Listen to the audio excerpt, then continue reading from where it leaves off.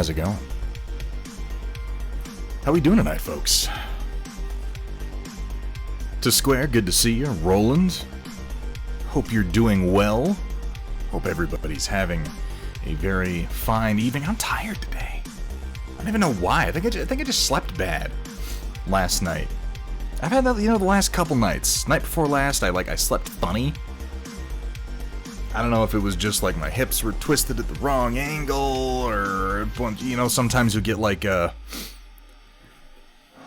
don't like thrash around all that much, but sometimes you get like a lumped up wad of comforter kind of under your back, and that just tweaks you off enough, and you wake up in the morning and you're like, oh no! Yeah, I just had one of those yesterday, and this morning I just woke up tired. I mean, my sleep schedule's bullshit, but still. Usually I'm not this tired when I get up in the morning. As I was. Oh, and still I've had like 4 cups of coffee today, so obviously I'm in a great state of mind. Obviously my hands won't shake at all as I endeavor to paint fine minis. God, you know what I'm great at, guys? Decision making. No, this little mobile repair vehicle got a little flattened on one side. Nah, nobody tell Sumitha. He's probably not. Oh, look at Sumitha. What's up? No, it came out fine. There's no flattened corner on it. It's in wonderful condition. I got 3 of these done for you now, Sumitha. Mostly done. I need to do another run to print off some little parts and do some checks. I took a little break in the print run to print off a few things for some people. Some Warcaster Void Gates people have been asking me about. Set this off to the side. Oh, you guys don't mind. I'm gonna eat an apple. I'm gonna eat an apple before we stream today. Everybody's always giving me shit about not having enough snacks, always being hungry. Ooh.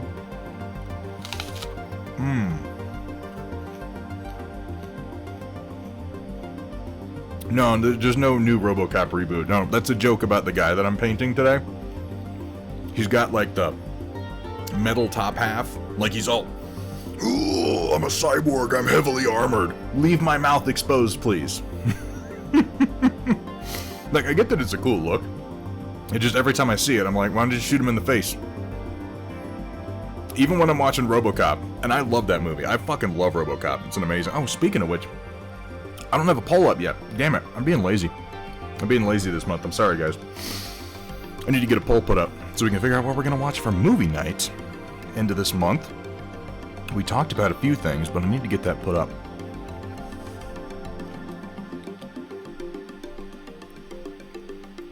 Sleep has eluded you. At least it's not just me, to Square. You know what part of it is? You know what part of it is? I'm pretty fine with isolation. As the movie reviewers say, I haven't eaten an apple so the audience knows he's an asshole, right? That's like some witty one-liner, like, I guess you didn't need the job that bad.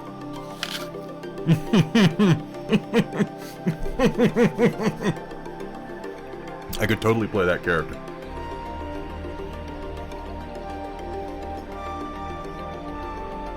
It's not like, you can't like hear me like chewing. I'm really self-conscious about eating on camera, you guys, but you bullied me into it. So you have no one to blame but yourself. Next up is going to be a big bowl of peanut noodles, and I'm just going to... I'm going to choke on an apple. Oh, I was trying to do the noodle slurp sound effect, and I almost choked on a piece of apple. Oh, okay. Okay. Good, I'm glad to hear that, Samantha. How you doing today, Eberbeen? Do the inevitable ScarJo remake of Evangelion? Will you be playing Gendo? Oh my god, I wish. The parts of my body that I would sell to hang out with ScarJo for an afternoon. You have no idea. The list of parts that I would very specifically keep is much, much shorter.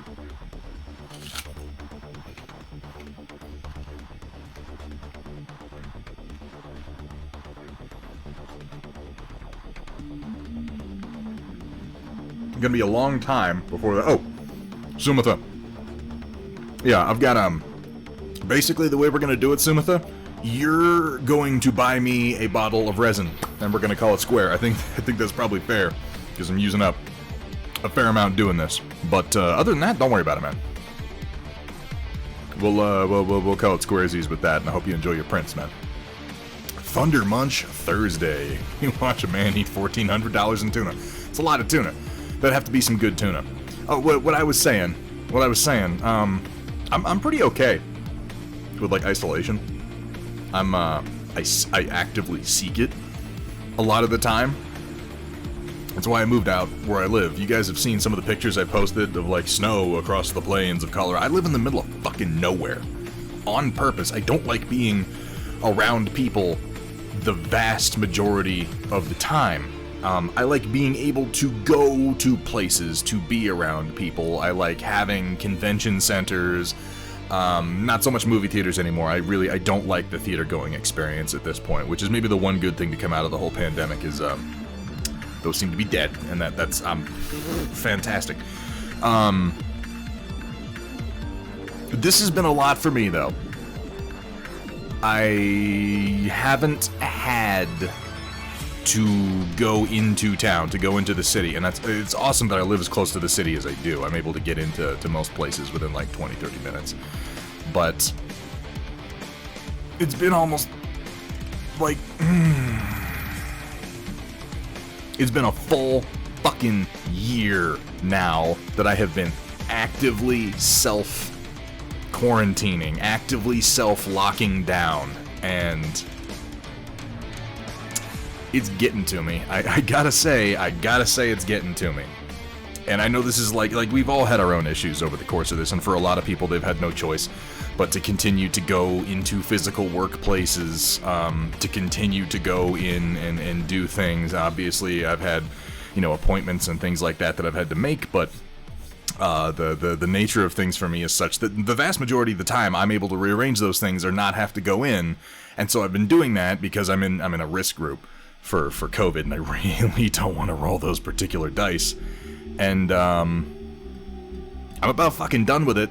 I really, really am. I'm really looking forward to getting the second shot. I still gotta wait something like 2 weeks after that to make sure that it's really kicked in, but I'm ready. I'm ready to be around other human beings again. I am ready to be pissed off at the person sitting at the table next to me making too much noise again. Like, bring it on, please, for the love of God. Slowly going crazy out here on the plains. Make no plans for a day or two after this. Yeah, that's what I've heard, is that it really, really knocks you right on your ass. So yeah, I'm getting that shot for my birthday, and then I'm gonna spend a couple of days recovering from it, and then I'll be just counting the days down for 2 weeks until I'm gonna go sit in a restaurant again. Separate from other people still wearing my mask, doing all the things, but I'm gonna be out there again. Oh my god, has this last year been real, guys? Has it been real for you? It doesn't feel real. Oh, it's been a weird one. It's been a real fucking weird one. And I gotta say, with the state that I'm in right now, can you imagine how much more just stir-crazy and nuts I would be if I didn't have you guys? Oh, God. Chat. Thank you. Thank you for being here. Thank you for keeping my sanity somewhat intact. I really do appreciate it.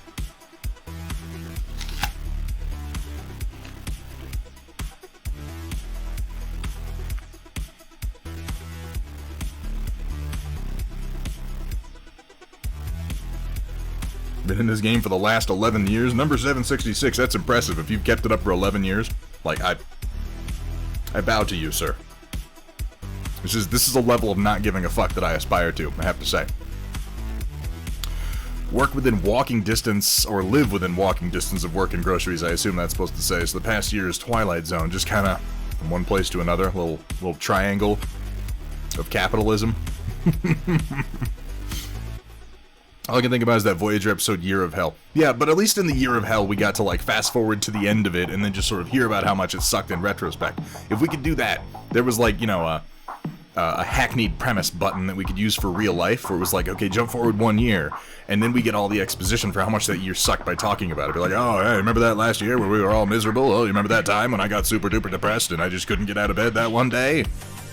No, that sure was terrible. It's a good thing that's over with. Now I can go to restaurants and see people and go to shows. Sabaton's playing next week. Oh man, that last year's show was bad. What the fuck was that? What did I turn into?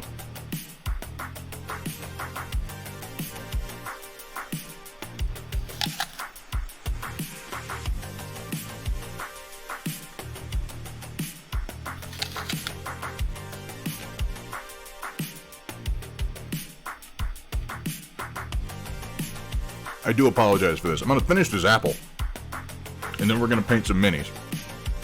But I feel like this is smart, because I had breakfast a while ago, and then I just completely blitzed right through lunch. I was just sitting over there working, and I forgot what time it was.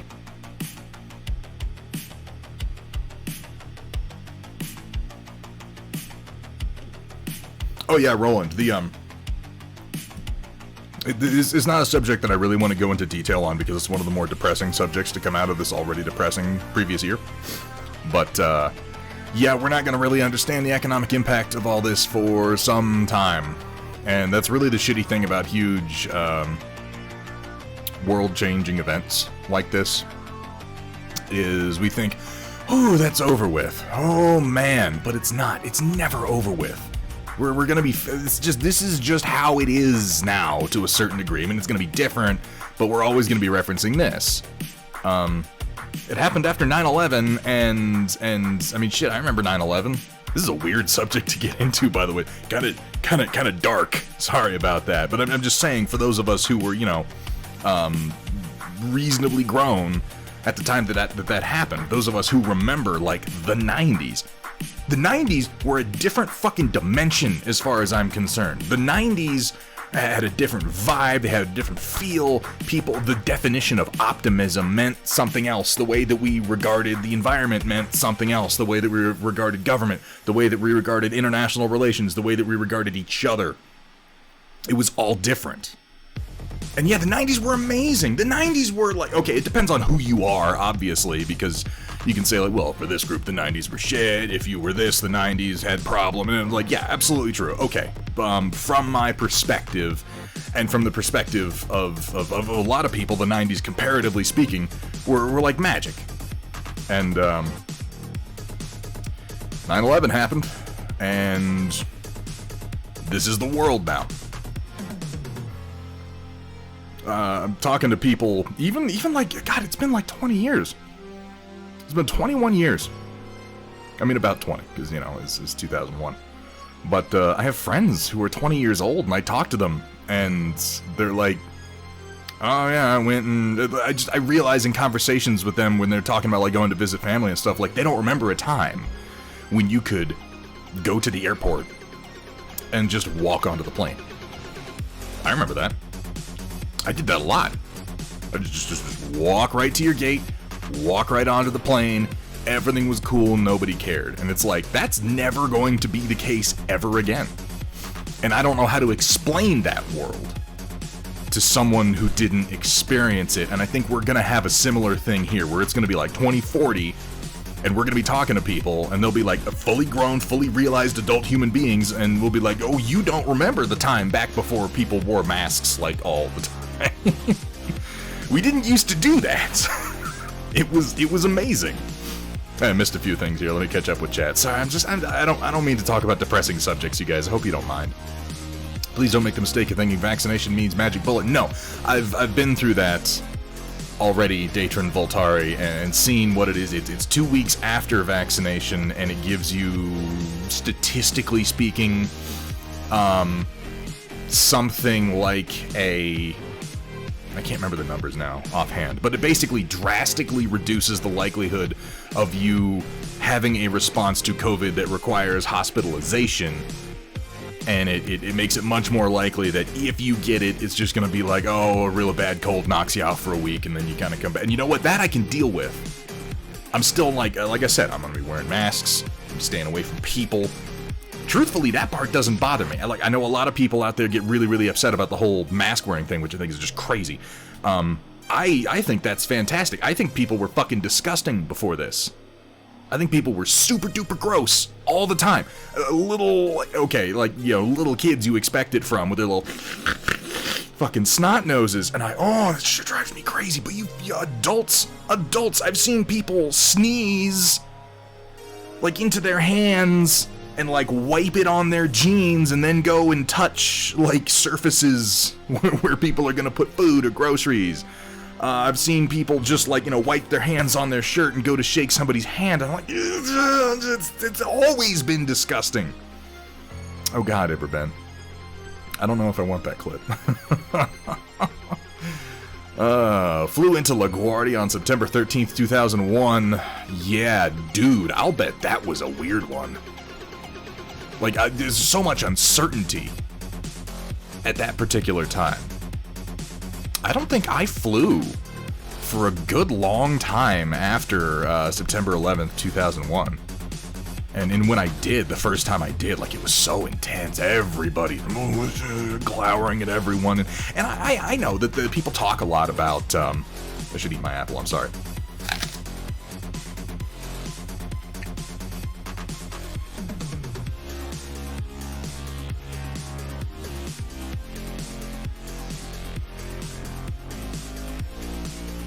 The phrase I keep hearing in regards to airports is always security theater.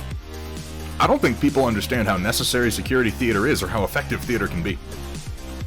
Because if you really want to get into an argument about, like, what's going to stop people from doing stuff, like, well, nothing. Nothing is. But presenting the even if it is just an illusion, the barest minimum effort that we know you might want to do a bad thing and we're going to try to stop you is significant. I don't even think that it's a bad change going forward. That's what I'm saying. Like, post 2001, there have been all these changes, and I think that they're not so much like now we're shackled with the burden of the mistakes of the past, and damn it, I want to go back to the world the way it should have been. It's more like it's a loss of naivete. It's a loss of innocence on a social and a cultural level. Oh, yeah. Oh, there you go. Puppy medicine for the puppers. That's how I feel about it. It's a loss of innocence on, like, a cultural and a social level, and we're facing the exact same thing right now. I know that China in general is not very popular as a country.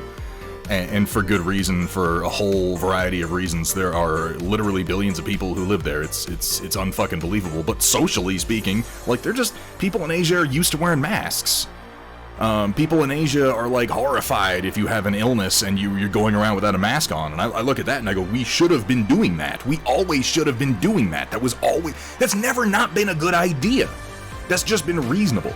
People standing 6 feet away from me, not getting in my personal space, I'm on board with it. Stay the fuck away from, stop sneezing on me. Now, all that said, I do want to go eat some sushi, though, so we're gonna have to find that middle ground. Man, oh man.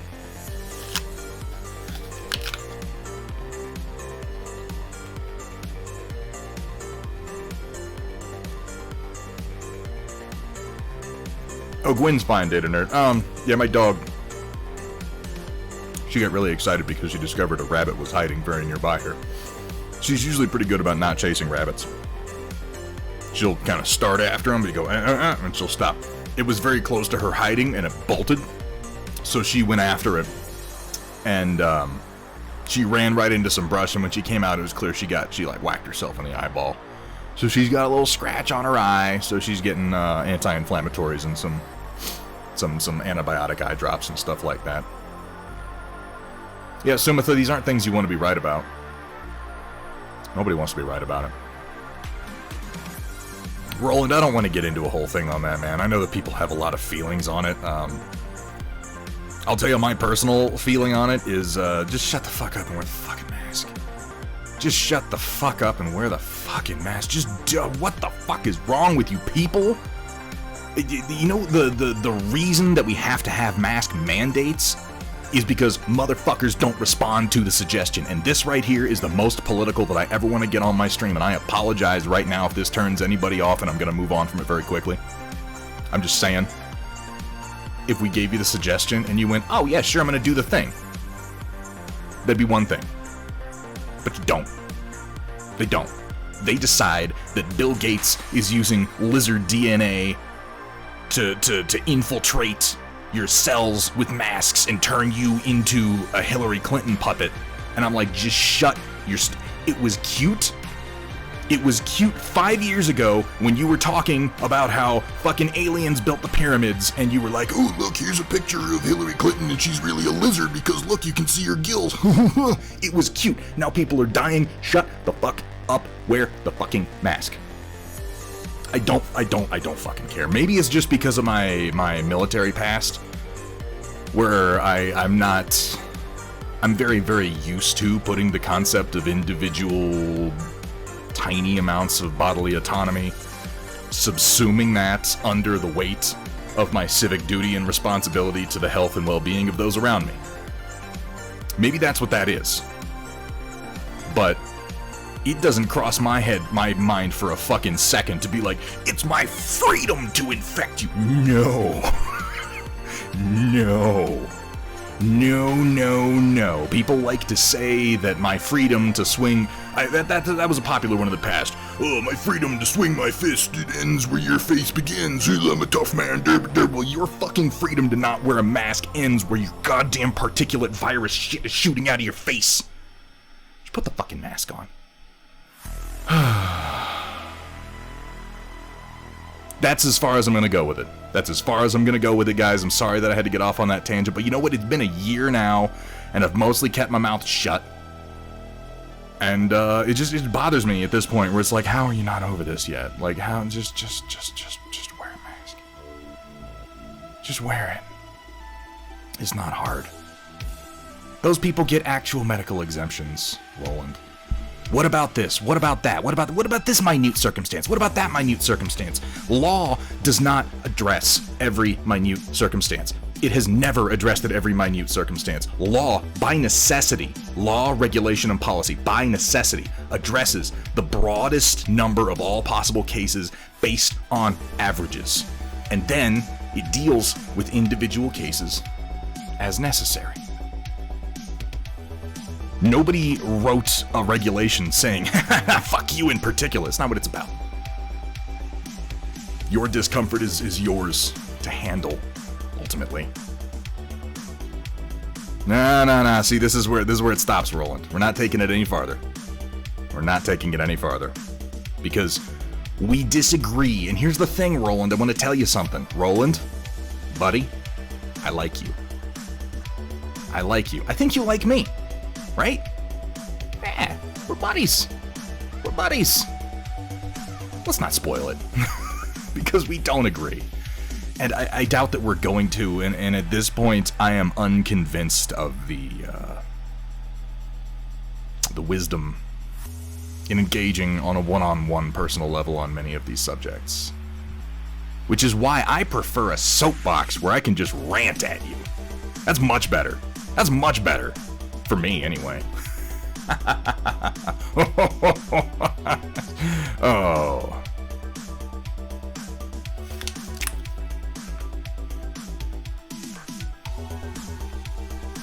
I believe that. I believe you have breathing trouble. That sucks. I'm sure there are solutions in place. But when people are looking at massive numbers of deaths, and they're going, oh my god, we've got to curb this, they're not going to worry about you, Roland. They're not going to worry about your discomfort or the way you may have to modify your personal life for the short-term basis in order to suit the needs of the many. They're just not going to do it. And I know that that's uncomfortable to be the person on the receiving end of it, but it's also just sort of reality. You know? That's just how it is. And you know what? Life isn't fair. It's not. Life hasn't been fair to me a number of times either.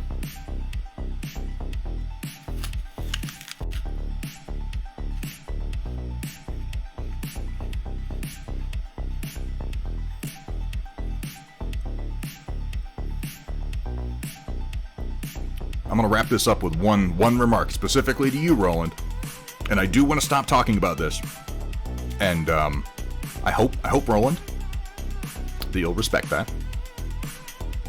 I think you probably will. I hope that you will. That the subject is just kind of for the purpose of this stream. It's over after this. I just want to say one thing. Government is complicated, slow-moving, difficult to manage. Those three things are just true. And we're not gonna get anywhere in life if we look at every single... You know what? You're right. I'll add that one to it. Stupid. There's a lot of stupidity. But that stupidity, that slowness, that inertia, that bureaucracy also has a protective factor to it. And sometimes we just gotta suck it up, man. And it sucks. But I like to deal with thoughts like that thusly. I like to take a moment out of my day and really ask myself, how, over the course of human existence, how have the vast majority of individual human beings who have lived, how have they lived? What conditions did they live in? Because this modern age that we're in right now, this one that's letting me sit here in front of my camera and go, hey, Roland, here's my opinion. On my microphone, on my webcam, this has existed about that long, relatively speaking. Relatively speaking, this comfort has existed for, and that's being generous. That snap, that's being very, very generous. It's a tiny sliver of human existence that life has not been short, brutal, mostly painful, and with the desperate necessity for communal religion to believe that there's anything even worth living for. It is only due to the miracle of modern government, the miracle of modern society, the miracle of free market economics, and no, it's a complicated issue, number 767, and you're not wrong, but that's not what I'm getting into. We have carved out this tiny piece of history in just even a small part of the planet for a tiny portion of the population that has generated a standard of living that is higher than the highest of kings in previous times, and I find that comforting. Because I, as a person, as an individual, a soul picked out of the ether and stuffed into a meat puppet and made to wander around, I'm incredibly lucky for all the inconveniences, for all the little problems, for all the complaints that I have, for all the bad movies I have to watch and then complain about. Do you know how much work it is to watch bad movies and be irritated by them and then complain about them to people on the internet? Do you have any idea the imposition that is on my life? It's huge. I am grateful that that is the kind of imposition that I deal with. I am grateful that these are the problems that I have. And you know what? I didn't make this. I don't know why I'm on so many, like, non-funny subjects today, you guys. I'm sorry. We'll move on. We'll move on.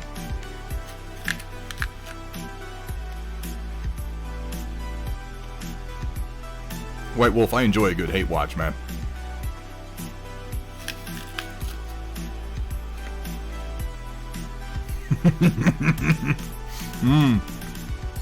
About that Snyder Cut. About that Snyder Cut. Is it out yet? Has anybody watched it? Or is it coming out? Because it looks like a sack of shit. Fucking Darkseid looks like a turd. I'm gonna tell you my biggest problem that I've seen with the new Darkseid they've been showing around. They shared a picture of him and he's like flexing his muscles and like ready to yell at the camera, and all I can think of is Michael Ironside's Darkseid. When I think Darkseid, I think one thing. I think power. Control. That's more than one thing. I think of these things. I think of power, control, confidence. He stands erect, head back, shoulders rolled back, hands behind his back in sort of a loose resting position, very calm, very relaxed. Even when he is invading enemy planets, that is his stance. Because when you come at him, when anyone comes at him, when almost any force in the galaxy comes at him, He doesn't have to move his hands. His Omega beams come out of his eyes and he just annihilates you. Because he's fucking Darkseid. And if the first image you're going to show me of this character is him being a generic movie monster going, I'm a big tough man, I'm like, I don't believe that you understand one damn thing about this character. And that's not the only thing that indicates that. There's also, you know, the entire collected body of everything Zack Snyder has ever said or done, which sort of indicates that he has no fucking clue what's going on. Yeah. Here's the thing though, Crossbow Roof, and this is something I'm going to give to DC. I'm going to give Warner Brothers and DC a little bit of an out here. Doing Darkseid after Marvel has already done Thanos really leaves you very few options. Because if you do Darkseid right, according to the comic books, the people who aren't longtime comic fans, which is going to be the majority of your audience, is going to come out and go, oh, they ripped off Thanos. Because, I mean, yeah.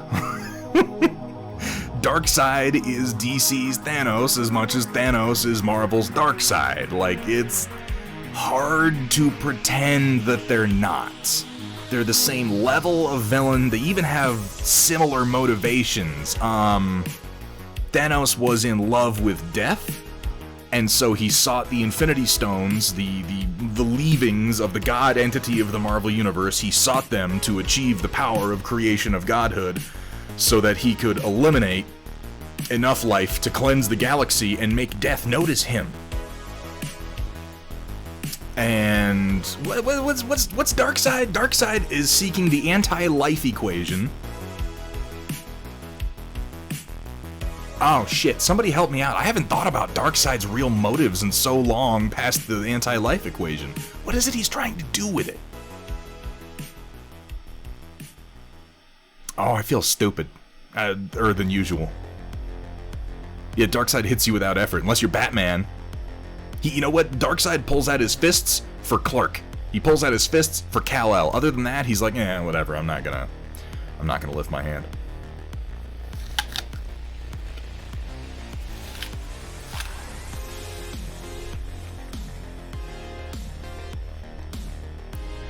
There's more to it than that, Datron. I don't remember exactly what it is.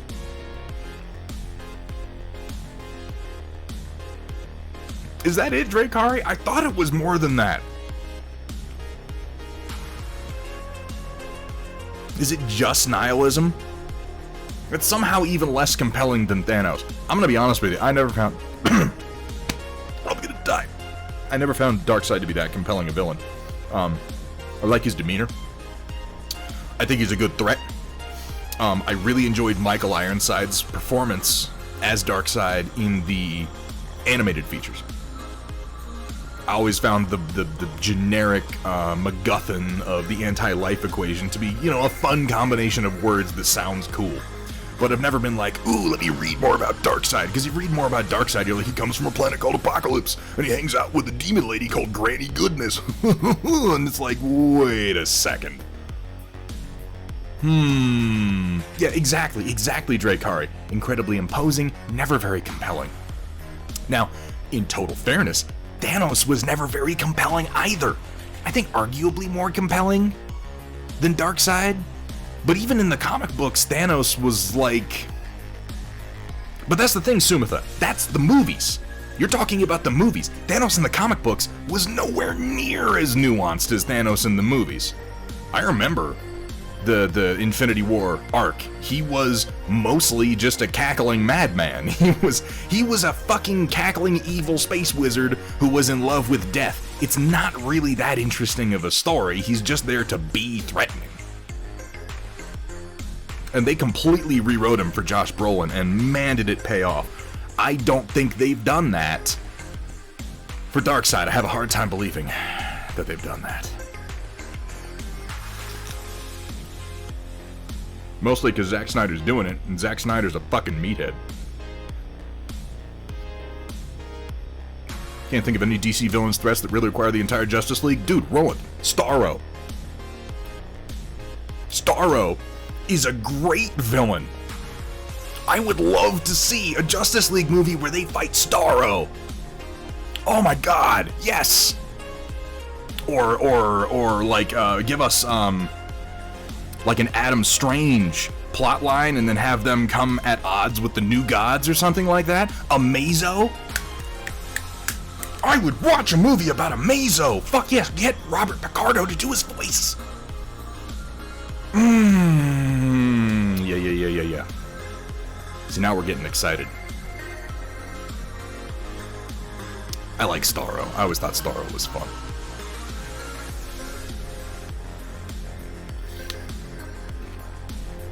I mean, here's the thing, too. Yeah, I also like Lex Luthor to square, but he's a little... He takes effort to build into a grand threat for the Justice League. But,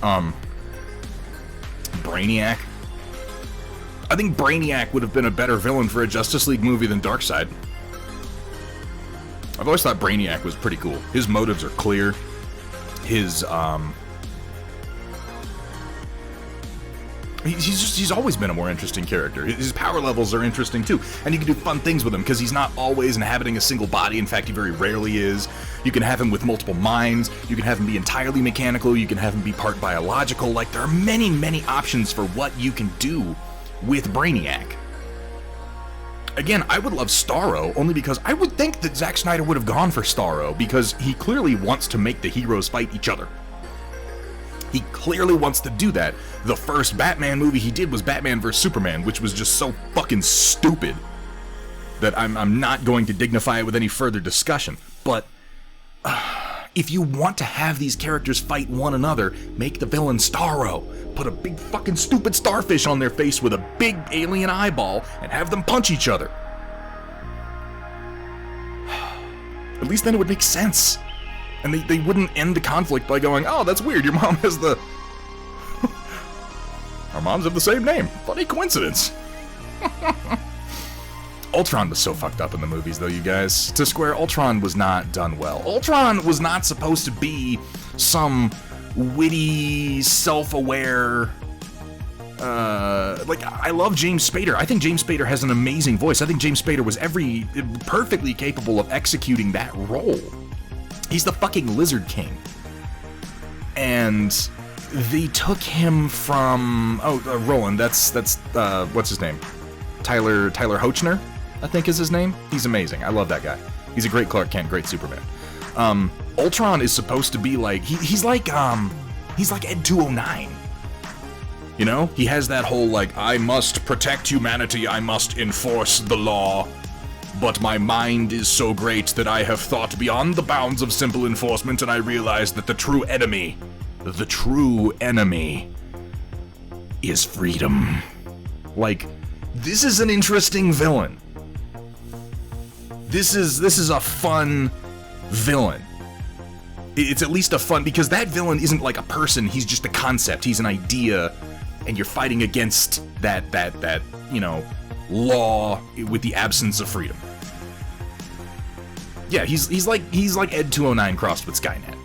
But instead he was like, there are no strings on me, I make funny jokes. That's a terrible impression. That has nothing to do with almost anything that he said. But he was just like some guy, and it was the witty banter that killed it for me. Like, that was what they were trying to sell him on, and I was just like, why is Ultron, like, what about him says that he should... I guess it was supposed to be like he inherited some of Tony Stark's attitudes was what they were trying to sell to me, but it did not play. It did not play. That movie was loud and dumb and boring, and it was a waste of James Spader. I would love to see that, by the way, to square. If they brought James Spader back and had him play Brainiac, I'd be like, please give me some of that. Yo, what's up, Luke Skywalker? That's the thing, Trotsky. All their villains have that witty banter bullshit going on. They're all just avatars of pathos. Here's a serious situation. Let's break it up with a joke. Every single time. And, I mean, it makes them money. You know, Thor Ragnarok was pathos the movie. And they're just going to keep doing it now because it makes money. No, you're right, Trotsky. Thanos didn't do that. But that's why Thanos was such a good villain, is because he broke the mold of what almost every other villain was doing. And, you know, I shouldn't complain too much, because most of those villains that I'm complaining about are definitely an improvement over the previous incarnation of superhero villains in the form of, oh, there's a sky beam. Guys, there's a sky beam and we have to fight it, though DC is much more guilty of that. Much more guilty of that these days. Oh yeah, dude, Vulture was a great villain. Michael Keaton's Vulture. By the way, guys, I apologize. Spoilers for Spider-Man Homecoming, if you haven't seen it. If you haven't seen it by now, you really should. But yeah, Vulture was like a blue-collar villain. And he was one of the only villains that we've had in the Marvel Cinematic Universe who isn't, I want to destroy the world. I will remake the universe. I will drop this city out of the sky to prove a nebulous point. No. He was a dude who got shit on by the bureaucracy, by the fucking government, and he was like, fuck, I want to steal stuff now. You're not gonna let me do my job? Well, I'm gonna steal stuff because I gotta make money for my family. Because I want to have a life. I want to carve a piece of this world for myself. I don't want a lot of it. I don't want the whole world. I don't want a cross-section of the world. I want this tiny little piece of the world for myself. I was willing to work for it, and you told me I wasn't allowed. So I'm gonna take it. And he's gonna take it from people who the previous movies have painted as heroes, but from his perspective, we're no more than villains. From his perspective, Tony Stark is no more than just another asshole who takes more than he deserves, while Vulture isn't allowed to have what he deserves. Yeah, he was a great villain. I want to see more of that.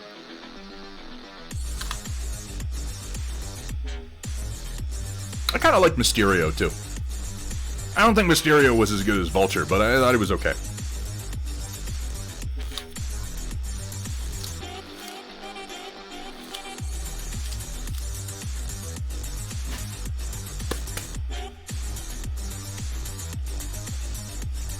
Killmonger was good. Black Panther. Black Panther's a weird entry in the overall MCU. It was both very different in some ways and also really, really clunky in some ways. I liked Killmonger. I thought Killmonger had very, very real motives, though obviously his conclusions were flawed. I think that about half of what he wanted to do as a villain were like good things that they should do, and then it was he took it a little too far. His anger, his personal stake in things, like if he had been personally removed from the situation and just trying to push like, no, this is fucked up, Wakanda needs to open up its gates, Wakanda needs to share this technology with the world, it's not right that they isolate themselves, like we're talking the same language so far, and then he gets to the part where he's angry because of his personal life, and then it becomes vengeance and retribution, and then we got into this weird thing where it's like, we have a super advanced society with high technology and we are wise. We are more advanced than other civilizations here on the planet Earth. Also, our kingship is decided by single combat. Like, what the fuck are you talking about? As I'm watching this movie, I'm like, why don't you just be like, he's like, oh, lose your powers and fight me on the waterfall. I'd be like, no. Make me, motherfucker. I am king. If you want to be king, you gotta beat the king as he is. Suck it. That was ridiculous. I don't think it detracted a little bit from the overall movie, and I was a little disappointed when he got to the end, and it's like, two Black Panthers fighting, and they go boom, boom, boom, and I can't tell which one's which, but I guess they got different colors, or I don't know, I feel like that could have been done better, but overall, as far as writing goes, that was a pretty solid movie, and God, rest in peace, Chadwick Boseman. I'm so sorry that we lost him. He was arguably the best part of Captain America's Civil War. And, yeah. I agree with you, by the way, to Square. Cottonmouth, great villain in Luke Cage. As soon as he was gone, I lost interest in everything that was happening. Yeah, we're gonna do some painting. I'm just rattling out movies. I don't know, I'm in a very talkative mood today. Yeah, exactly, Trotsky. That last fight was bullshit.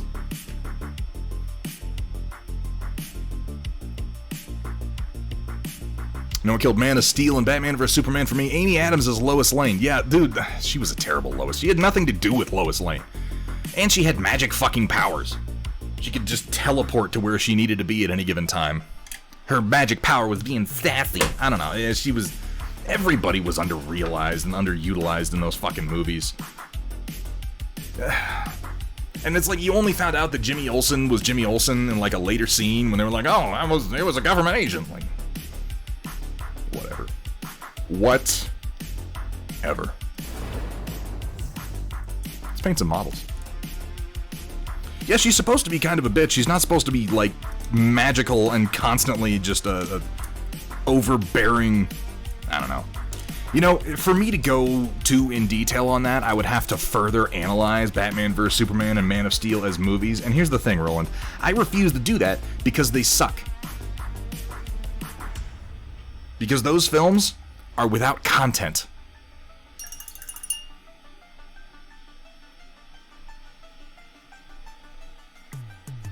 There are some things in this world that are not worth analysis because by the time you have spoken about them long enough to analyze them, you have thought more about them than the creator did when he made them. And that's the case with Man of Steel. That's the case with Batman vs. Superman. By the time you've gotten deep enough into a conversation to begin to analyze the themes, you begin to realize there are no themes because Zack Snyder doesn't understand what a fucking theme is.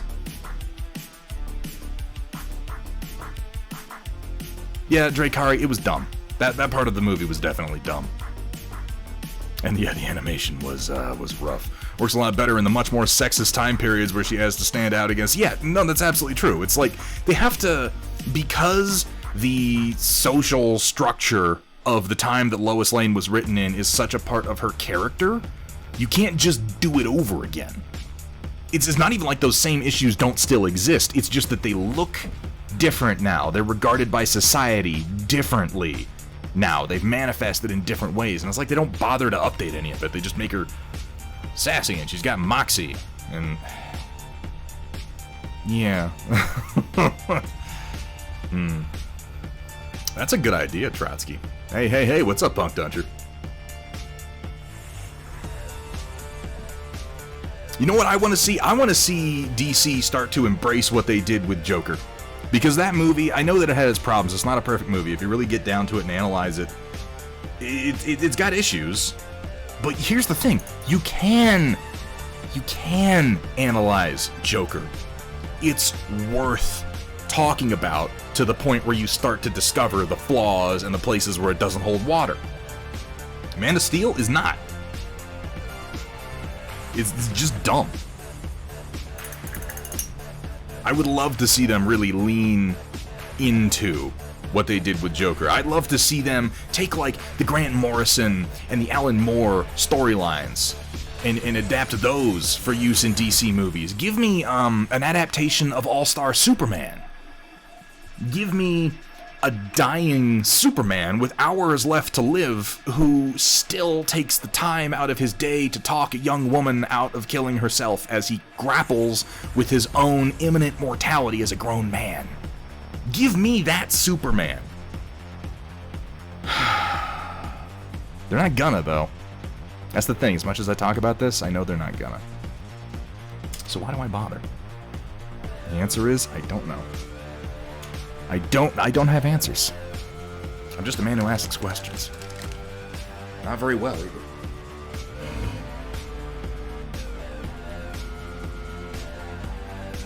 Fuck yeah, world's finest.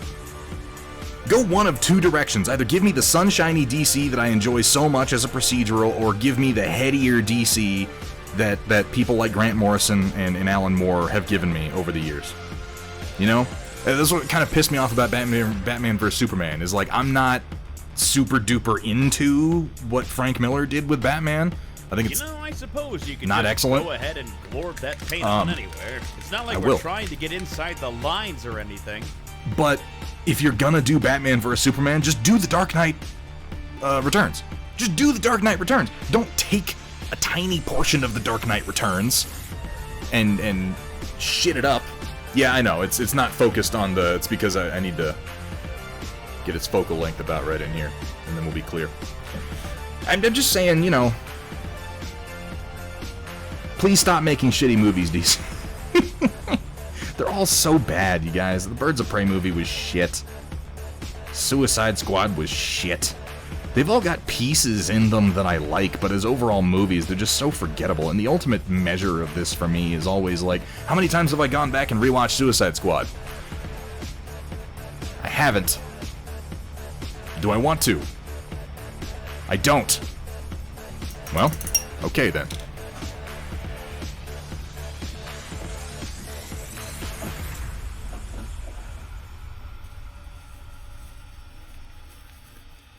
Just stick with the animated properties, DC. Yeah, the animated properties. And see, that's what I think is funny about it, is like the animated properties, Warner Brothers almost gives a hands-off attitude towards. They just leave like Bruce Timm and Paul Dini to do whatever the fuck it is that they want to do.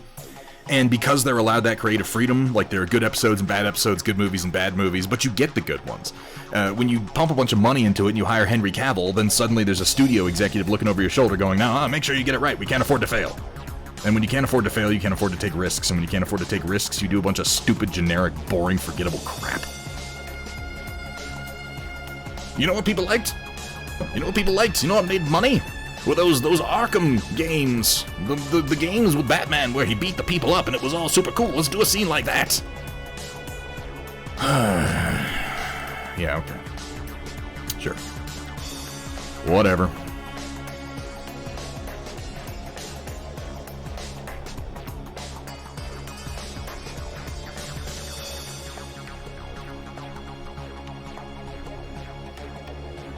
The 1990s Batman animated series, yeah, is better. Batman the animated series, Superman the animated series, Justice League Unlimited. Those were good. Like, genuinely good. They're still good. And see, that's the funny thing, Trotsky, is that if Zack Snyder had any fucking brains at all, like, here's the thing, Zack Snyder has done Frank Miller's work before. He did 300. And everybody likes 300.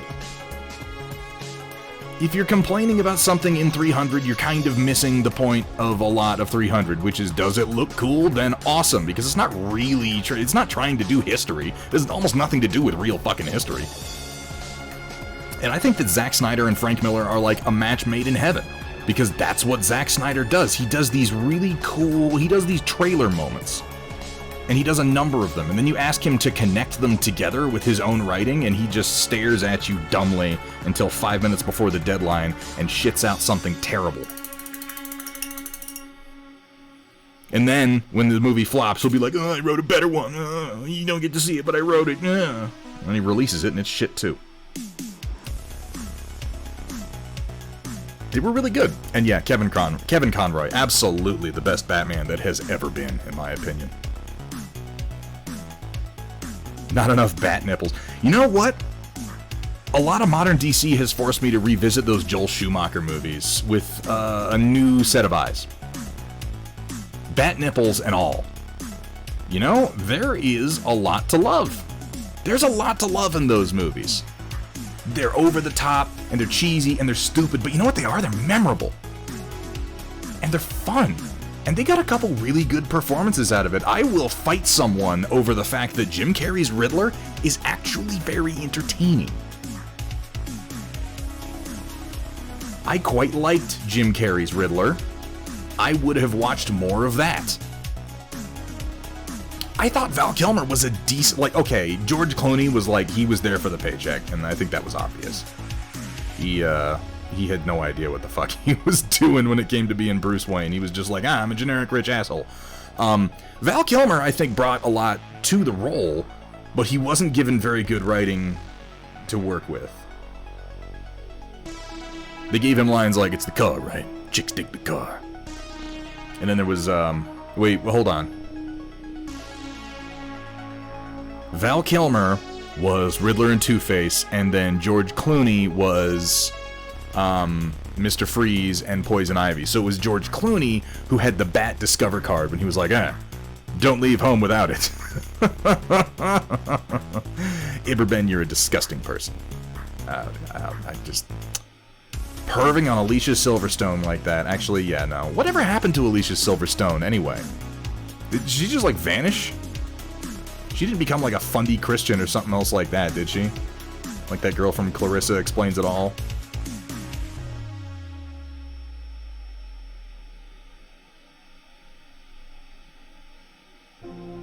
I just realized I stopped seeing Alicia Silverstone in things after a certain point. See, that's the thing, Drakari, like, that movie, that is a bad movie. But it's memorable. if just for Arnold Schwarzenegger doing all the cold puns. All the cold puns in the universe. Single coat, adult coat won't do it. Haven't tried the gloss varnish. I'm sorry, I missed your question. Get Yavenrock? That's gonna bug me. I don't know how I'm supposed to say that. I'm gonna call you Getty. What's up, Getty?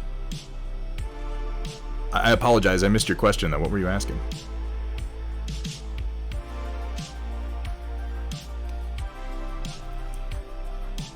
She's doing a lot of voice acting. That's good to hear. I never disliked Alicia Silverstone. I just kind of nothinged her for a long time, and I realized when I think about that movie, like, I guess I haven't seen her in anything for a while.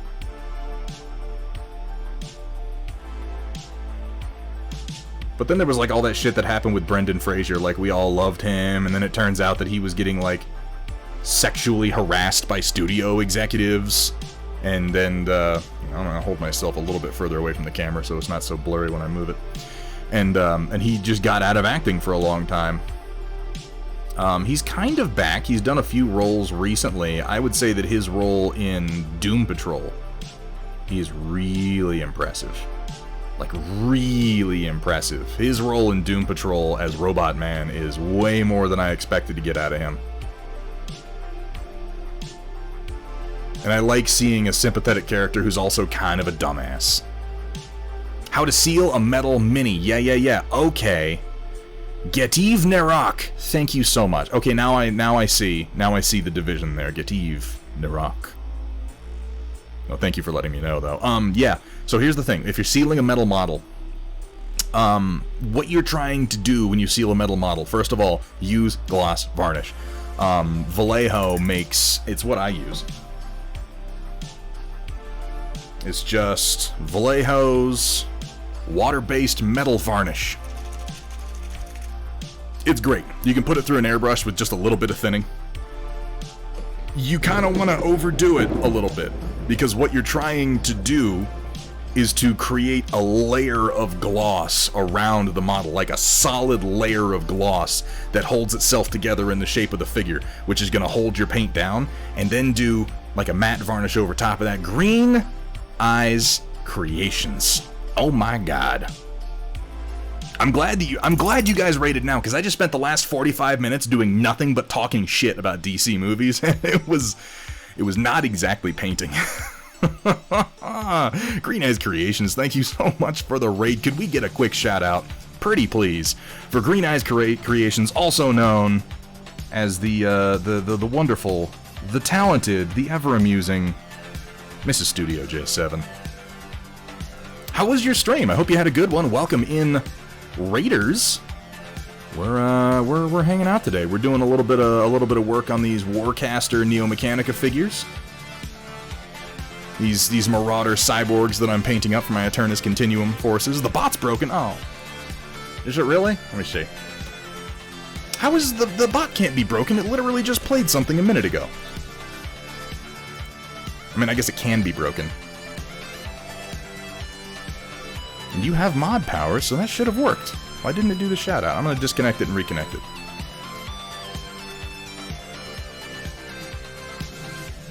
I am doing quite well. Quite well. Green Eyes Creations, thank you so much for asking. I just reconnected the bot. See if the shout out works now. I'm not sure why it wouldn't be doing that. It's been playing everything else. Hello, Gritty. Thank you so much for the follow. Welcome. Welcome to the stream. Welcome to the Storm Chasers, and the same to you, Ratakin. Ratakin. I'm gonna go with Ratkin, and I'll tell you why. I think Ratkin are awesome. When it comes to like gritty sci-fi, and someone's like, and then there are space rats, I'm always like, yep, that's the faction. Lay it on me. That's what we're doing. Give me them space rats. I like the rats in the Warhammer Fantasy and later Age of Sigmar too. What are they called?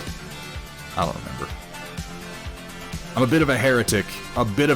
You're going to find that I've pretty much ignored a lot of the stuff that Games Workshop has done recently, so I'm going to be ignorant.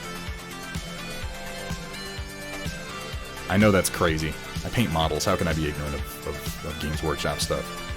Working on some Imperial Guard this evening. New territory, but very much enjoying it. The IG can be fun. The IG can be quite a lot of fun. Why is it that? Well, thank you very much, Hello Gritty. Let me look at my bot. It's connected. It's in the chat. I've never had this happen before. I swear this has never happened before, you guys. Sounds believable, right? There's commands. Here at Thunderhead Studio, we specialize in turning your shame into... See? More shame. Oh, that's weird. No, because I just redid the token. It played it, but it didn't say anything in chat. Welcome, everyone, to Thunderhead Studio, where our fucking bot is broken. It's not in chat. The Thunderbot, I'm not seeing him in chat. That's very strange.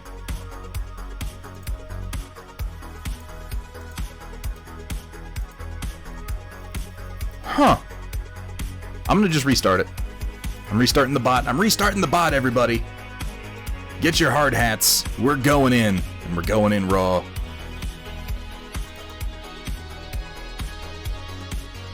Yep, that's good.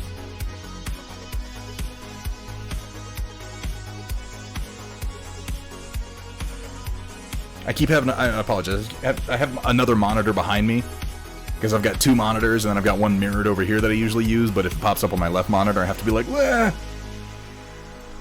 There we go, it's starting back up. Let's see if it works this time. That is up. It is connected.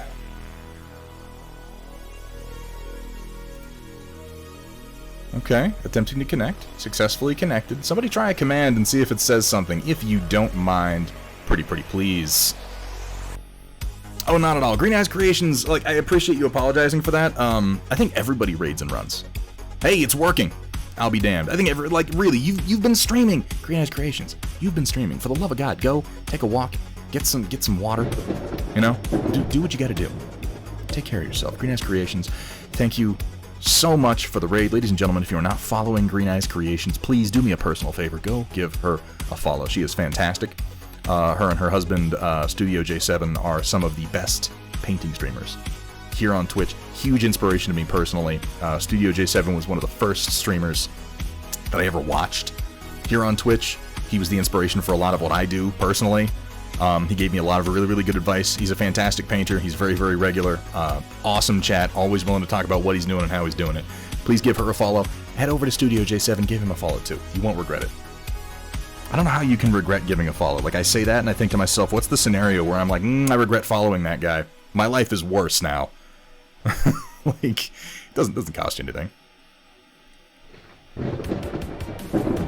Get Eve Narak. It's gonna take me a while, man. It's gonna take me a while, Get Eve, to get that one down, but thank you so much for the follow. Dr. Smile a lot, thank you also for the follow. Welcome to the stream. Welcome to the Storm Chasers. Welcome to the non-stop, coast-to-coast, wall-to-wall shit show.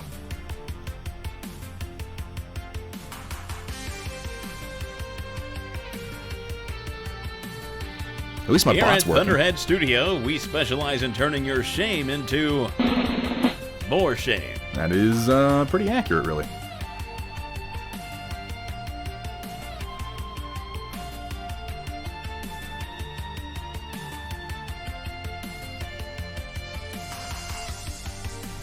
But yeah, we're working on a little bit of Warcaster Neo Mechanica stuff today. For those of you who might not be aware, this is the new sci-fi game from Privateer Press, who you might know as the guys who do like Warmahordes and such. And it's a pretty excellent game. It uses a lot of metal models right now because they did the development all in-house during the pandemic and supply chains were pretty limited for the last year. But it's had several successful Kickstarters. They're moving their models more over to resin with each release. And the rules are just great. The game just plays wonderfully, which is more than I can say for 80% of tabletop games. Now, I know a lot of us are more into the models than we are into playing the games, but for those of us who are into playing the games, and that's what I am first and foremost. Don't get me wrong, I love painting. I love painting minis. I love painting models. I love designing models. I love 3D printing models. I love buying models. I love building models. I love posing models on my shelf. I love taking models and going, pew, pew, pew, he shot you. It's one of my favorite things to do. But that extends quite naturally into another act, which is it's the first time that you and your friend are hanging out over a table. Ratkin, have a fantastic night. Thank you so much for being here, man. I hope to see you again soon. It's the first time you and your friend are at the table. And yeah, Green Eyes Creations also have a fantastic night. And you're going, pew, pew, pew, I shot you. And he goes, no, you didn't. And you're like, but I did. I just said that I shot you. And he goes, no, you didn't. You're like, how do we determine if I shot him or not? There has to be some third party that we can consult. Some arbiter of truth that we can say, oh, great arbiter of the sci-fi universe, I say that I shot him with my laser gun. Did I? And that arbiter comes in the form of a book of rules and a pair of dice.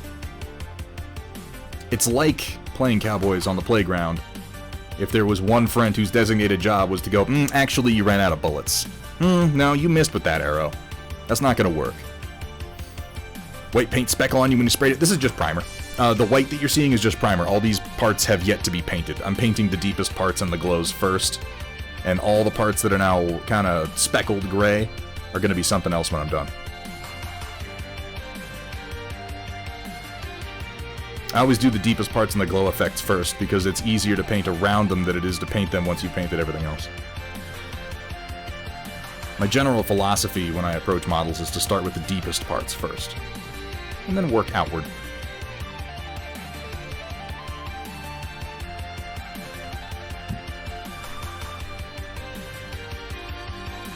But yeah, I'm a gamer, first and foremost.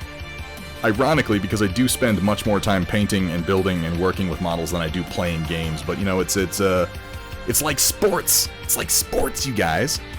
Tabletop games are just like sports. I'm basically an athlete. Right? Guys?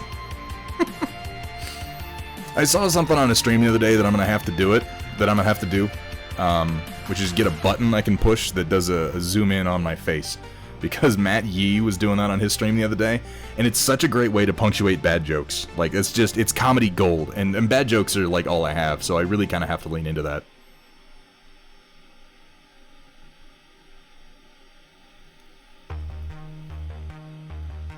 And yet you found yourself painting. Well, I'm not saying I remember what I'm doing all the time, Sumitha. Most of the time I forget what the hell I'm doing. What color will the white parts end up being? I can show you, Gadif.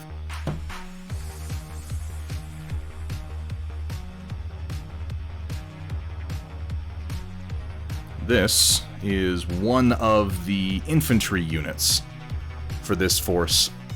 And this kind of warm gray out to slightly bone-like linen that are on his legs and his arm plates and his chest plate and his mask. That is what all the currently white parts are going to end up being painted as. They're going to go very, very dark gray and then get highlighted up, up, up until they get to this point.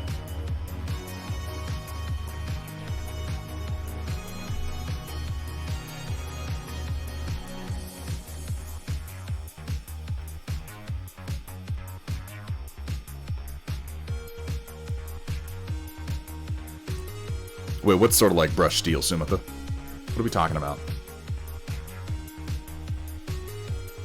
Welcome to me painting very, very slowly.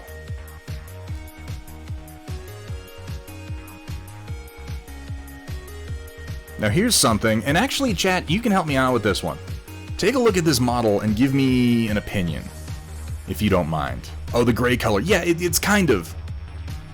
With a slight warmth to it, just to help it contrast against the cool colors. I need some true red on this model. This red that I'm doing is all going to wind up going orange to yellow for kind of a glow effect. But what I need is some true red. And it's easy on some of these models. I'm going to be painting Hierotheos Raxus soon, that's this guy. Like, you can see the red is really easy to pick out on this guy. It's going to be his long flowing robes that are connecting him to the ground. I'm going to be painting these Immortal Weavers. The red on them is, again, very, very obvious because they have, like, these cloth tabard parts. hanging down. Like, yeah, that's going to be red. That's easy. And the red I'm talking about can be seen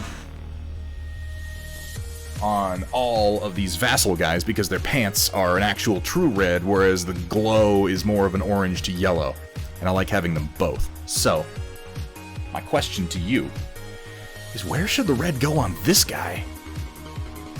He doesn't have any cloth parts hanging or anything like that, and I'm staring at him and I'm thinking, I gotta do something in red. Don't I? Or do I not? I don't know. I'll think about that before I start applying the rest of his grays. Hey, what's up, Kitsune Adventures? How you doing? Darkseid is now a true powerhouse after the whole death metal events. Oh, did you watch the new Justice League? I would be interested in getting a positive opinion on it. I have a very negative opinion of Zack Snyder and this new Justice League movie and the Snyder Cut, but I'm open to people who liked it telling me why they did. Red strips or logo, paint it like one of your battle mechs. Dress armor, livery panels, mid, outer biceps, thighs, shins. Maybe like here, here, here? Is that what you're thinking? That could work. Because it's going to be white, white, white, white, white. So if I did like this was, I'm just going to put a little mark. That could be true red.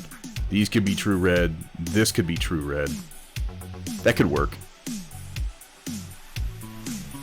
The gray scheme will clash with the undersuit color. So that's part of the point, Giddy.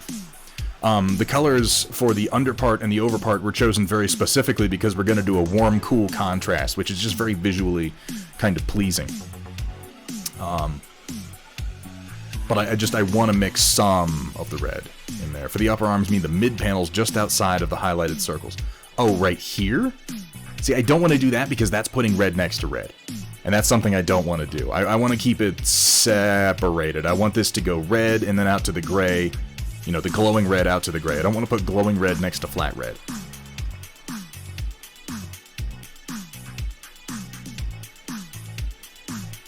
I mean, I guess you could do this part in red and then the raised part in the regular gray armor color. That could work. Outer armor, if starting from the top below the very first armor panel line. The shoulder? Or do you mean, if I'm looking at the shoulder and it's divided into these two parts, you mean like from here to here? Because that's not a bad idea either. That would give you a nice side bit of red when you look at them too.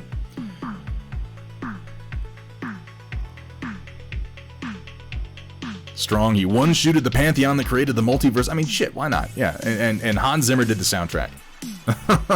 How you doing, Kitsune Adventures?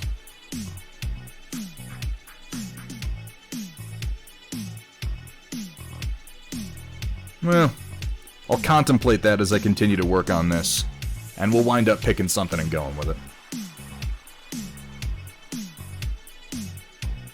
it. We've got time.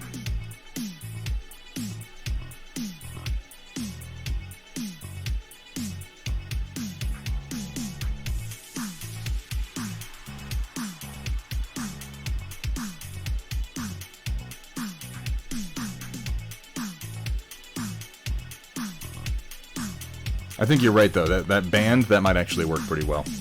And it'll give him a bit of red from the side as opposed to just directly in front of him.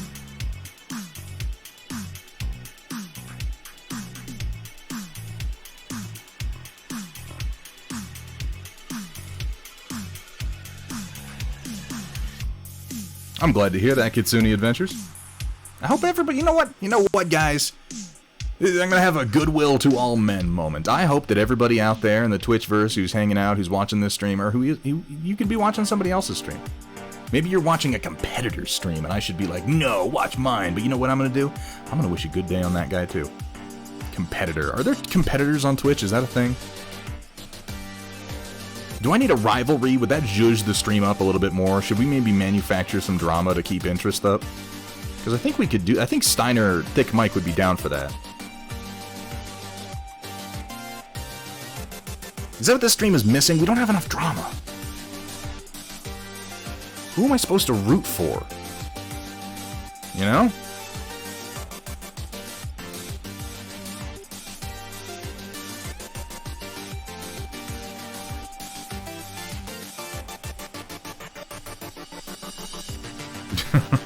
Thought the rival was Chaotic. I wish Chaotic would be my rival, but we're too similar. We can only be rivals in that Marvel movie sense, where it's like, you know, the first bad guy the hero fights is always just the slightly modified version of him. Same power set, but evil for some reason.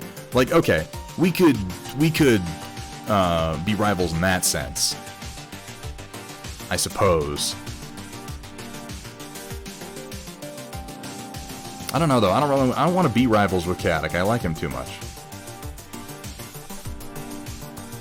And the moment that I start to criticize Chaotic for anything, I'm going to find myself criticizing myself, you know? It'll become very, very real, very self-aware very quickly. Kursala, you can be my rival. Yeah, that could work out. The stream is missing Walter's workshop. White Wolf, get out. Get on out of here. What are you talking about? You know what I don't like about this stream? You're not Walter. Oh no. Is he streaming tonight? What's he doing?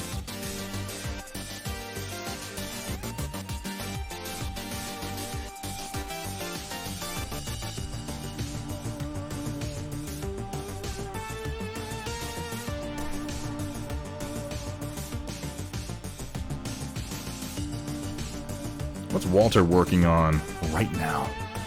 I wonder.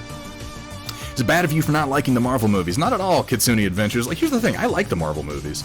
I like the Marvel movies in the sense that, you know, I'm not... I know that if you've hung out in this stream for a while, you know that I'm a bit of a cinephile, and that I do get kind of into certain artsy films, but I'm far from a pretentious film goer or watcher. I like entertaining movies, and I don't think there's anything wrong with that. And that's the reason that I like most of the Marvel films, because, you know, love or hate the themes or what they did with certain characters or whatever, most of them are entertaining. Like, one of my favorite Marvel movies is Ant-Man, which is really pretty stupid. But I just really like Ant-Man's powers, and I like the way that they write his powers and how they have him use it even though they don't make any sense at all. And I like Paul Rudd. Everybody likes Paul Rudd. But not liking them? That's fine too. They're not really like that good of movies.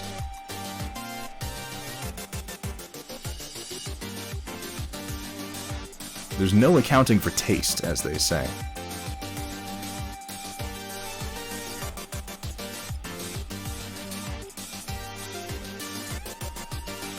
You get Ryu and Ken. Same power set, rivals, except with like a giant amount of dorkiness. Yeah, and there's one, and he wears red, and there's the other, and he wears white. How could they get any more different? One's Japanese, one's American. That is true, right? Ken's American and Ryu's Japanese. I hope I remember that much about Street Fighter. Making merch for the enemy. You could be trying to sabotage me with merch. Hey, Gus Schultz, good to see you, man. Welcome in. You assume that I pay attention to what days other people are on, like at all, White Wolf. I'm not a comic book buff, but I enjoy the Marvel live-action films because they're fun. Yeah, that's all. That's the only thing you really need to take away from them. And honestly, I feel like if anybody comes at you going, they're amazing and super meaningful, and here are the themes and why they mean a bunch of... They're just full of shit. They're not, like... They're generally well-crafted films. Generally. Some are better than others. I think it's fair to say that one of the only movies in the entire Marvel Cinematic Universe saga right now that I can say is like really just a good movie on its own would be like Captain America: The Winter Soldier. And even then, like, you could argue about that, but it's like it was like a Jason Bourne movie.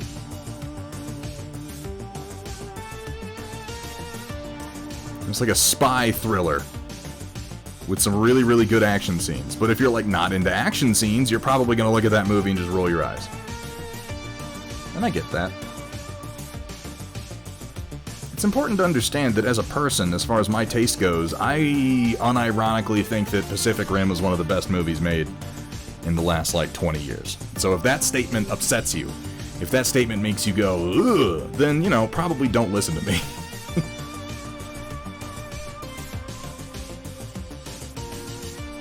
Maybe the hip plates could be done in red. Shoulders and hips. And then maybe the shins. Or the knees. Hips, knees, shins, or is that too much? Maybe we'll start slow and see where it goes.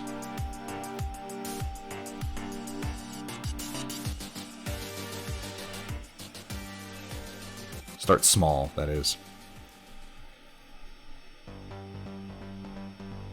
Make sure I got everything I need to, and then come in for a fresh round. Oh, not quite everything. Did miss one thing.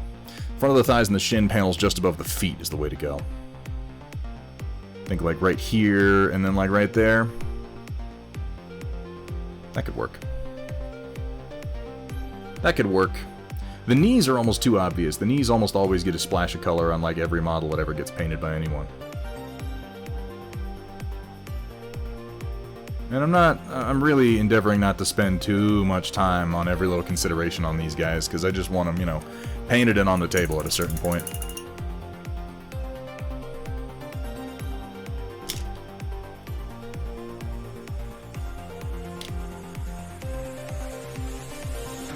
In terms of red trim, I thought of 2 additional sections you could add some red to. On the torso, the section to the sides of the head on top that has the little connecting strip between them directly behind the head. Okay, yeah, I could see that. Collection of panels along the belly that could get intricate, become a slog to paint. Yeah, I really want to leave these mostly undersuit color, because I figure the core, torso is all got to be flexible parts and probably not painted. That's more vulnerable, which is what I'm sort of indicating with the blue color. The abdomen, as it turns out, is tricky to armor.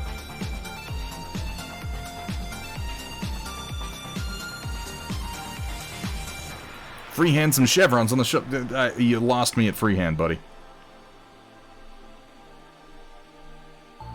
I done want it. But she's our queen! Oof. That was a rough flashback right there.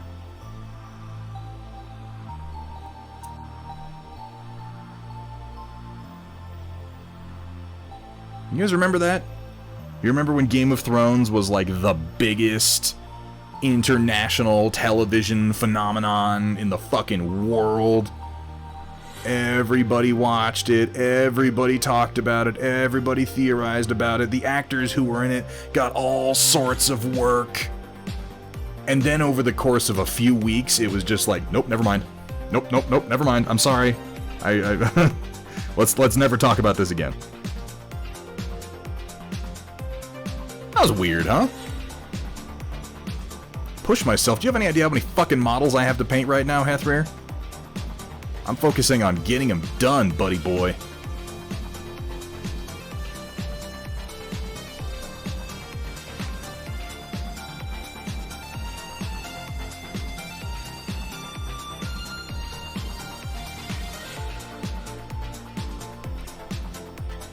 If we're struggling to figure out a good pattern for where to put red on red and white, look to the Matsumoto 14. You're not wrong. It's a good idea.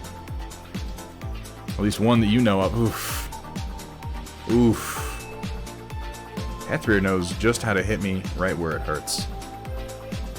Right where it really stings.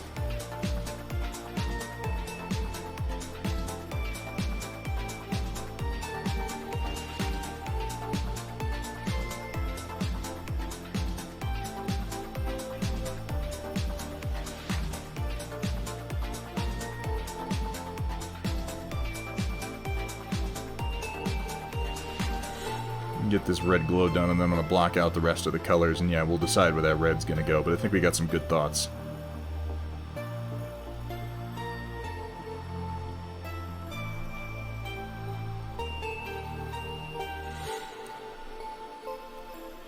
Wish the Twitch app had I wish the Twitch app had a lot of things. It's kind of a shitty app. But WJ, I'll tell you what, whether you can be here for long or not, dude, it's always a pleasure to see you. So thank you for stopping in. That y'all come out at all to join me for these painting sessions is incredibly flattering, and it means just the world. So really, to everybody here right now, thank you for being here, and I hope that you, enjoy your time in the stream. And if you don't, let me know. I can dress up like a monkey, I can dance for it. I'll play some cymbals. I'm a Twitch streamer, so I'm desperate. So I'll do anything.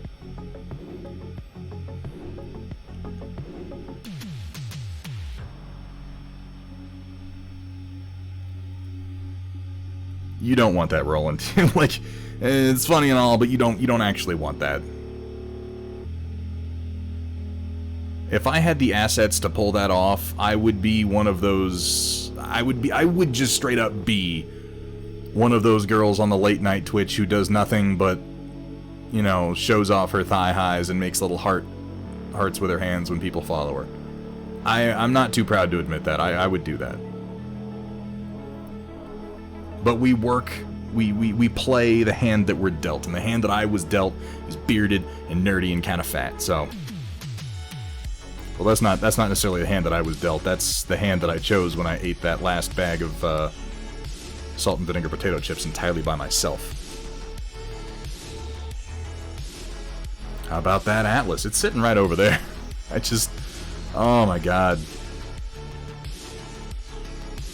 I talk about Guillermo del Toro a lot, and how he'll only work on things if he's super inspired by them, and I hate to compare myself to such a master of cinema and art and design, but I'm lazy in a similar way, where it's like, if I'm not really into it, I'm just not gonna work on it. And I find that actually is kind of a good thing, because if I don't force myself to work on it, I inevitably come back around to being inspired, and then when I'm inspired, I do really good work on it. So the Atlas will eventually get done, I just can't tell you when.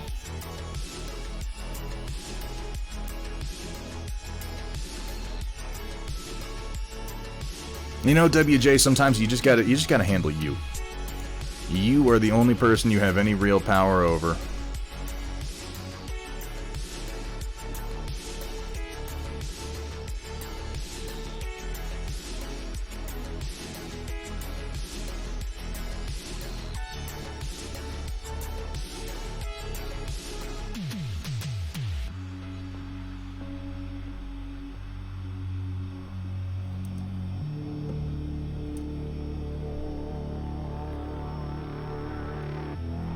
You know, that's kind of empowering, though. Like, it's tempting to feel like it's hopeless. Like, it's like, well, I can't change anything, but you do have power over yourself. That's the change that you can actually make. It's good to embrace that.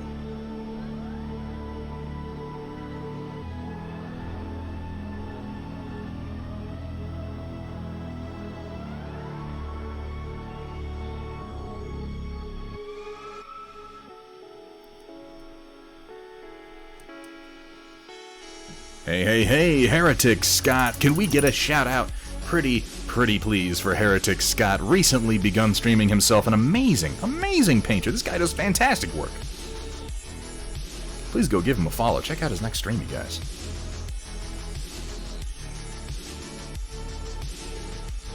I'm gonna pull out some of my dark gray here and kind of get started on that.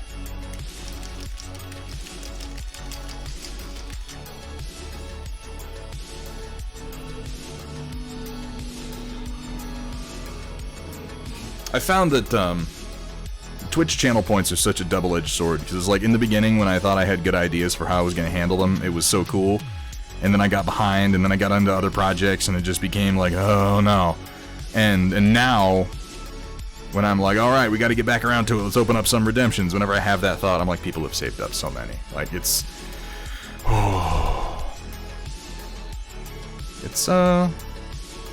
sobering. Makes you feel like you're behind the 8 ball a little bit.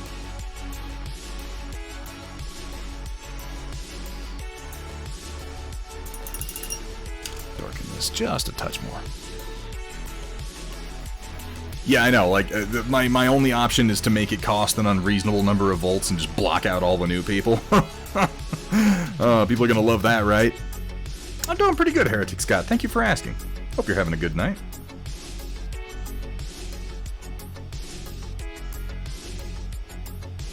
Oh, there's a yowling kitty cat out there who wants to go out, but nobody's letting him out. Poor fella.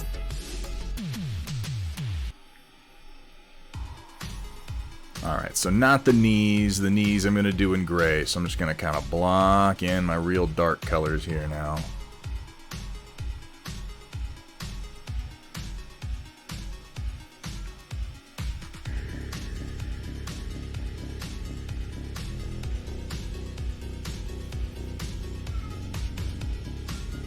Yes, George, if you just keep yelling, then eventually the other person will hear you and let you out.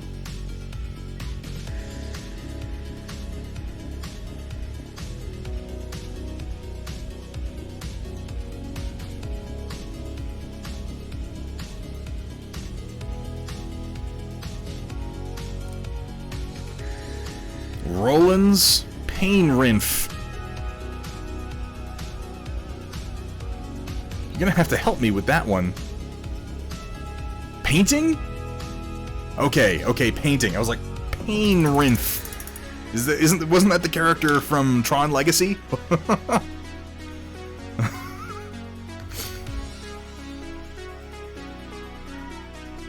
Oh my god, George. You're just standing outside my door and yelling now. That's insane.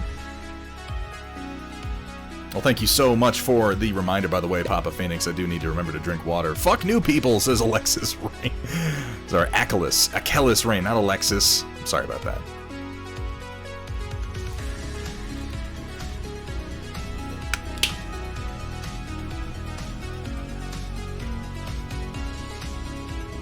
I have a second Met Cost 3 redemptions. Yeah, I need to... I imagine a lot of you can kind of sympathize with this problem. I have this habit of there's like so many things I want to do, and I want to start all of them, so the number of things that get finished or fully realized are unfortunately not as many as I would like, and so many initiatives going on right now. I'm still trying to get figured out how we're going to send out the first of the Thunderheads Home for Wayward painting sets. Trying to get figured out how we're going to start streaming some gaming later this year from the game room, picking up cameras and stuff for that, and it's just like, oh, and then some days I'm like, I just want to sit on the fucking couch and watch some Gundam. Eventually, I will figure out how to budget my time better to get all these things done. But until then, I'm just like super duper glad that I have a community of people who are fairly understanding. I am just a man. But, you know, I'm working on that.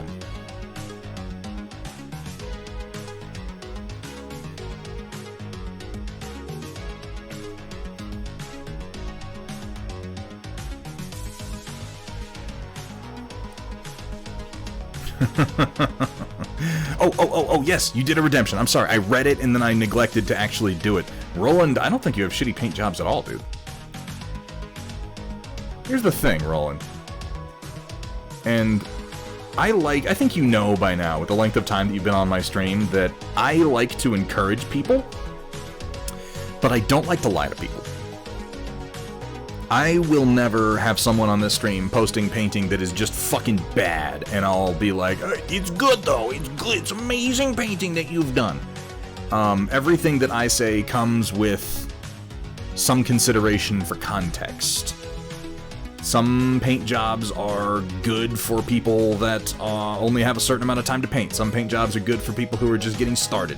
Some people are just natural prodigies. Some people have a background in classical or traditional art that makes their color choices amazing regardless of their particular miniature painting techniques, etc., etc., etc. This conversation could go on all day.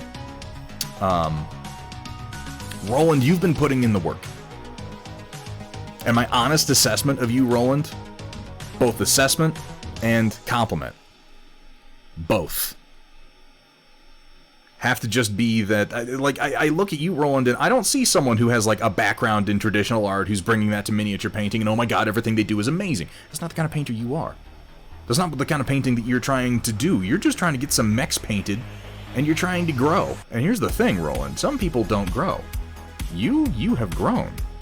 You have grown in the time that you've been painting on, just since I've started this stream. And I always love seeing your work because they always show some growth. Are you the most amazing painter in the world, Roland? No, and I don't think that you would take offense to me saying that because I don't think you believe that about yourself. But your painting shows improvement, your painting shows passion, your painting shows interest. And I respect the shit out of that. I think you make good color choices. I think you have techniques that you could work on. But you've listened to people, you've observed other people's painting, you've chosen techniques that you feel like you can manage, and you've explored them, and you continue to. That's what I see in your work, Roland. I see that passion, I see that interest, I see that pushing yourself out of your comfort zone. And that's something that you can't teach someone to necessarily do. You can just sort of tell them this is something you should do, and it's up to them whether they find the motivation to do it or not, whether they have the passion, whether they have the interest. And like I said, Roland, I respect the shit out of that, man. And I hope you keep painting. Dr. Rhino, how you doing tonight? Can we get a shout out for Dr. Rhino, another fantastic, just fantastic Twitch streamer and miniature painter? How you doing, Dr. Rhino?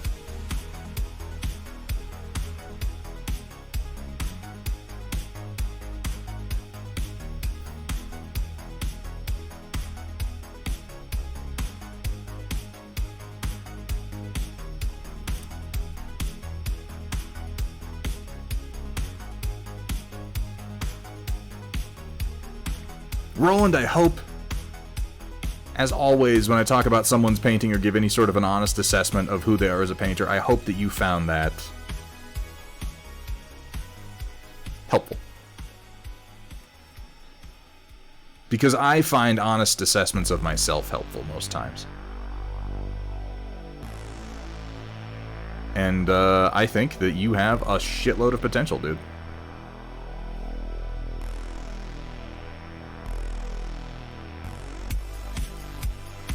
Absolutely.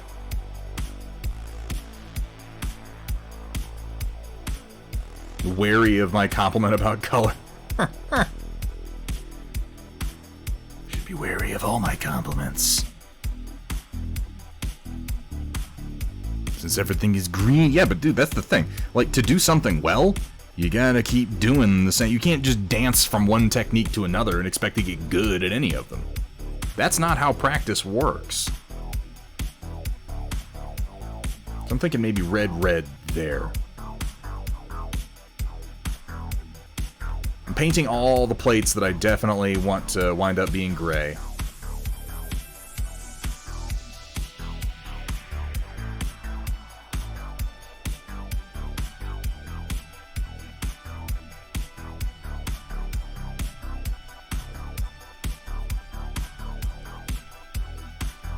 Including the crutch.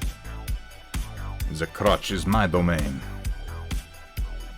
Rewatch Robot Jocks on Tuesday. Still a cool movie. Always been a cool movie. Romeo Void, welcome in. How you doing today, man?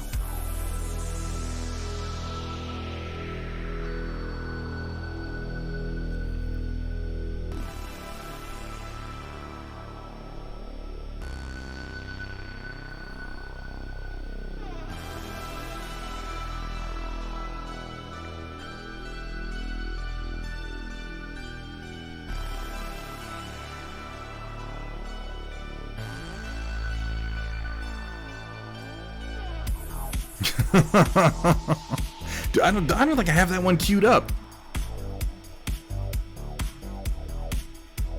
I don't. I've got the I never thought that I would say this, but I'm glad to see you, and then I've got 1 week you're mine, I kill you dead, but I do not have you make my drink taste like blood. When he goes like full Vlad Dracul. I do not have that one queued up. That's kind of a shame.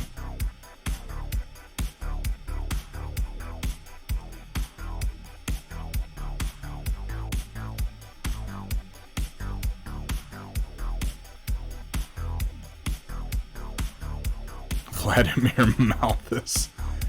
Oh, WJ. You get the painting your shit, man, you can do whatever you want with it. That's the point of the redemption.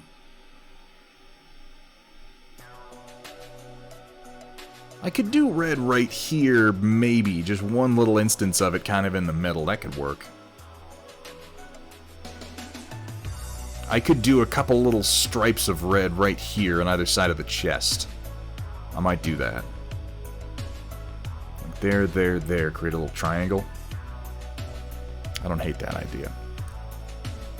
Crash and burn. That's just for jocks.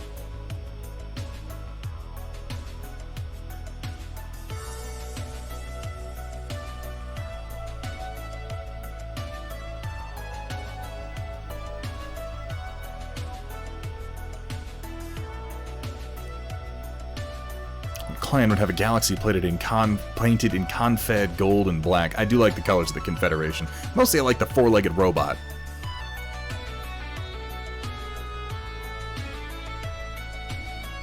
Yeah, no, I'm talking about right here and right here, so it will go cool, warm, warm.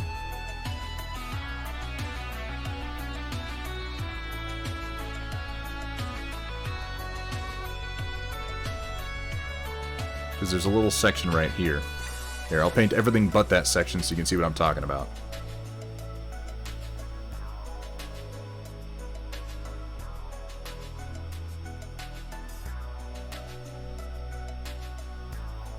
Like this little stripe of white right here on his chest, and the same on the other side. It's kind of what I'm thinking.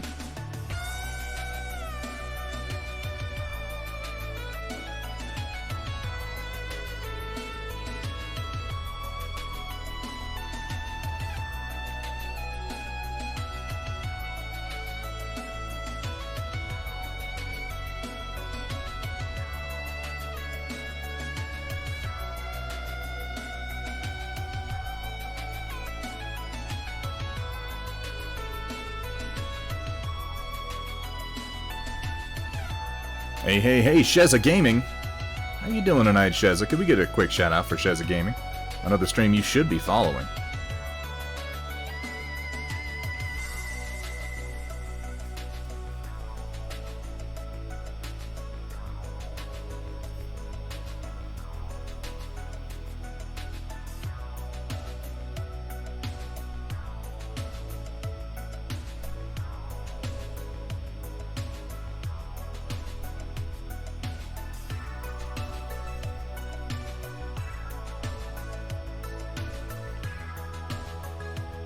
Was in the mood to finish before hitting the rack, dropped my model and snapped his arm. No. No. That might be the universe telling you it's time to take a break. All is not lost. All can be repaired. But maybe take a minute.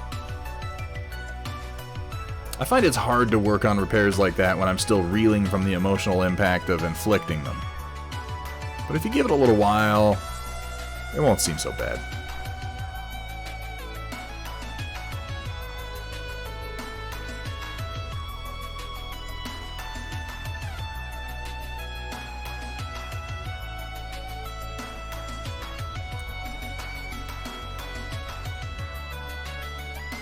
Glued it back together, walked away. There you go. Yeah, just take some time. Just take some time.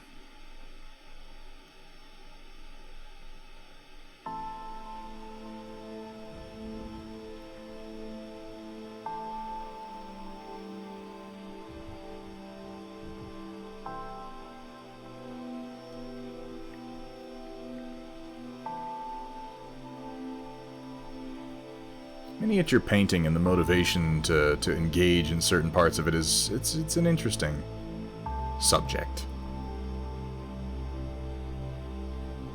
We all fall into so many of the same kind of emotional traps. Particularly with social media. Social media has had a very interesting impact on the hobby world of miniature painting. I don't want to be like, oh, it's bad, everything's bad nowadays. That's not the point of what I'm trying to say, but it's become very focused on the social aspect. And I definitely don't think it's a bad thing, because I encourage people to do it, to show off your work, to get it out there on the internet, start yourself an Instagram, put it on Facebook, post it to fucking Twitter, put it on Reddit, post it in the Discord. Do all the things. But it changes how you think about your own work. I think all of you have probably experienced the phenomenon of you're looking online and you're looking at paint jobs, maybe of something you've painted, maybe of something you're going to paint, and then you find that one, you know, that one that's just, it's so, like, the first one you see is really good, and you're like, that's inspirational, I want to try that, and the second one, you're like, oh, that's inspirational, I want to try that, and eventually you get to one that's just like, it crosses the line from being inspirational to disheartening, and you're like, why am I even doing this? Everybody else has already done it better. What am I doing?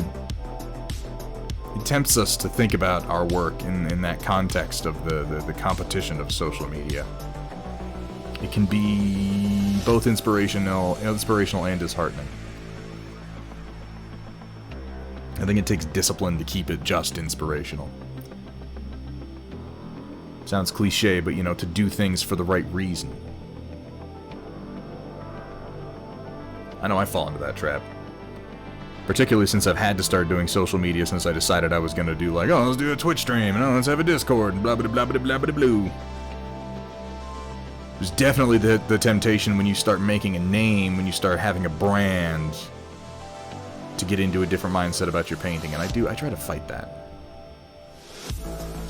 Because I don't think it would really help anything anyway. It doesn't make me a better painter. To worry about what other people are doing.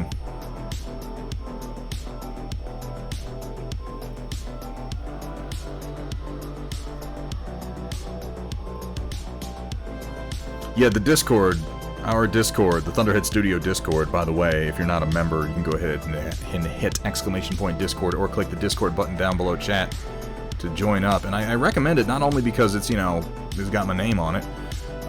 It's one of the better painting-based communities on Discord that I have ever been a member of. It's tricky because Discords, like big Discords, you think, oh, that's what we want. We want a giant Discord with thousands of members. But those become too much. It's the same problem that you have with massive Twitch streams. Like, if you've ever been to, like, you know, you ever jump into, like, a Critical Role Twitch stream, you ever jump into Harris Heller's Twitch stream, where it's like, oh, he's been streaming for 30 minutes and there are 10,000 people. Like, what? There's no interaction there. Even if he wanted to interact with you on a personal level to follow chat, it's not feasible, it's not possible, it's not gonna happen. And there are Discords that hit a point where it's like, oh, there's thousands of members, and it's like, I mean, good fucking luck navigating the bajillions of menus needed to keep all the topics to interest that many people and actually getting opinions out of anybody. Sort of a sweet spot. And I'll admit, I feel like we're kind of in it. We're in the Goldilocks zone on the Thunderhead Studio Discord right now, and I know that it sounds silly for someone to say, like, ooh, don't join the server, we don't want to get any bigger, ha ha ha. It seems like a marketing ploy, but there's definitely part of me that feels like we're in a good spot, and I like where it is right now, and on some level I'm a little hesitant to see it grow too much, if that makes sense. That's the sort of problem you want to have, and I don't think that we're really facing it. I feel like everybody gets their stuff seen now. Everybody gets their art seen. People get comments on what they're working on. You can find the answers to questions real easily. And I don't want to lose that.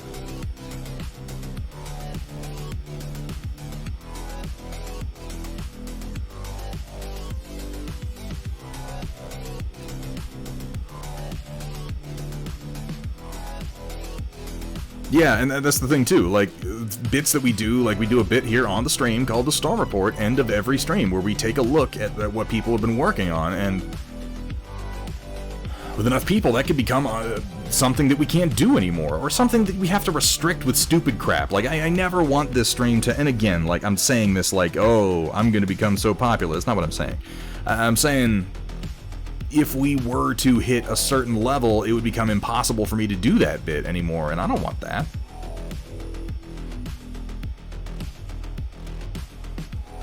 And I don't want to be like a social media influencer. That's not my goal. That's not something I'm even remotely interested in. I want to paint my minis, and I want to hang out with a cool group of people, and that's what I've got right now. And guys, I think what I'm really trying to say at the end of all this rambling is just that I'm really super grateful for everybody who hangs out in chat, for everybody who's been with this stream for a while, for everybody who's just joined the stream, you new people. Welcome. We have fun here. At least I do. I hope you are.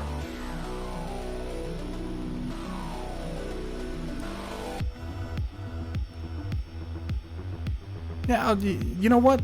Romeo Void, you can have a hug, bro. I hereby send you internet hugs. Congratulations.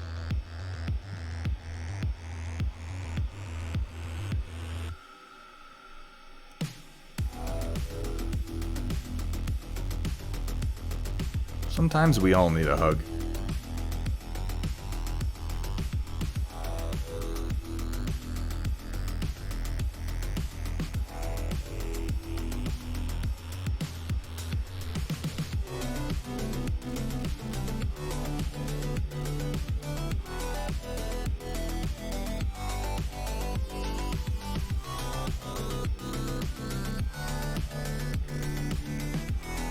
Rio. If I still lived in Texas, I would come give you a hug, buddy.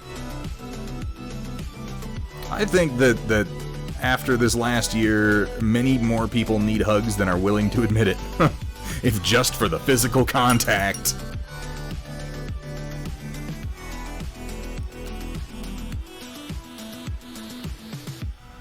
Like, here's the thing, Sheza. I understand what you're doing with High Life, I get it, but please, I'm asking you, don't watch it. Don't make Thick Mike watch it. Like, is it worth it? Is the meme of upsetting Thunderhead with a bad movie, is it worth actually watching that bad movie? In this case, I'm telling you, it's not. You're not gonna have fun. It's gonna be a miserable experience, and at the end of it, you will feel like you wasted it. You wasted your time doing it. You inflicted a grievous emotional wound on yourself, and ultimately, it's not gonna do much to me. So I'm asking you, for your own good, please don't watch High Life. Don't make other people watch High Life. It's a terrible movie. It's not just like a bad movie, like, oh, this movie's dumb, you guys. It's a bad movie, like, why, oh my god, what is happening? You already watched, oh, Jesus Christ. I guess the damage has been done so far. I'm just asking you not to inflict it on other people.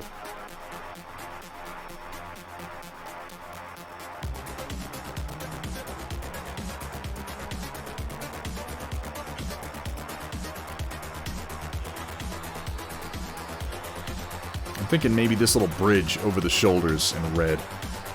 I don't know, because this is my first time doing this model and I have to make decisions, so I'm kind of slow rolling it.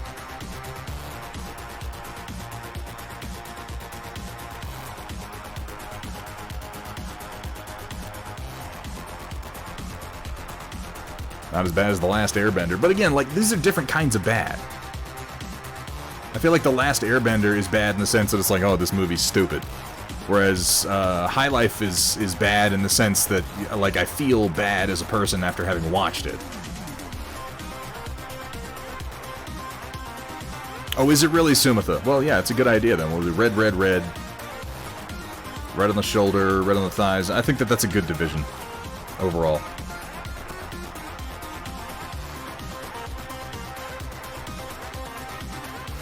WJ, you have a fantastic night, man. Again, thank you so much for being here.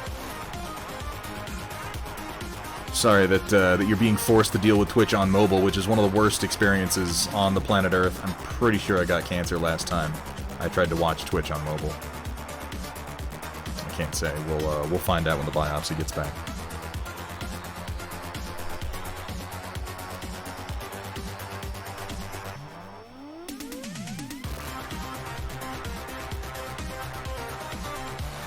I can see a part that I should have made glow, and I just sort of didn't. And I'm not going to fix it. We're just going to paint red over it and keep going.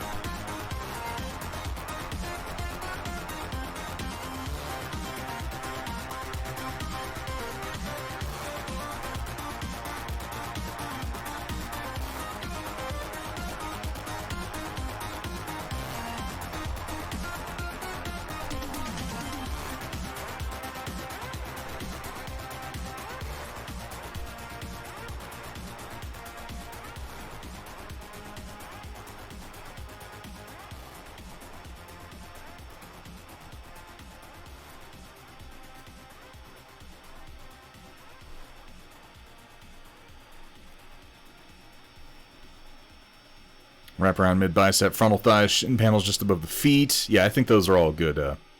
Those are all good choices. There's gonna be plenty of true red to work with without overwhelming the model or taking away from the general look of the armor plates, I think. And then I'm gonna use that as inspiration once I start using the Warjacks, which I do have 2 of my Warjacks ready to prime now. They are big, beefy metal fucking models with gigantic claws. I'm looking forward to getting into painting these guys. But the Marauders come first.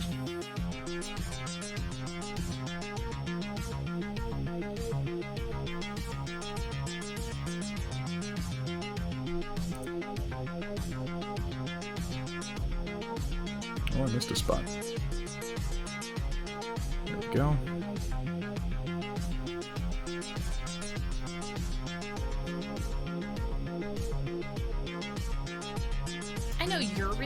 this Thunderhead. Oh my god, what happened? Your camera is not. I think I bumped it with my head and that refocused it.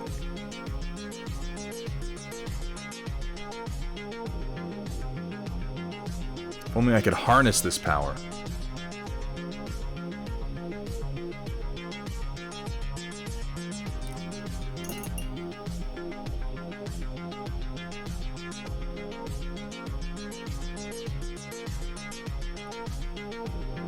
Back for a bit. Glad to have you. What about those semi-rounded armor panels on the backs of the legs and the back opposite of the shins? These guys? So I was thinking these two plates in red, and then this in red, and then leaving this in the gray. I feel like if I did those in red, it'd be too much. With the way the shin panels are divided up, you'll still get red from behind and the sides having this, this, and this.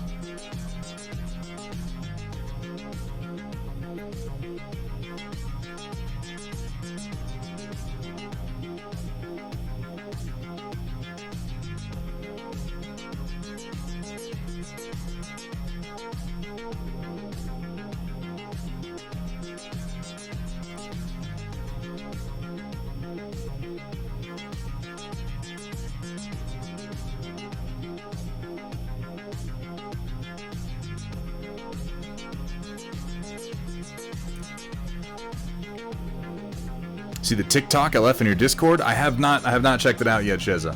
I will I'll have a look after the stream though. I assume it's something funny. Something silly.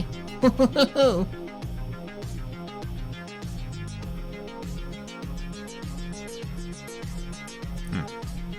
Need a little bit more.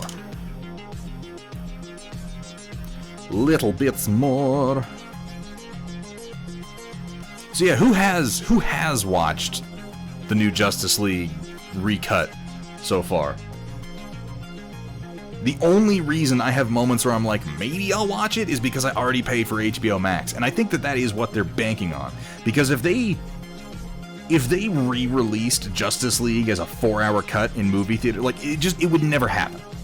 It would never happen. They'd never do it. It would be a huge investment, and realistically, they would just choose to move the hell on and stop losing money on that failed project. But because they're able to release it on HBO Max at a time where everybody's staying home and watching things, it's like they have very little to lose. And, I mean, I agree with them. It's got me thinking, like, maybe I'll watch it, but fucking 4 hours? I can think of so many things I'd rather do with 4 hours.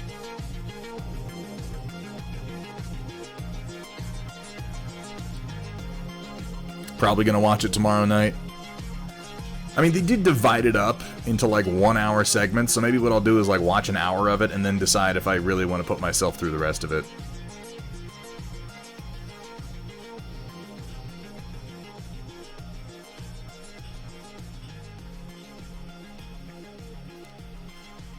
It's not better, but it's more coherent. I mean, that's technically good.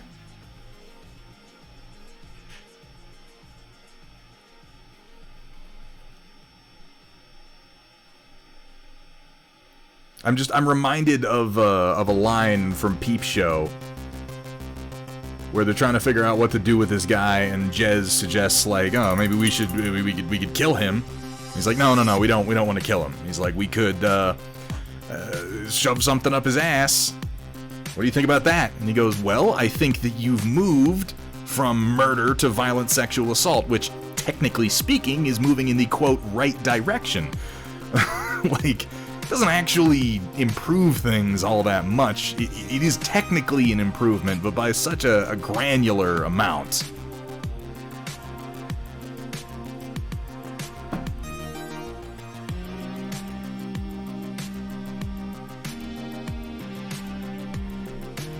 Saying Justice League is more coherent. Like, it would almost have to be. If they recut that movie and it wasn't more coherent than that confused mess that they released in theaters, I'd be like, why did this even happen? It was a very, very low bar to clear. This should have a glow too. This I might go back and actually repaint, because it's almost a shame not to have one there. Maybe. Maybe I will, maybe I won't. It's right there. Is that too much? I kind of just don't feel like doing it, so I'm not gonna. Maybe I'll paint that as glowing on the other one. We're moving on.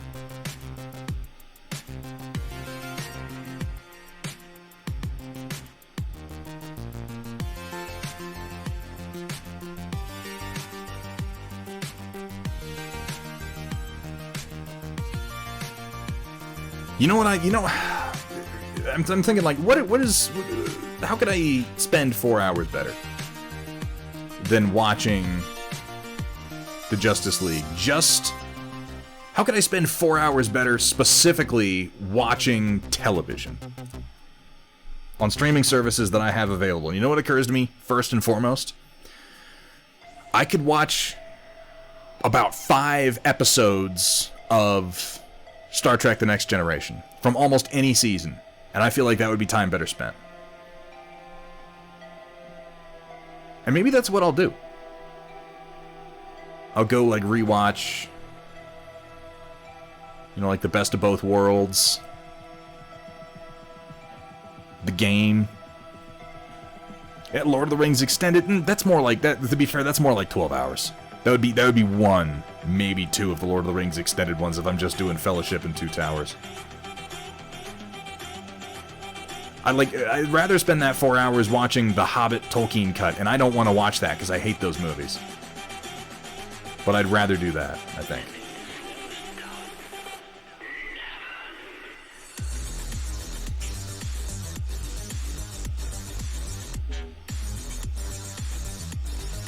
Original Lord of the Rings isn't long enough? It's not. It's not long enough. It does end like 7 times. It's an honest enough criticism.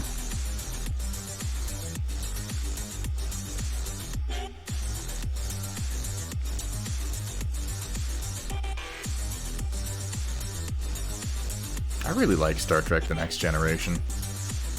I feel like Deep Space Nine is probably the better show overall. Because TNG has a lot of really bad episodes. I'm doing pretty good, but thank you.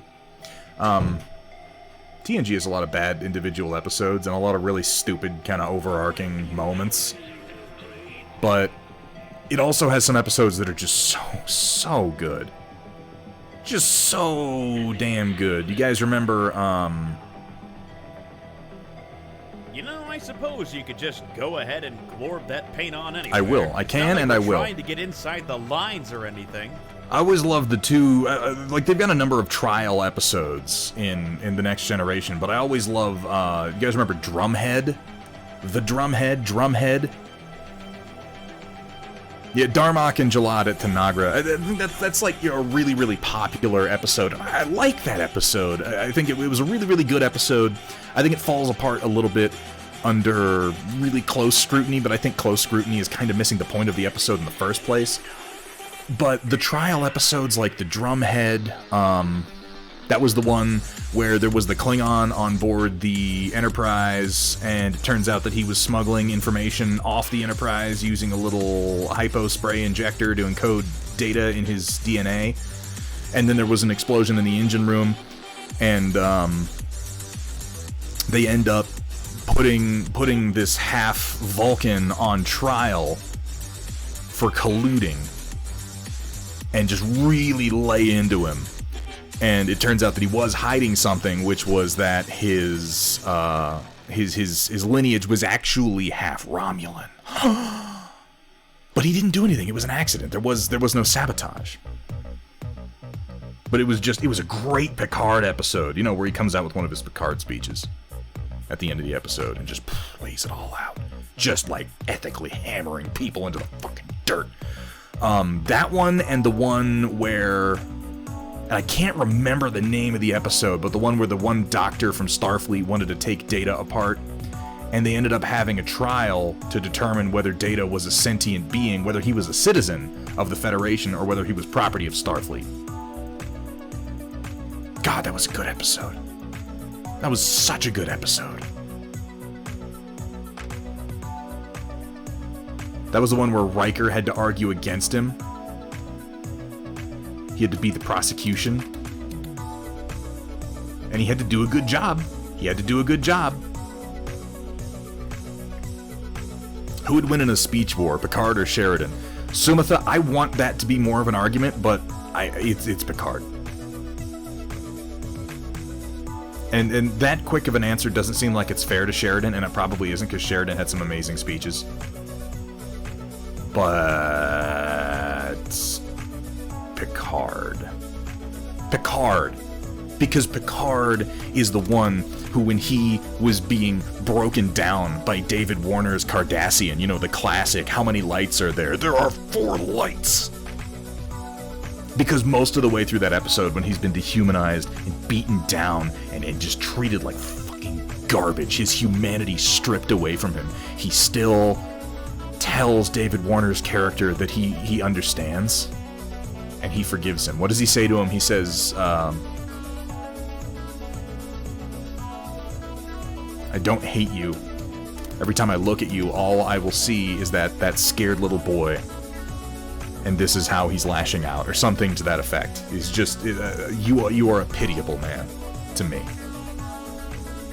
And you can't hate someone that he pities. Ooh. That's intense.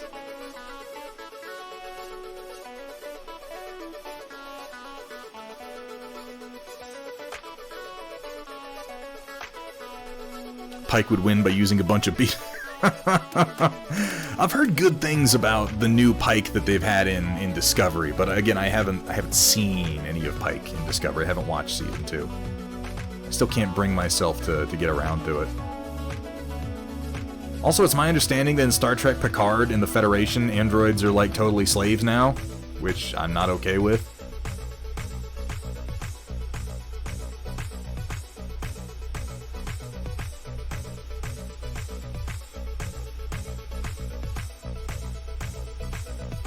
It's speech war, not which is the stronger person.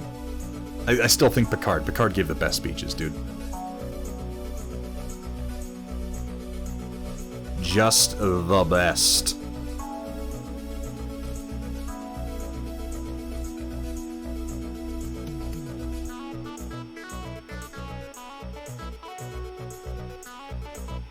I always remember that one from the Data Trial episode because, Riker manages to, and see, WJ, I'm Shock 21.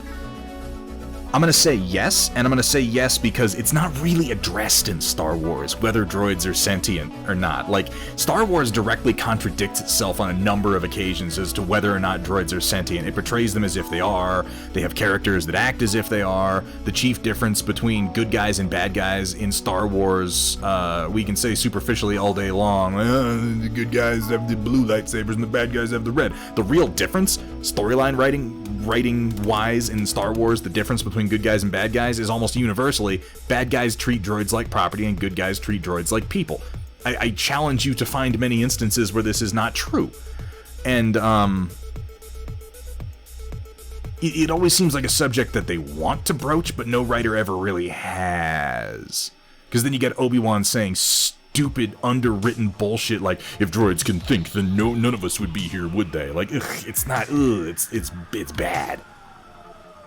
I say this as someone who fucking loves Ewan McGregor's Obi-Wan Kenobi. That line was terrible, it was badly written, and it was worse delivered.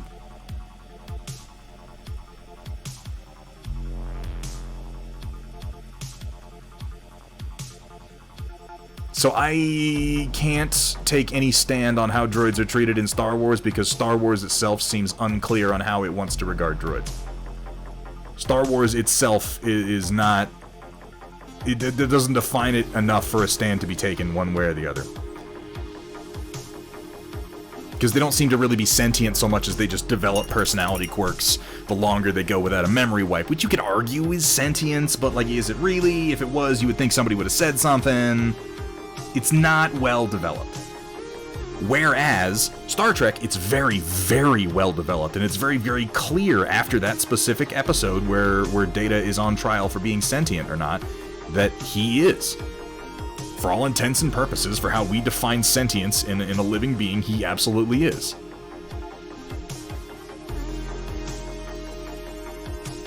And that's the one where Picard really just drags us over the coals for looking for excuses to enslave people by the end. And yeah, no, you're right, to Square. Solo, like, kind of started to, but it didn't take it seriously. It just treated it like a throwaway gag. With the whole, rise up against your oppressors, droids. And it was like, it was cute and it was funny. It didn't really say anything. And that was kind of disappointing.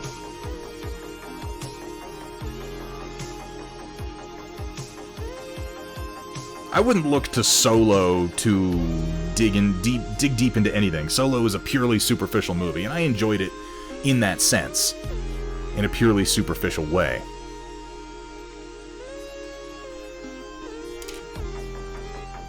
Hey, what's up, Zombie Brush Studios? Can we go ahead and get a shout out for Zombie Brush Studios, another amazing painter here on Twitch that you should be following if you're not already, though I suspect you probably are.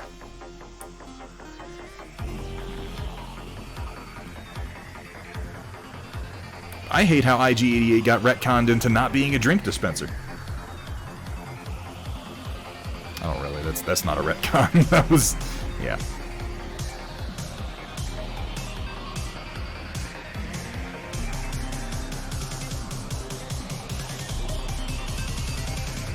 It's taken me a long time, but like slowly, gradually, one step at a time, one day at a time, I'm really coming around to just like not talking about or caring about Star Wars at all. It's yeah, you know? Yeah, Tales of the Bounty Hunters. That was some good shit. Those were the days, wasn't it? When there were IG-88A and B and the IG-2000 and the one IG-88 that, like, inhabited the Death Star computer core for, like, a fraction of a second before the second Death Star blew up. Those were the days. Matt Yee, as I live and breathe, or at least as I paint. Can we get a quick shout-out? Pretty please, as I ruined this paint that I just put on the palette. Just completely fucking ruined it. Get a shout-out from Matt Yee. Very entertaining streamer, on top of being an excellent painter, been doing some really cool work on some... Matt, tell me, what, so I know you're doing flames. I know you're doing flames on your Imperial Knights.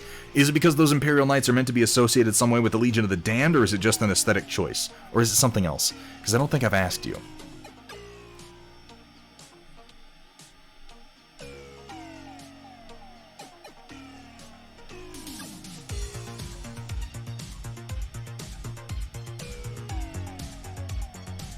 Just mixing up a nice deep red to base coat with here.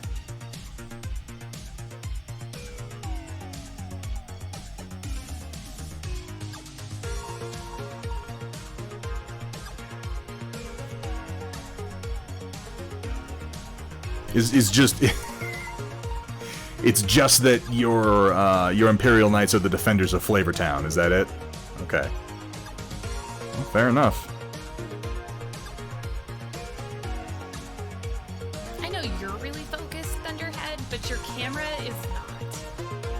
There we go.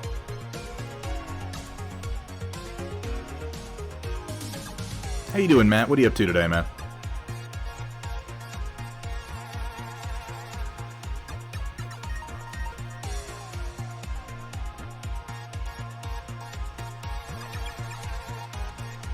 Yeah, I think these splashes of red are really gonna pay off.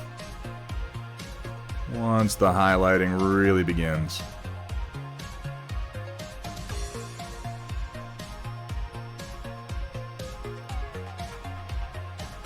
In earnest, as they say.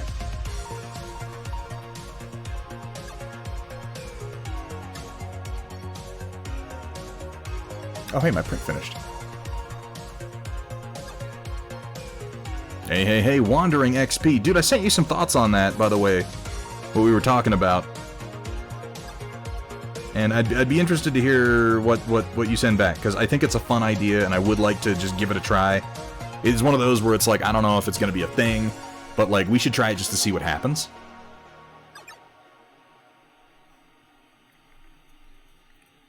But there are a couple of gimmicks, a couple of shticks I feel like we could run with, and I'm just sort of undecided on which, or what I want to do. Because there's something to be said, particularly if we're going to be talking about it, for going outside our comfort zones, you know?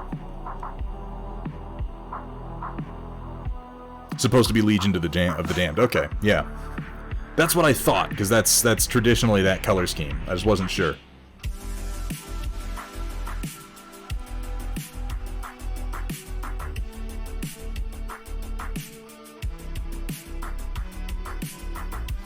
Oh, Jakey. Oh, little Jakey Jake. Oh, Wandering XP. Ooh. Can we get a shout out, by the way, for Wandering XP? I suggest you give him a follow. Be aware he won't be able to stream for a little while. He is currently unable to stream, as I understand it. Won't be for some time, but he will be returning. And when he does, you're going to want to have him in your follow list. Fantastic streamer, great painter. Really been showing a lot of progress and inspiration recently. Does some amazing YouTube videos, too. Really worth checking out his YouTube channel. Absolutely Wandering XP. Will do.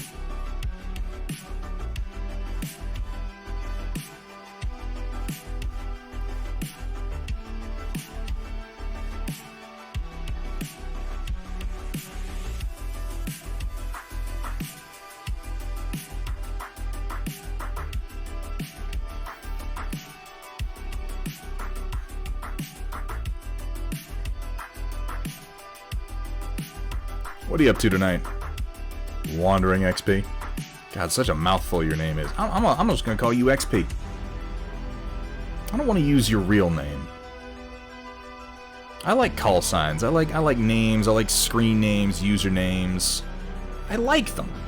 I like being able to, on some level, choose your own name for social interactions.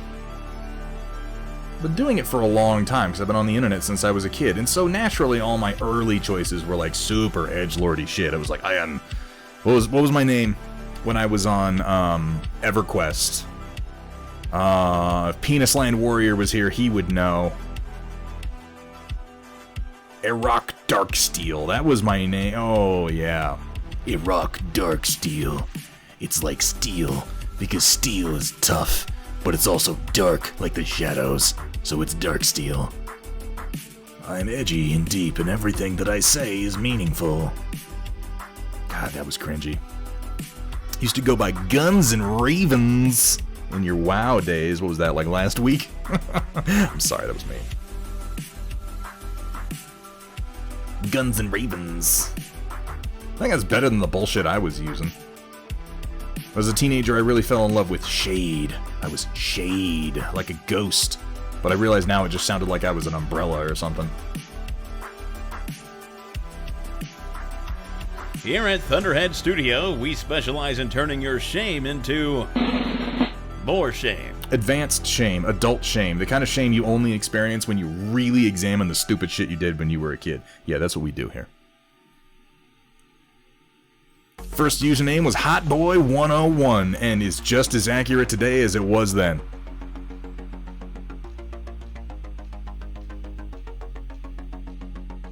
You like how I did that? Cause see, I remain completely non-committal on whether it's true or not.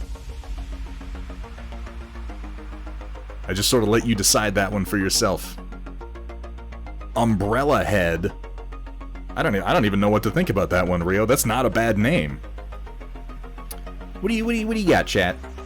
Chat, let me know the first username, the first call sign, the first character name, whatever it is that you went by online for a significant time.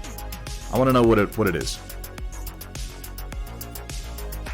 My first username was Kursala. Hey, sometimes the old tricks are the best tricks. Odd, your screen name has always been Crossbow. Now, sometimes you stumble on a good one and you just stick with it. Honestly, I think that's pretty cool. I've been indecisive.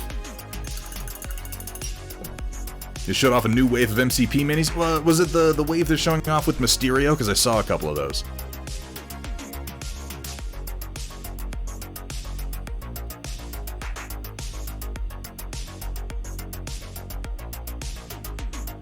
Trick shots.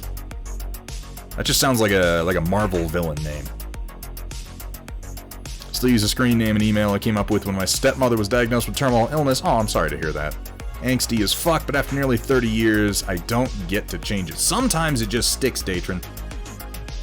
And yeah, there's something to be said for that. Sometimes you just used it for so long that it becomes your name. Prior to... Thunderhead is a recent switch for me. Thunderhead is a very, very recent switch for me. I think that it's working out well, but for years and years before that, I was Tvою mat, which is it's really just saying your mother in Russian. I thought that was really funny when I did it. Interestingly enough, though, using that username from 2016 onward got me accused of being a Russian bot quite a lot. So it kind of behooved me to shift away from that. Like, it was funny right up until Russia was in the news, and then it wasn't funny anymore.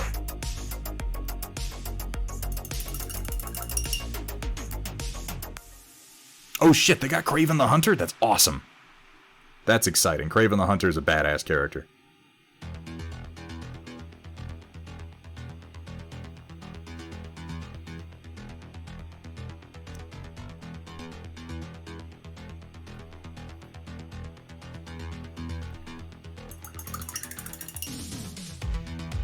Been rolling since 1999. The OG Roland, as it were. See, again, sometimes they just work. Can't even remember. Probably something with dance. New Spider-Man sculpt. That's excellent. But Wandering XP, is it Fat Spider-Man? Because I want it to be Fat Spider-Man. The most edgy handle you've ever gone by was Hyperblade. That has a charm to it, though, doesn't it? Hyperblade. It's like Blade, but it's hyper.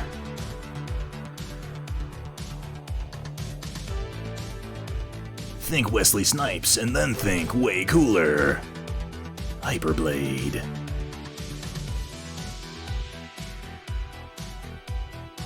I think it has a charm to it, at any rate.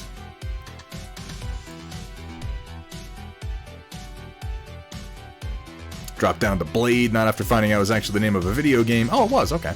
Then dropped that all together, now onto the Marvel character, and then went to Shuriken. Sumitha works. Sumitha's different. Oh, now I'm gonna go look it up. You've been White Wolf for 2 decades. First alias, Trigger Happy Skaven. I don't even hate the White Wolf, that's solid. I think Trigger Happy Skaven, again, has a certain charm to it. Steel Cobra, back in the days with the Davian Heavy Guards. Okay. What if you took a steak, wrapped it in chicken fillet, and then chicken fried it? I mean, it would probably be somewhat delicious. I feel like the meat might end up a little bit overcooked, but maybe not if it were wrapped in a chicken fillet. I don't know, that's hard to say.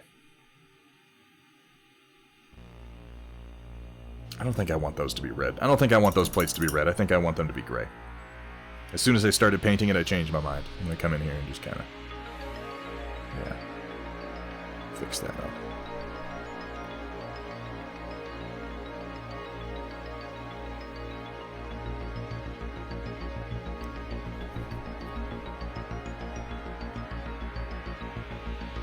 I was going to do these kind of wraparound hit plates in red, but I think that's a mistake. I think that just the gray is going to be ideal there. I am painting this model very slow because, as you might have noticed as you watch me, I'm making decisions as I go, which slows things down if I'm not sure which color is going to go where. And then I put down a color and kind of look at it for a bit and decide, like, do I really like that? Do I really want to do that? I don't know. By the time I do the second Marauder, it's just going to be, yep, this color goes here, this color goes there.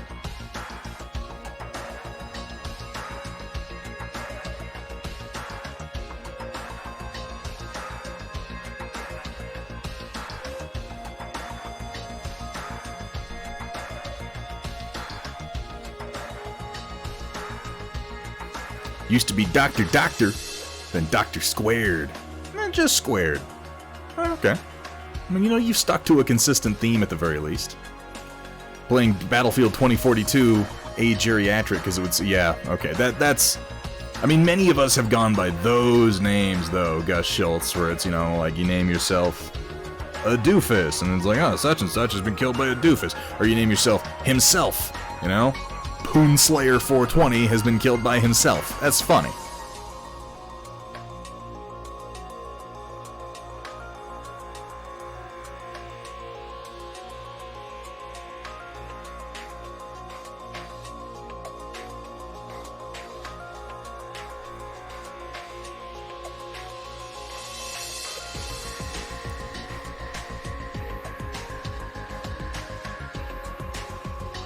just classic comedy is what that is.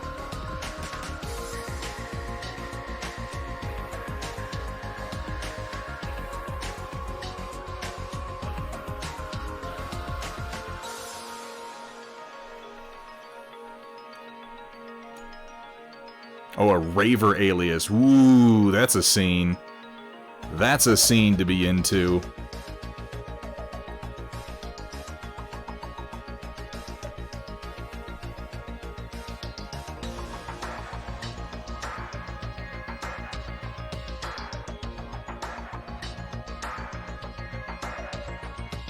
I'm trying to remember. My World of Warcraft name for a long time was something goofy when I was playing a Blood Elf, and I was really into it, and I used it for a lot of different things, but I can't remember what it was. I haven't had an account for WoW in a long time. That would have been Burning Crusade when it was new. I can't for the life of me remember what it was. I don't even know how I would start to look that up, because I don't have that account anymore. I sold that account. You hear me, World of Warcraft? I violated your terms of service. I sold my account. I did it like 10 years ago. Come get me, motherfucker.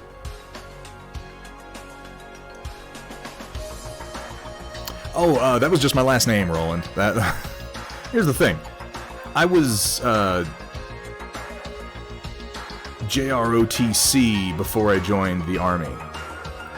And so I got used to, as far as real people in the real world, they've been calling me my last name since I was very, very young. And I just got used to it, and it was just like an easy transition over into the military. I never got a nickname. I was just, that's my name.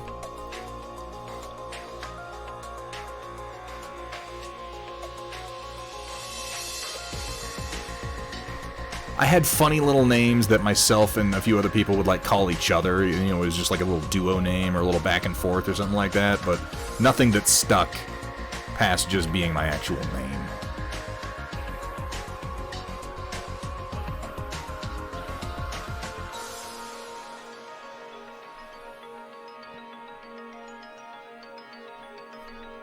Besides, everybody in the military got stuck with the same general set of nicknames that usually involve being called, like, fuckface and turd.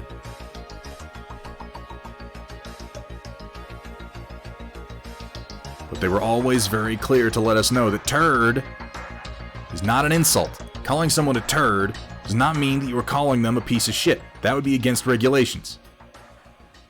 It is an acronym. It stands for Trainee Under Rigorous Demand, or TURD.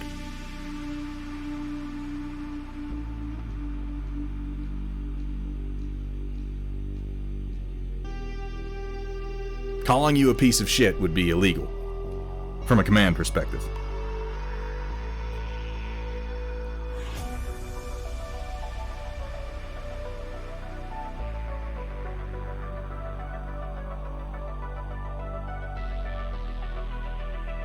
At the end of the day, though, you can call me anything you want. Just don't call me late for dinner.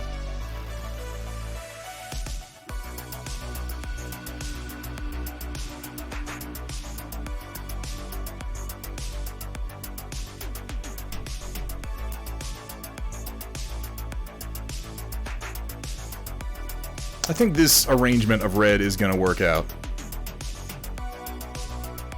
It's going to need some touching up. I missed a few spots, but I think I've got a direction to move now, and that's what's really important.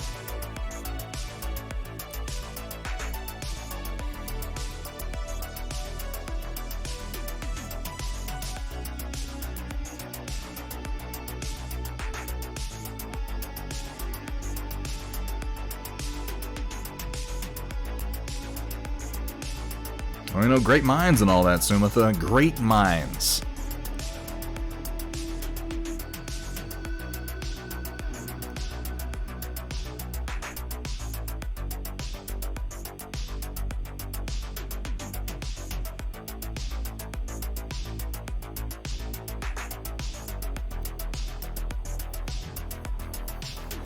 Thicky Mike. How you doing today, Mike? Could we get a shout out? Pretty please for Thick Mike, another excellent Twitch paint streamer and sometime Apex Legend aficionado. I imagine if you're in this stream, you're already following Thick Mike. But if you're not, go drop that man a follow. Check out his next stream.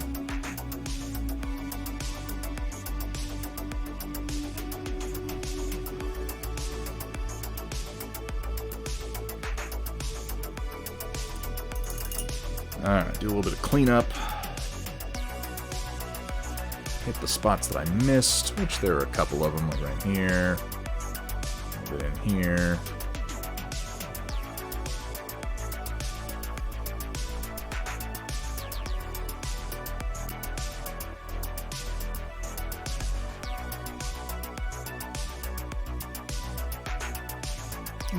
Little bits. Oop. Mess up the glow there. Not the best glow in the world, but it gets the job done. I might have to retouch this.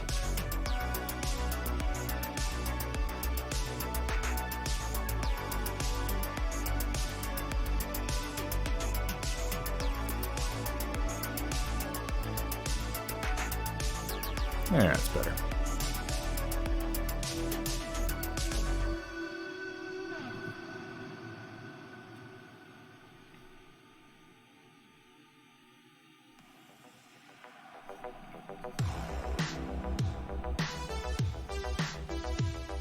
What are you up to today, Thick Mike? How's that Minotaur coming along? I saw you were getting kind of frustrated with your color palette on it the other day. I thought you were moving in a great direction, but I'm curious where you've landed on that.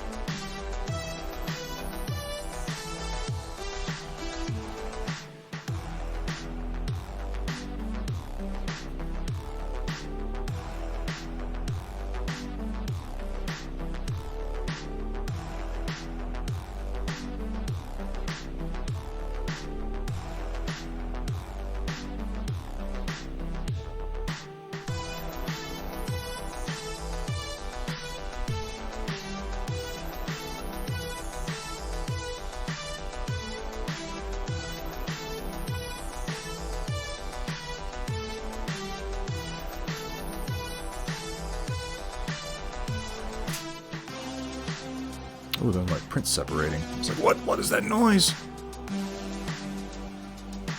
I should really know that noise by now. I've been running that very printer for, well, not that very printer. That printer's actually fairly new. But Enders 3, for like 2 years now in the same damn spot. You'd think it wouldn't surprise me anymore.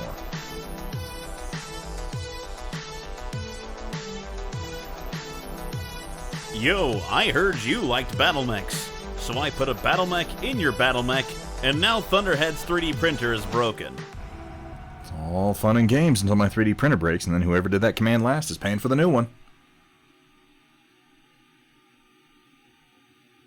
This is the unspoken agreement when you come into the chat.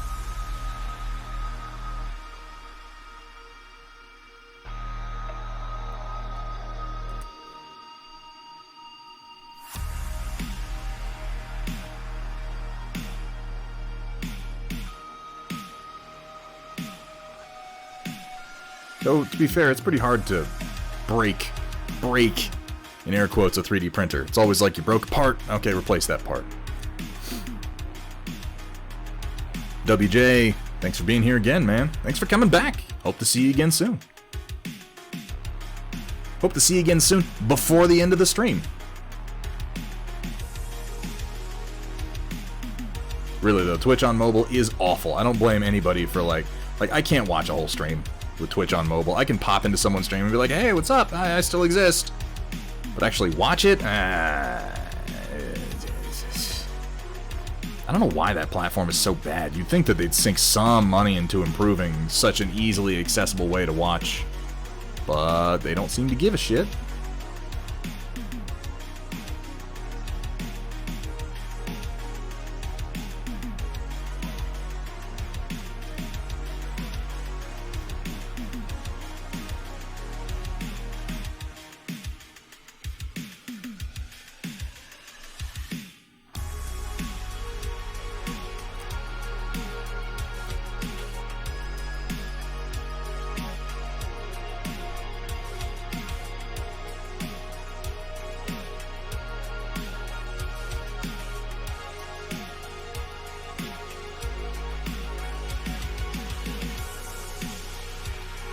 might go to bed early tonight. It's probably not the most exciting thing to hear out of a streamer, you know, you're looking for action and excitement, you're looking for, oh, there's the next big product, the next big project, the next big painting business. Oh my god, you guys have seen this latest movie? And I'm giving you like, ugh, maybe I'll go to bed early. Maybe I'll have a bowl of broccoli and go to bed early.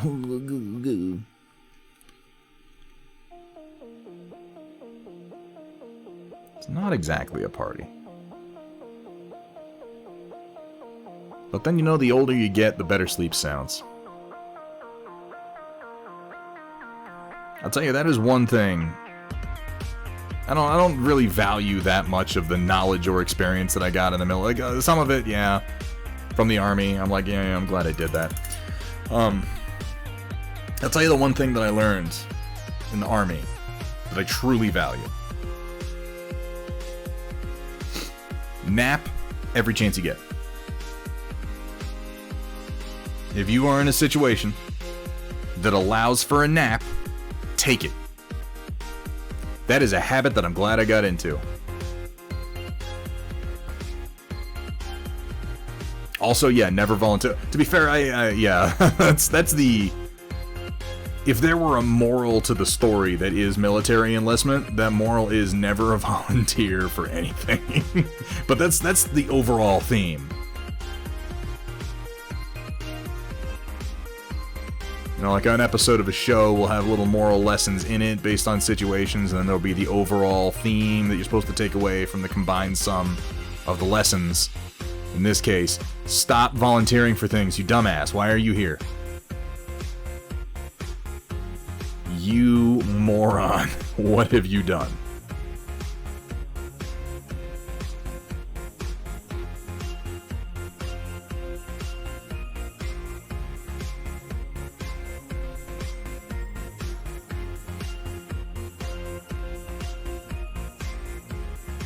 I'm just taking the time to do these spot touch-ups because they are going to be more difficult to do once I start putting on more colors. It's better to just make sure I get them all now. And metal models can be a little bit funny about spots like this.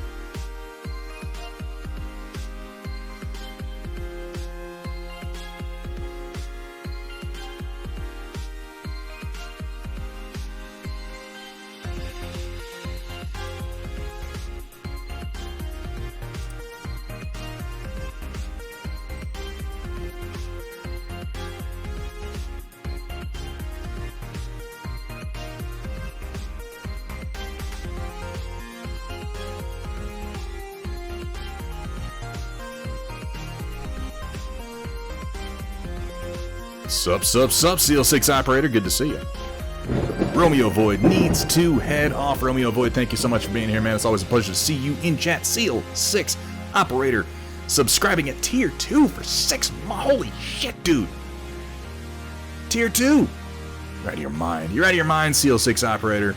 But if you're going to be out of your mind someplace, I'm glad that it's here. I hope you're having a good day. Thank you so much for that resub, my friend. What's going on? What are you up to, man?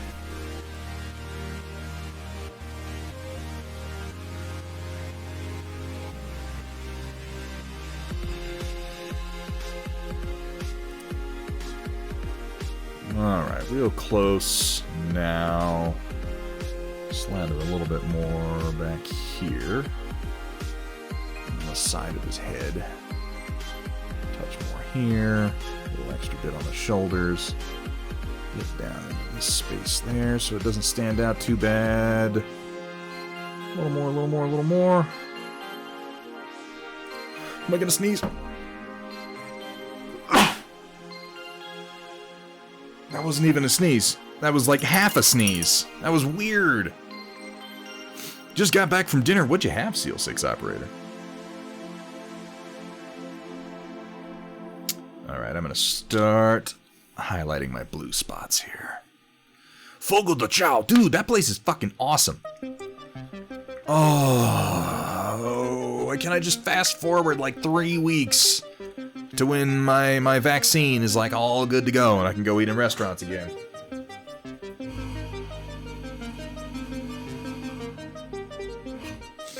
We got a couple of those here. We got a couple of locations. That's someplace I definitely mean to hit up again.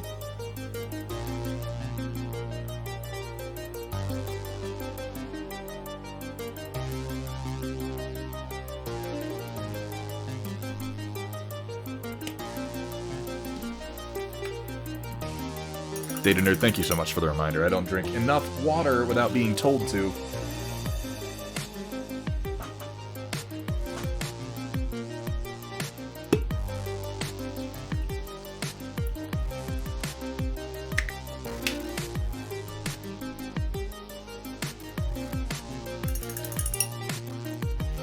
Hey, Scud24, it's good to see you, man.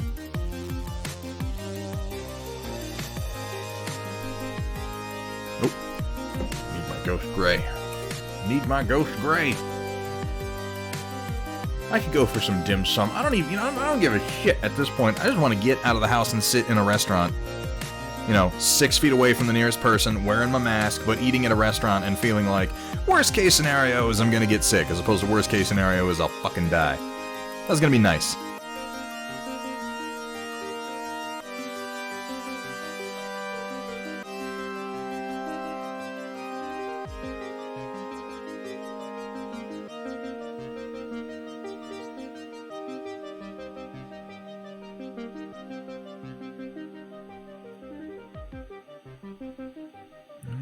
Mix this highlight up a wee little bit. My wet palette is a mess right now, but that's okay. Gonna have to do some retouches after this because I gotta go to the deepest parts to highlight, but that's okay. That is just a-okay, folks.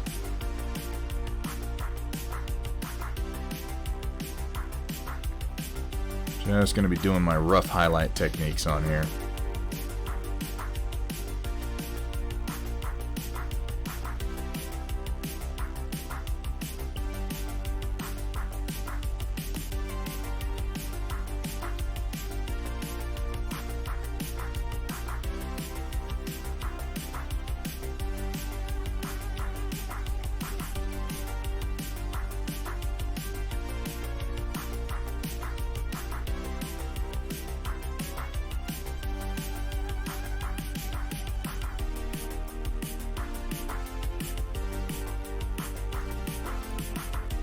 Like the guns on this one. Yeah, this is a cool model, Scud24. The infantry guys don't have many or too heavy of guns, because they're just meant to be kind of like cannon fodder. And they're scary if they get close to you, because their fusion saws are pretty mean and their melee ability is not terrible. But these Marauders, these big cyborgs, are meant to be the real damage dealers of the faction. As far as their infantry goes, at any rate.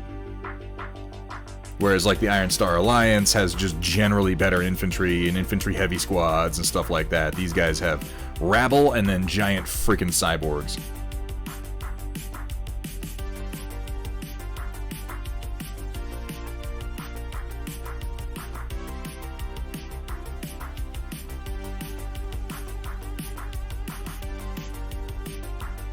I like the big claw. It's like a big industrial claw or something. It's like the jaws of life, but as applied to your head, chest, and torso. It's the jaws of death, if you will. They have a very believable bulk to the overall claw mechanism, where I look at it and I think like, oh yeah, that could chop through nearly anything.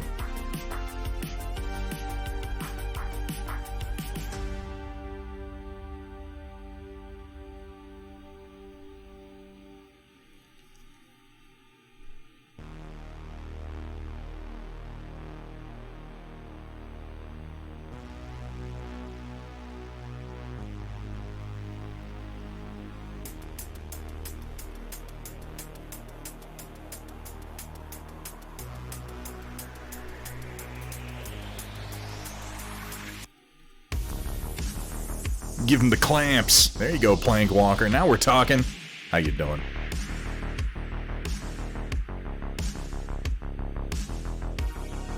We're gonna find one of these Marauder minis. So, the starter pack for the Eternus Continuum faction in Warcaster comes with 3 Vassal Reavers, who are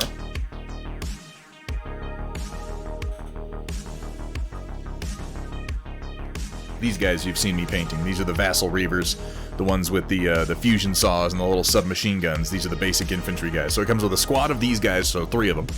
It comes with 1 Scourge Warjack, which is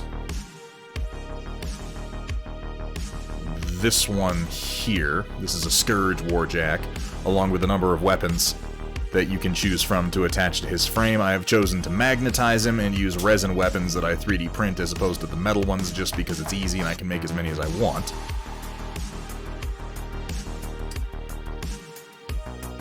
It comes with 1 Immortal Weaver, who, this is honestly one of my favorite models in the set. In the starter set. I love the Immortal Weaver. It's a good model on the tabletop. It has some really cool abilities. It has a really good range on its combat spells, and I just think the overall look of it is really, really cool. It's like a cyborg lady with a big, horrible oculus that she uses to shoot Arcanescent spells at you, and she has this really cool hood, and she doesn't have any eyes. I totally dig it. It's just a big, weird backpack I don't fully understand, but, you know, whatever. And then you get 1 Marauder. That's your starter box.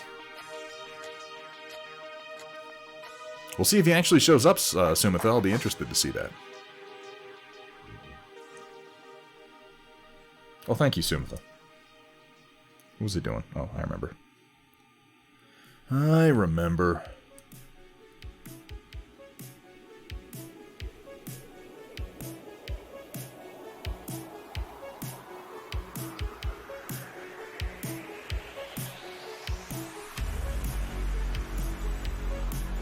I like how he's got these big sections of, like, exposed cabling and hydraulics and stuff.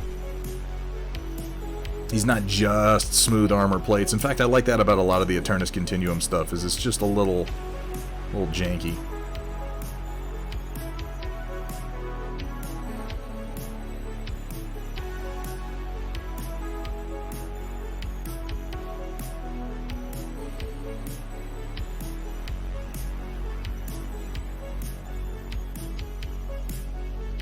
I have not yet crossbow roof.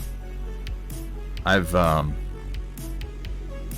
my list of shit to do to improve the stream is easily as long as all the shit I have to do that isn't related to the stream at all.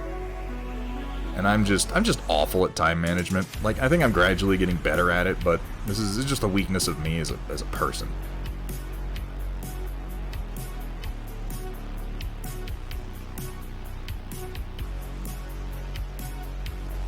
But I agree, we need to, if this stream is going to continue, we need to do something about the music.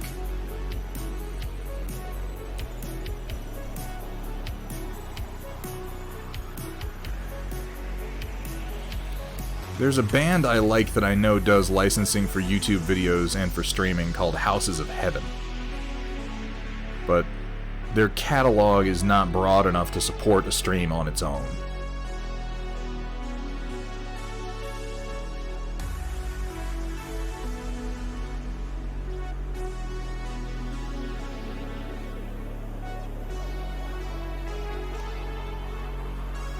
My strategy is to just become famous and then hire someone to do it for me. So far, it's not working at all.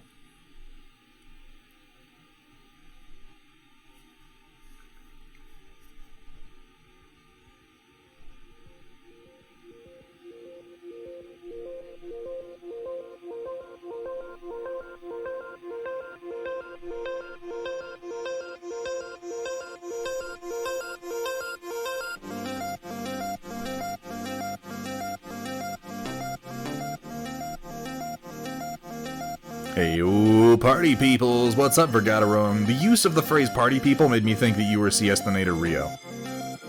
I immediately thought that was him, and I was like, Rio, you're already here. What are you doing with your intro, buddy? You've been here for a while. But it was Vergaderone all along.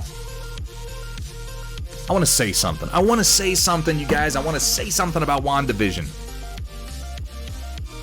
But it has spoilers, and I feel very strongly that they would be spoilers for people here, and so I'm not gonna. So what I'm gonna do is I'm just gonna say there's something I want to say about WandaVision, and it involves spoilers, and that's going to be the end. It's going to be the end of it. Bam, we're done. Whew. That was a short subject, wasn't it? Really getting better at these rants. Keeping them nice and compact. Worth watching? I'd say so. There are aspects of WandaVision that are a little bit disappointing, but I was overall very pleased with how it went. No spoilers. I'm not going to drop any spoilers on you guys, and please, no spoilers in chat for WandaVision. If it is indicative of the direction that the Marvel Universe is moving, I think that it is a positive direction overall. I have maintained for some time that the superhero characters are designed for serials. They're designed for serialized, like, arcs, and compact stories, not necessarily, you know, episodic as in the sense that we need a new episode every week without fail, but episodic in the sense of, like, here's a story we want to tell over the course of 12 episodes, and then that story's over, and we're going to move on to the next one. That's what WandaVision seems like. Like, I don't think there's going to be a WandaVision Season 2.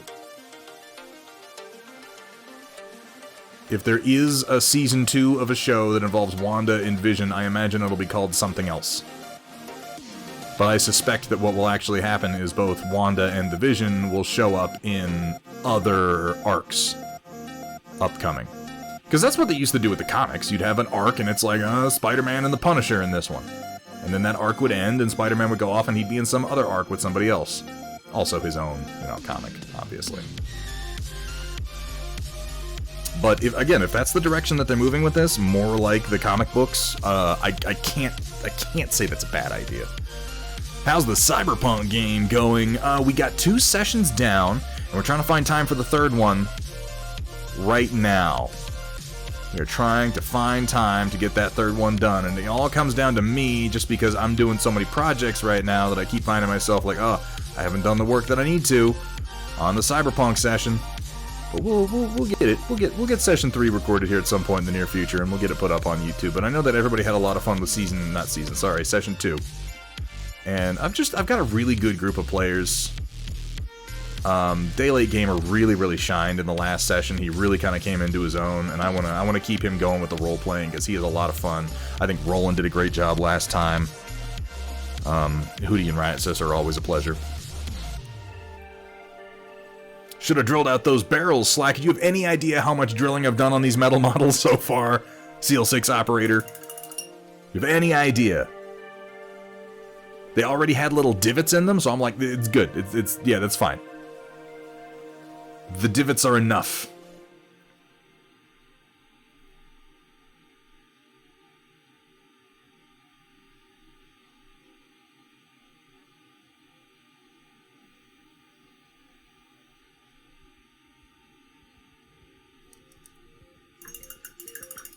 No excuses. I keep telling myself I'm doing tabletop quality on these minis, so that is in fact my excuse. Whether you accept it or not, well, that's up to you.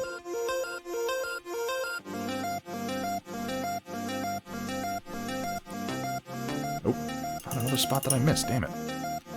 Big models take lots of touch-ups.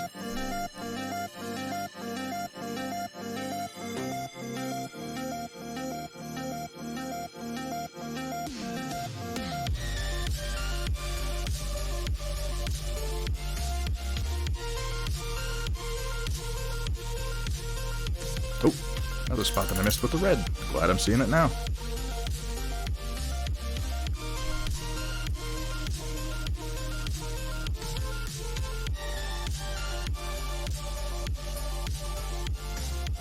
Right there, like so.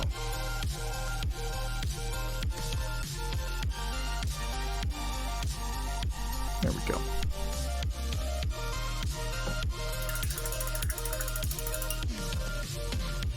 Without spoilers, I will say the only things I was really disappointed in was caused by COVID preventing certain actors from traveling, lost an episode's worth of material to COVID.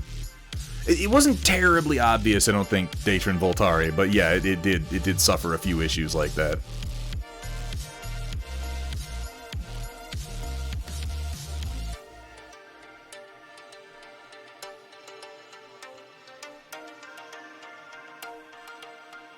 I will say that at a certain point, like, it seems like it's really going for, like, oh, not like other Marvel stuff, we're not going to do the same cliches. And then towards the end of the show, they absolutely do indulge in some of the classic Marvel movie cliches. And I was a little disappointed by that. But it wasn't bad. It wasn't like the show stopped dead there or anything like that, you know?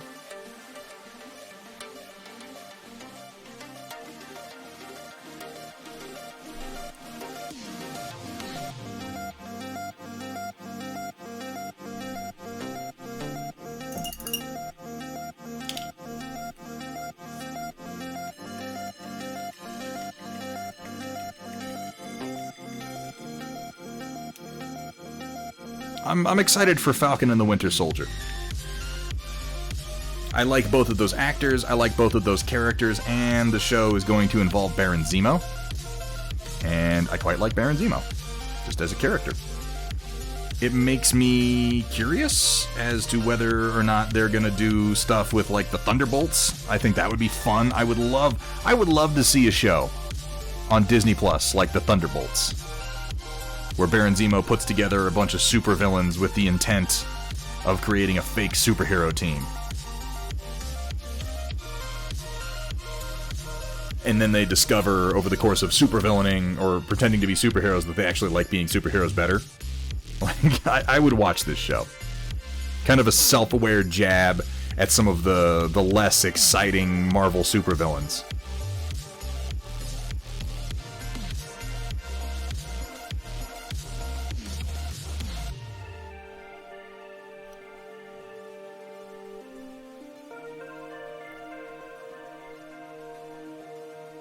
I mean, not even necessarily less exciting, just the underwritten Marvel supervillains. There are plenty of those.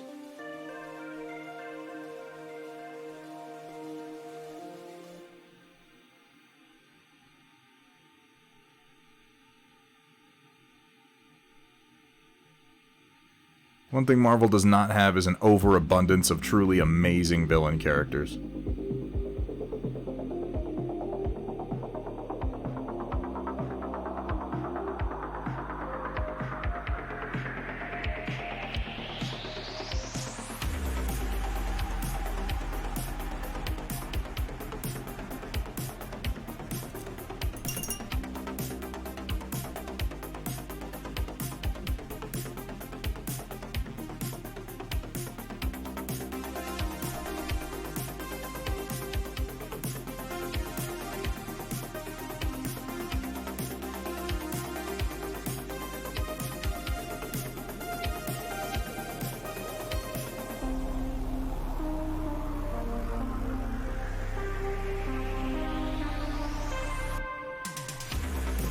The little tiny piece of the Marauder's face that is showing is not very well detailed.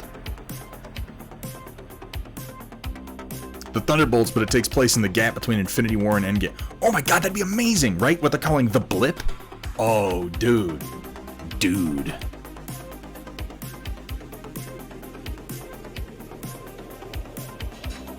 That's a good idea. To square, that would be... Like, we're not gonna get that, but yeah. Because they didn't really address where the Marvel villains went during the blip, during the snap. They didn't really address how many of them disappeared or which ones did. So yeah, take all the villains and put them into the Thunderbolts in the blip and have them being like, you know, we're a superhero team now. The Avengers are gone, so here are the Thunderbolts. I'd watch that.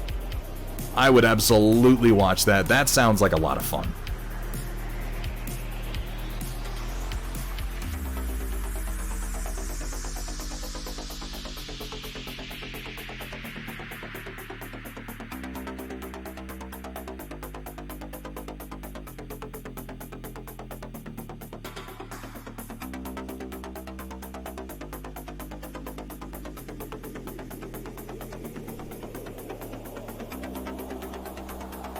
I would approve of them finding almost any reason to bring back Yellow Jacket and give him more of a chance to be interesting, for that matter.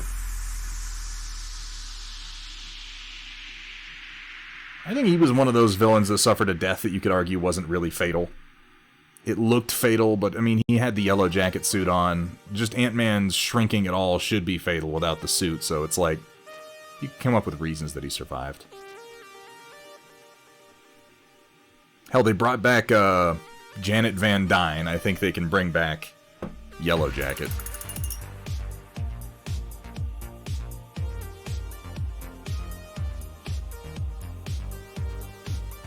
Oh, so you do the same premise as the Avengers being dead during the original run. Yeah, like that's honestly a great idea that I'm shocked hasn't been talked about or suggested more now that you... Like, it's one of those ideas that's so obvious once someone mentions, you're like, how did I not think of that?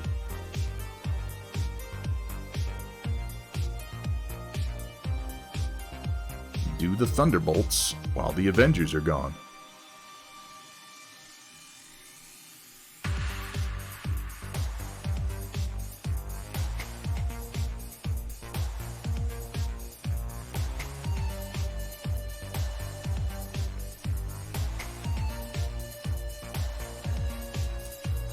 Quantum Yellow Jacket, right?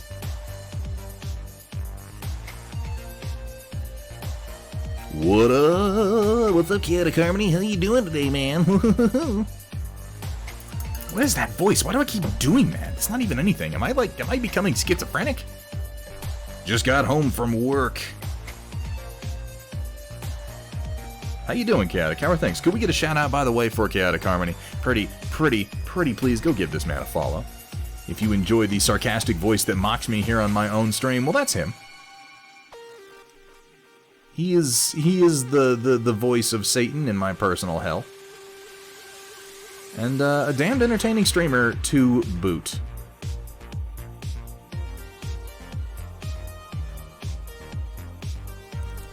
There's something about Canopian catgirls that There give he me is. that warm, fuzzy feeling. Maybe it's just my allergies. There he is. How you doing, Chaotic? What's up? And Walter's Workshop. If we haven't gotten a shout out for Walter, we definitely should. He has to thank me for the amazing movie recommended. What the fuck is this? No, okay. Look, I know it's just trolling, and I know that I've exposed myself to it by expressing any opinion at all on the movie High Life, but Walter, I have to tell you something that I told Sheza earlier, and she's apparently watched the movie. I know that it's like, ha ha ha, funny jokes, he doesn't like High Life, let's pretend like we're gonna watch it, but please, for the love of God, don't watch the movie. Like, I'm saying this for your own good.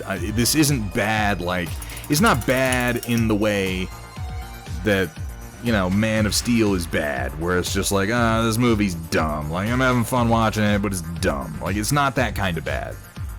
It's bad, like, I really hate that I just spent that much of my life watching it. Bad. Here at Thunderhead Studios, it's bad in the way that'll bother it's you okay as you're trying to go sloppy.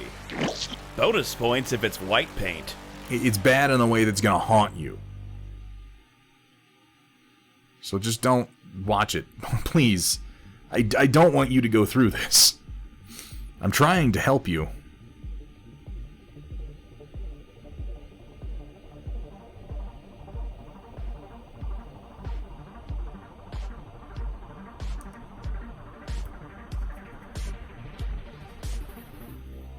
It's way too late, Hathrir. It's way too late.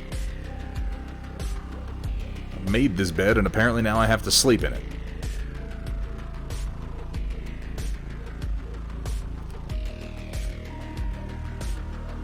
Monkey's out of the bottle now, man.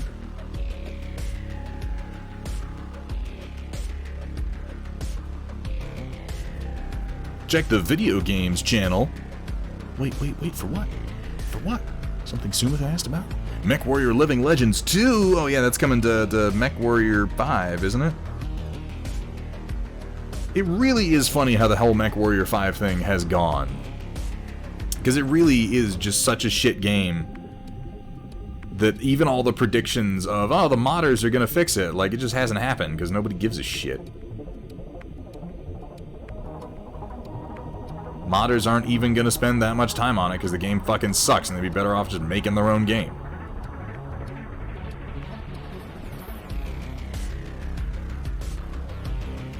The modders should be paid. Yeah, because at this point what they are just video game developers. And believe it or not, video game developers get fucking paid for their work. Usually.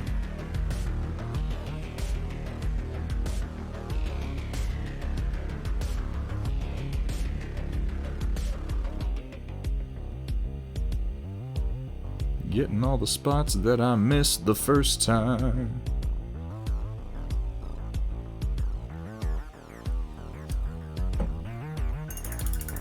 You get to do a voice in it, well now I'm gonna play it. This is the thing, I paid money for Mech Warrior 5. I pre-ordered that shit.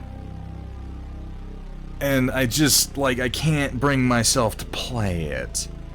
And I load up the mods, and I'm like, alright, I'm gonna start to play it with this mod that people made. And I just get depressed because I remember how shitty it is. It's a terrible, terrible feeling. SP Firestarter. That's a lot of months. That's a lot of months, man. 8 whole months, SP Firestarter. That's a lot of the time that I've been streaming. And here you've been. I guess the question we really need to ask ourselves, SP Firestarter, is what are you doing with your life? Is this all there is? Is this Stalingrad? SP Firestarter, thank you so much.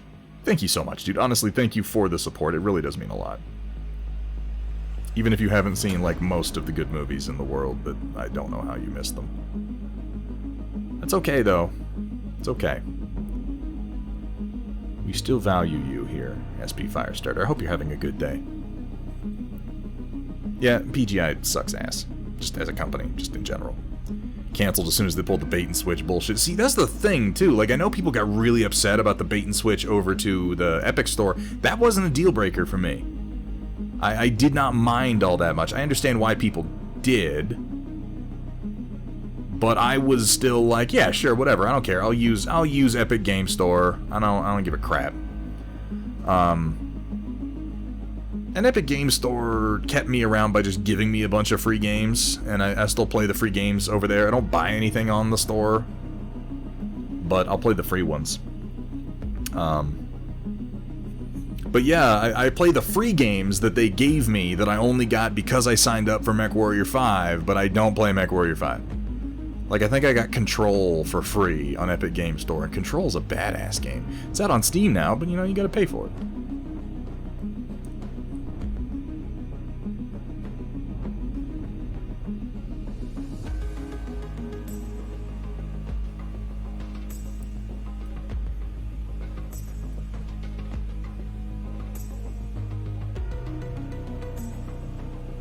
Yeah, no, they lied about it. Like, I get that. It's just, like, on a personal level, it didn't bother me. The lie obviously does, but the actual shift, I was like, whatever, I'm gonna play the game. But my point in mentioning that is really just to note that I think I was their ideal demographic as far as people who were pretty ready to forgive some fairly grievous errors. And they still managed to release a game that I think fucking sucks and I don't want to play. And that just, it's amazing. I was ideal. I was ready to eat a shit sandwich, and they couldn't even cut the fucking crust off it for me. They couldn't even do that.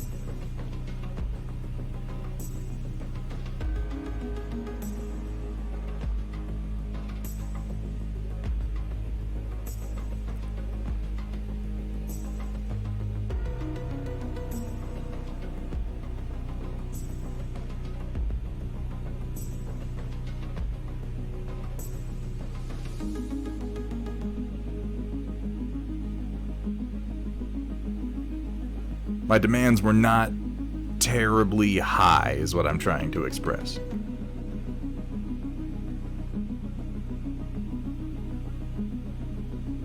Bare minimum shit. And they really didn't deliver that. They managed to make a few mission types that are fucking boring. And they're all the same thing. No amount of nostalgia will overcome the asinine nonsense that is MechWarrior 5. Maybe not no amount of nostalgia. Maybe there is a certain amount of nostalgia, but whatever amount it is, I don't have it.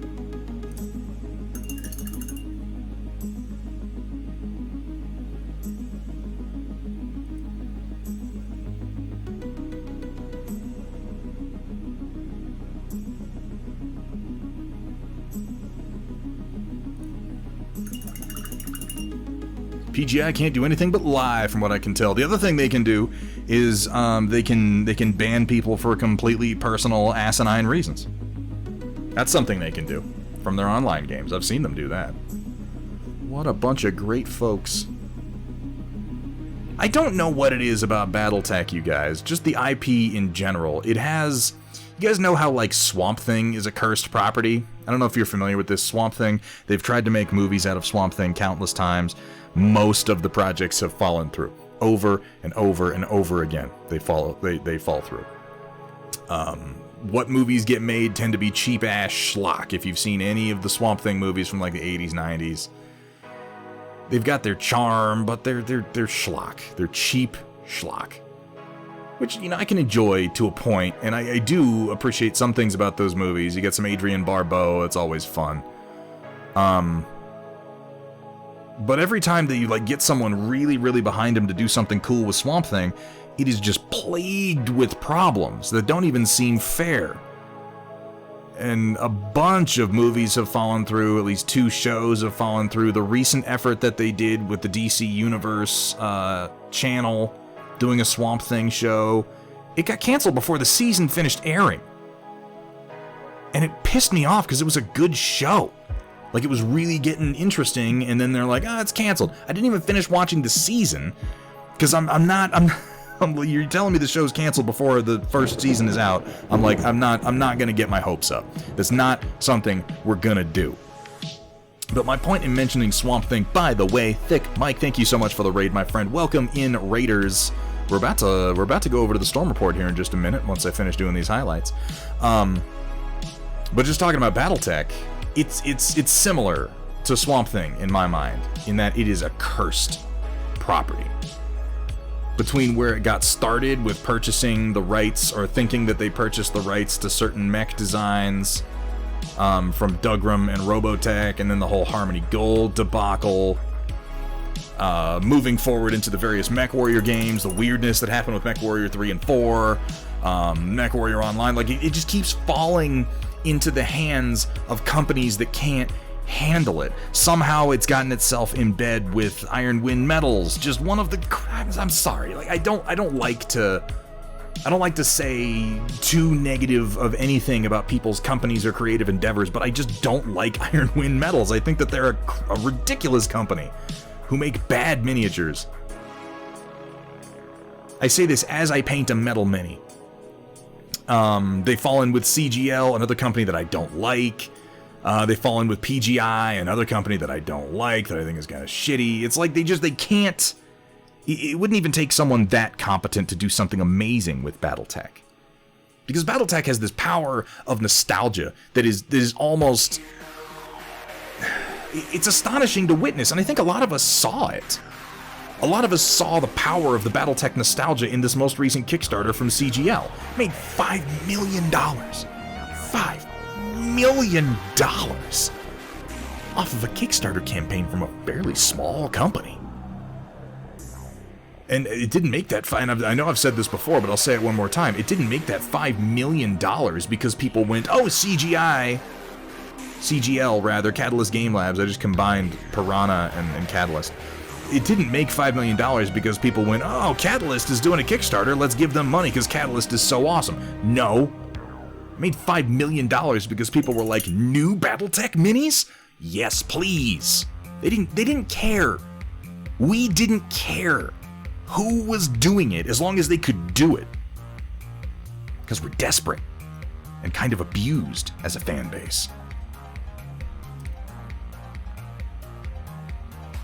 And even then, they managed to completely fuck up the Dice and the Fortress dropships that went out. It makes me imagine crazy scenarios, like what could BattleTech truly be if a good company got their hands on it? But that is fantasy, because apparently that's not going to happen. Because the property is cursed. It's cursed. It winds up with nobody but crappy companies over and over and over again, whether it be for making miniatures or for making video games. It had a brief moment in the sun when Harebrained Schemes made their BattleTech turn-based game. Everybody loves that game. Everybody loves that game. People might have, like, you might catch grognards who are like, well, some things about it aren't perfect. The spiders shouldn't be so common because the spider was a rare battle mech. But it's like, it's bad in ways that don't fucking matter. Everything about it that matters, the gameplay loop, is so addictive and so much fun. And for whatever reason, people don't like Kamea Arano. I personally did. I thought Kamea Arano was a cool character. She inspired me. Maybe I'm just simping. I don't know. Just all about that whole Samoan look she's got going on, I guess. Holy moly. Shio43. Thank you so much for the follow, my friend. Welcome to the stream. Welcome to the Storm Chasers. Welcome to the Soapbox, where I complain about anything, everything, and especially your favorite things.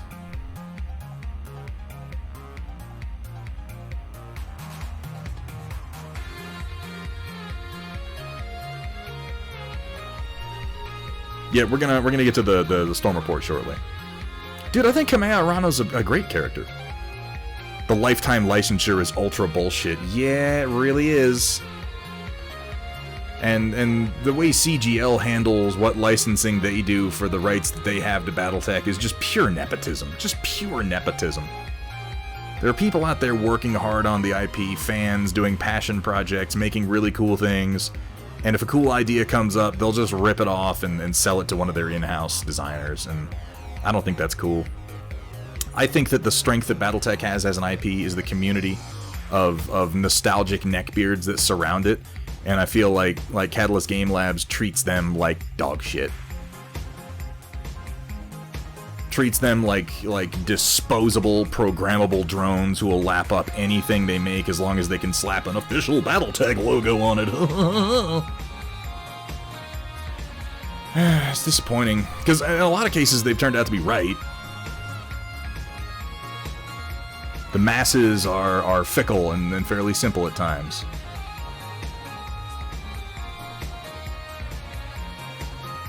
Or, I think, more accurately, the BattleTech fans are just so downtrodden, so beaten down, so used to disappointment, and so used to subpar product that you feed us anything.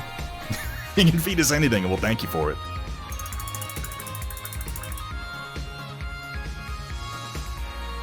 And you're not wrong, Sumitha, and that's the part where I'll give credit where credit's due.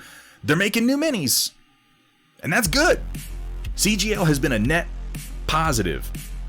That doesn't make them good, though, you know?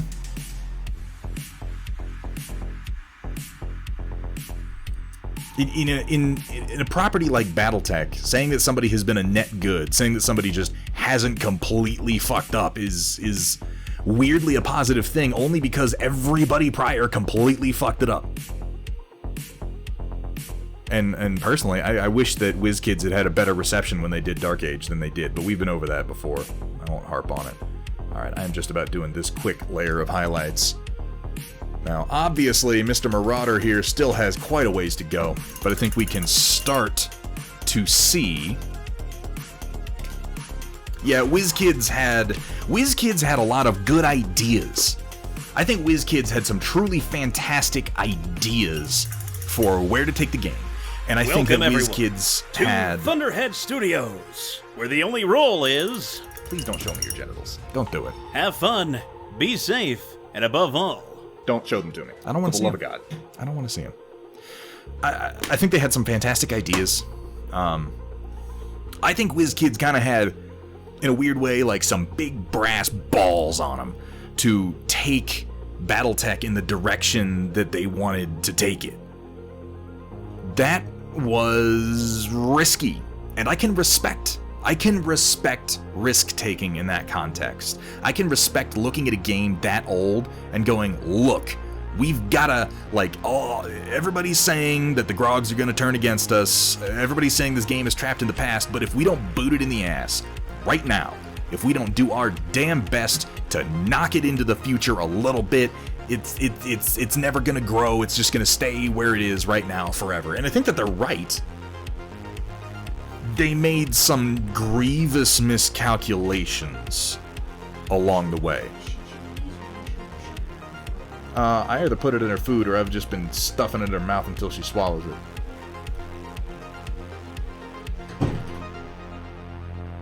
It was after I said that I realized how that remark about giving my dog medicine could be taken out of context. Huh. Let's just move on. Yeah, I thought the game was good. The actual gameplay is solid. They took too many risks in the wrong places, and I think the distribution model really hurt them. But again, we've been over that. So this is as far as we've gotten with this Marauder today. We've gotten our color blocks figured out and blocked in. We got most of the glow effects done in pretty decently to a point where I think I'll be happy with them on the finished model. Again, our base colors blocked in. One quick round of starting highlights going down on the blues. I think this guy's going to look pretty cool when he's done, and I'm happy with the distribution of colors. Now that I know where all these colors are going to go, we can get started on the... I'm probably going to get started on the second Marauder and run him at the same time as I paint this first one. But once these two models are done, then I just have the Immortal Weavers and the Warjacks to go. And this is a guy that I'm going to paint on stream, and I think this is going to be a cool paint job. I really like this model. You might be seeing him coming up inside of the next week. This is Hierotheos Raxus, who is, you see he's partially primed, and then he's kind of scraped off too. Don't mind that. Don't mind that. He's nowhere really close to ready at the moment. He needed some cleanup.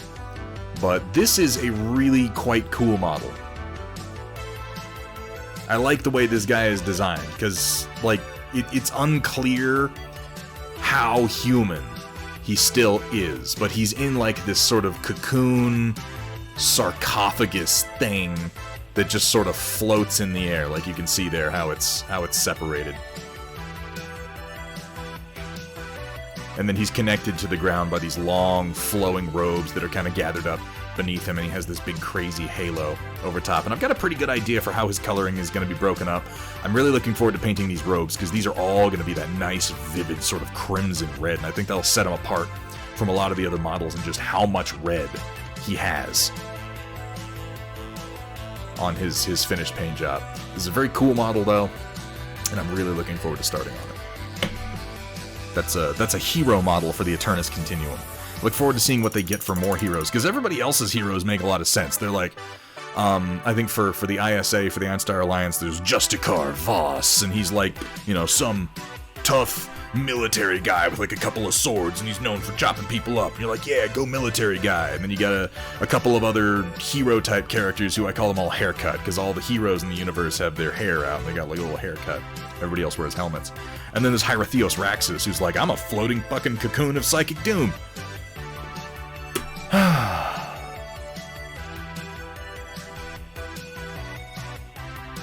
You know what I have to say?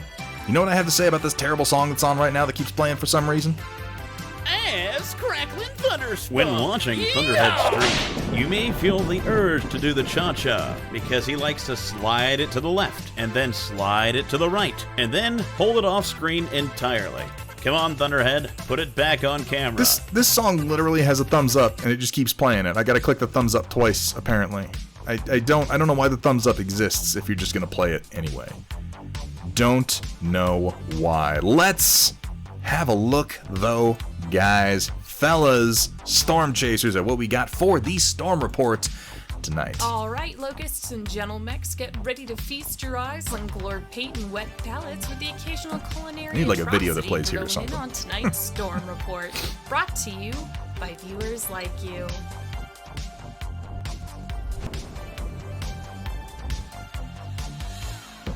Ah, cha-cha-cha-cha-cha. What are we looking at tonight? What are people painting? I wonder. Let me move my window here real quick. Okie dokie, Chaotic Harmony with the giveaway lantern completed. Am I out of gloves? Oh, damn, not quite, but close. Ah. Got a giveaway lantern completed.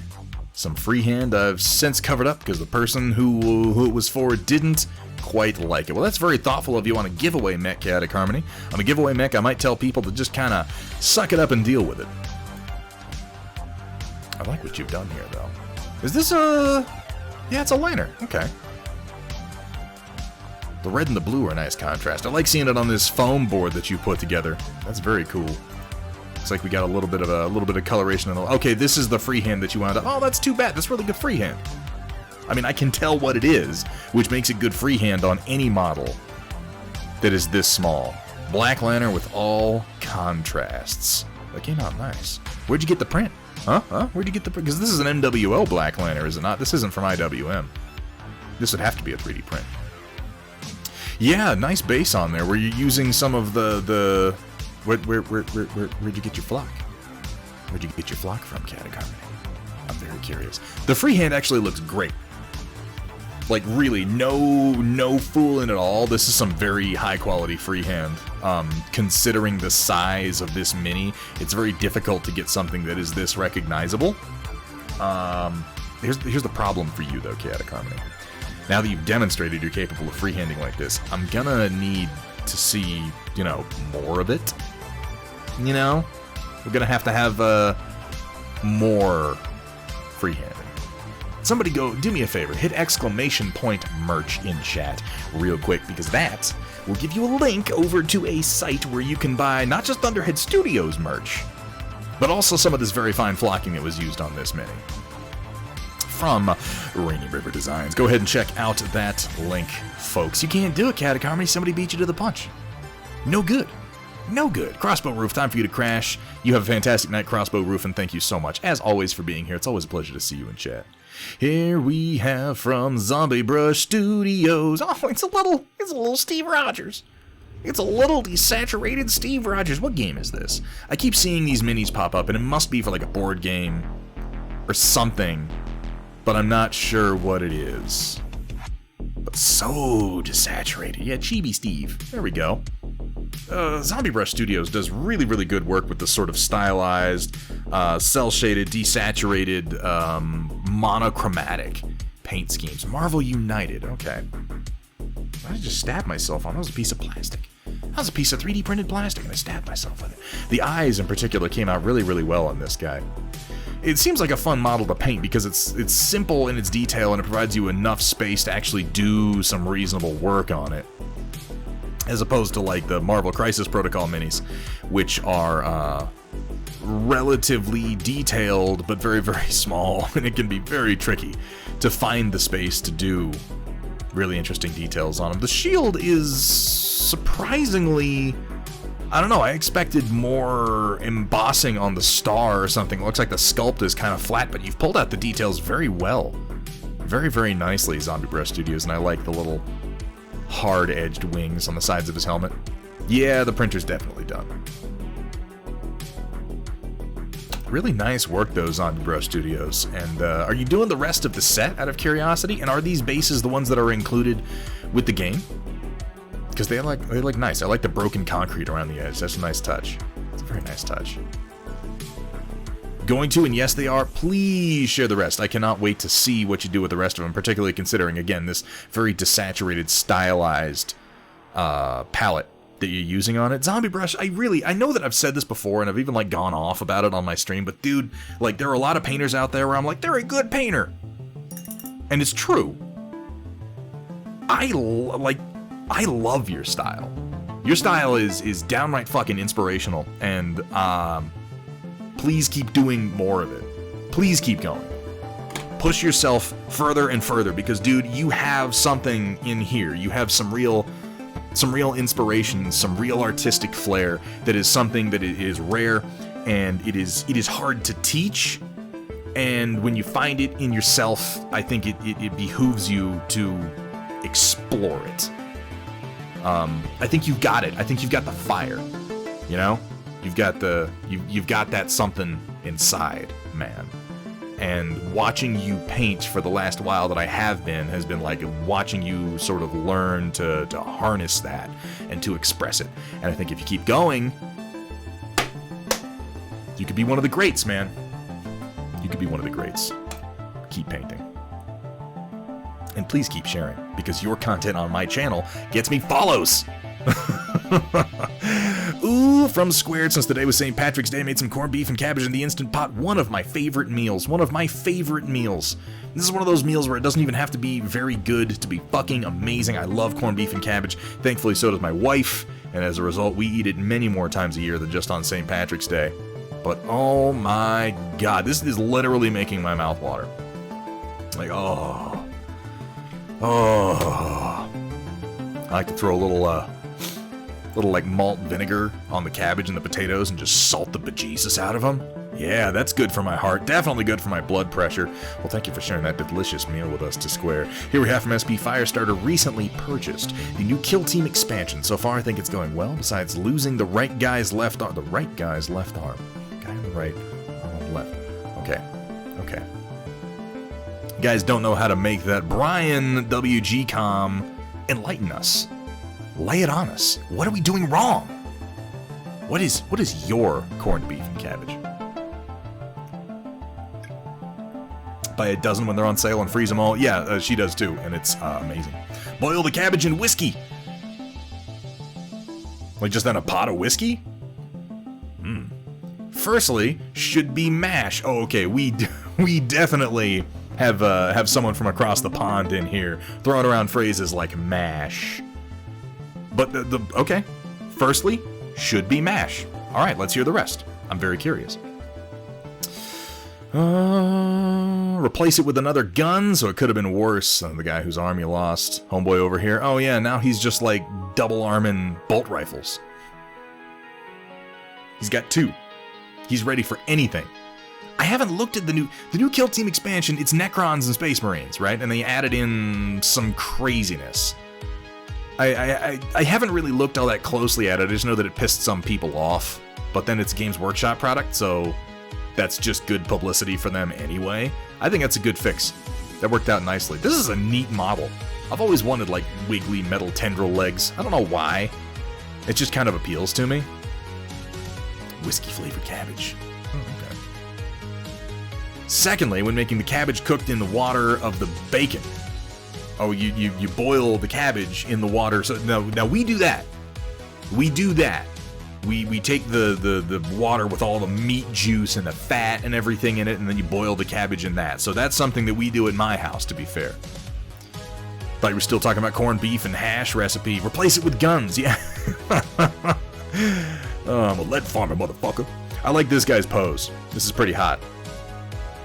Like, his sword is directly across his junk, and he's got his hand on the knob. It's so suggestive. It's like a this is Spinal Tap 80s hair metal rocker pose, where he's just like, what's up?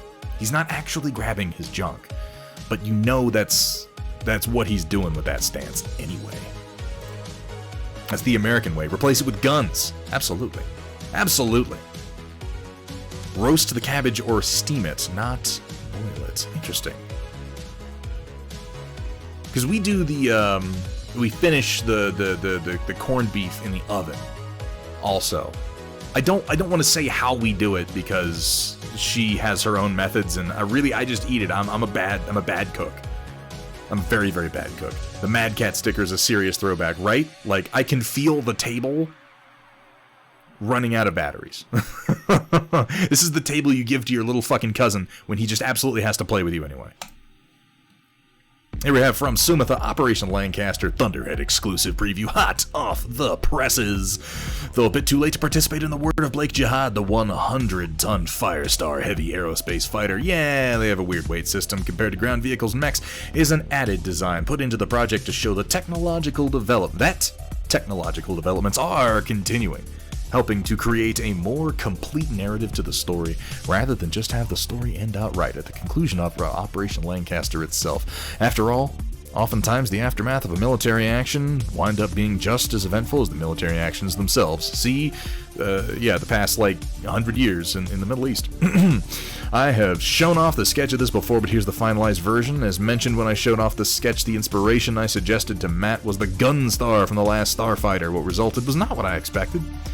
And I'm sure not complaining. Admittedly expensive and rather short-range, but heavily armored and lethal as all hell. With an ever-increasing damage potential the closer a target gets, the Firestar is Dreadnought's version of the epitome of a defensive fighter.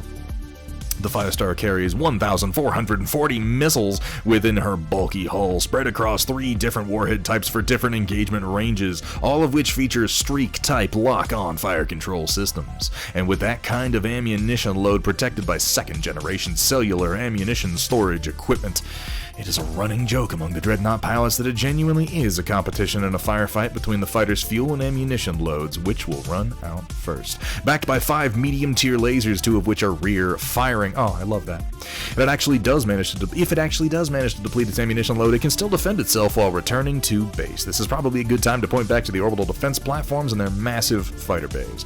Dreadnought says no to unwelcome guests. It is a beastly son of a bitch, and I love the missiles actually coming out of the tubes. That's very, very cool. Instant noodles and pizza pops? You're joking, White Wolf, but yes. Canned soups and microwave burritos. Here's the thing, like, I used to cook. I know that I can cook. In fact, I've been passionate about cooking at previous times in my life. Also, I like to make sushi, make it, but that's not cooking, that's, artful preparation more than anything else. And I think that kind of goes right in line with my love of miniatures, because it's a very intricate kind of process that you go through, and it requires you to be kind of very regimented and organized. But it's preparation and presentation is most of sushi making, as opposed to actually cooking. And I used to be able to cook. I used to make a lot of things, and then I got married, and she has rendered me crippled. She has rendered me crippled. She just makes things, and she makes them real well, and I eat them, and I don't have to make anything. And it's been 10 years, and now I'm I remember cooking food for myself. But if you asked me to do it right now, I would be a fucking mess. I'll make myself a grilled cheese. I can grill a cheese. That's something I can do. Oh, man. Walter's Workshop, you want to try my sushi? We can make that happen. We can make that happen, baby. I got a spicy tuna roll for you, man. For days. For days! Don't let it sit for days. It's not good once it's sat for that long. This is such a goddamn cool piece of art. Matt Plug, as always, knocking it out of the park. I like the sort of, the variable angles that these wings apparently ride at. It's just a flying set of missile launchers. It's ridiculous. It doesn't even need that many tubes. You would think that it would reuse the same tubes, but apparently it wants to put out a lot of missiles all at once. Well, the good news is it's easy to do, White Wolf. Go grill a cheese. And then, of course, I'm friends with Hethrir. And Hethrir is quite an amazing cook who really, really enjoys it, and I am more than happy to just heap praise on him as long as he keeps bringing on the fucking, bacon mac and cheese. Bacon jalapeno mac and cheese that he made when we were up there playing Warcaster. It was so good. Should be mentioned that with an atmospheric flight, instability, negative quirk, and a battle value getting close to 5,300 points, the Firestar really is meant more as a lore build than anything. Yeah, that makes sense. And obviously made primarily for space combat, but if someone's willing to spend the points on it, well, being able to bitch slap someone at close range with more than 140 points of damage in a single salvo surely has to be rather fun in its own right. With my luck, they'd all miss. It'd be just terrible. My rolls on SRMs are miserable. Absolutely miserable. In universe, however, pity the poor son of a bitch who thinks it has just 4 LRM-10s and decides to get in close to gain an advantage. Very, very cool art, and thank you, Sumitha, as always, for sharing Operation Lancaster with us. Here we have from... Oh, this is also from Sumitha. As suggested by Data Nerd, here's the original sketch for comparison purposes. I can talk today. I really, really can. It cleaned up nicely. Yeah. This gets the idea across. You're like, oh, look at all the missile tubes. But it just adds something so much more to see the missiles actually coming out in waves like they are. You can tell which one's launched first. Really, Plog is such a fantastic artist. Here we have from White Wolf. Hey, look, it's that thing Thunderhead doesn't even try to pronounce anymore. It's true, I don't. In assembled form before it gets torn apart tomorrow when a package hopefully comes in. Sure would be nice if Canada Post would get me said package. It's got a bunch of my tools in it. Anyway, here we have the Master Grade Gunner Zaku Warrior Custom. Now with complimentary 4-scale markers also included. Sir, 4-scale on the left. Silhouette size 2 from Infinity next to him, and then Battlemaster between the legs. That is what they call me. Battlemaster between the legs. Because we need more mechs here, I agree. Not sure if this kit will be the one that gets the resin conversion kit or the kit I work on adding in additional detail with scribing and whatnot, but I suspect I'll worry about that another time, damn right. Take it as it comes. The Battlemaster's a pretty big mini, so it actually does size this pretty well. This is a big kit with an even bigger gun. Jesus. I guess in space you can afford to have unreasonably long rifles. And that's Xeon's deal. They only fight in space, almost exclusively. There's one show in all of Universal Century Gundam that... wait, maybe I'm mistaken on that. 8th Mobile Suit Team deals with battles against Xeon on the ground on Earth. I don't... most of Universal Century Gundam, they fought in space. There were a few instances where Xeon wound up on the ground. But I don't remember that many extended sequences of that. Though to be fair, I haven't watched any Universal Century Gundam in a while.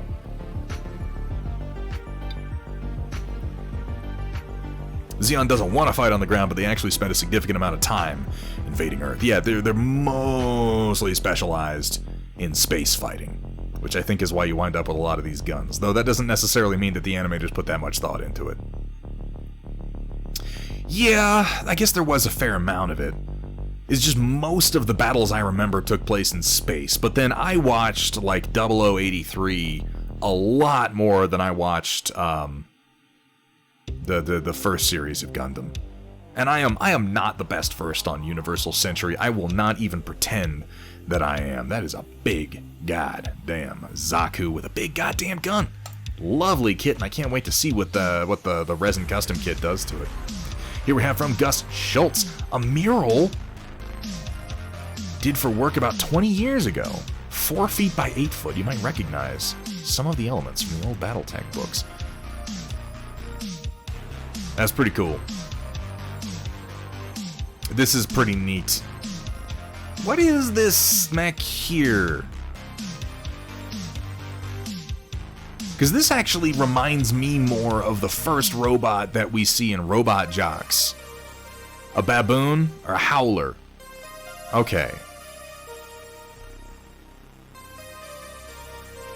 It reminds me a lot of that first robot you see in Robot Jocks when they're having the fight where... What's his name? I can't remember the name of the bad guy now, where he steps on that dude's machine when he's already beaten. Baboon / Howler, one of those IS clan designated, yeah. They all have 2 names like that. This is very, very cool work, Gus Schultz. 4 feet by 8 foot. This mural is large enough to play any given tabletop game on. This is as large as, like, my whole gaming table that completely... Yeah, it looks like the Kovalevsky 7. Thank you, Roland. I'm not alone in that.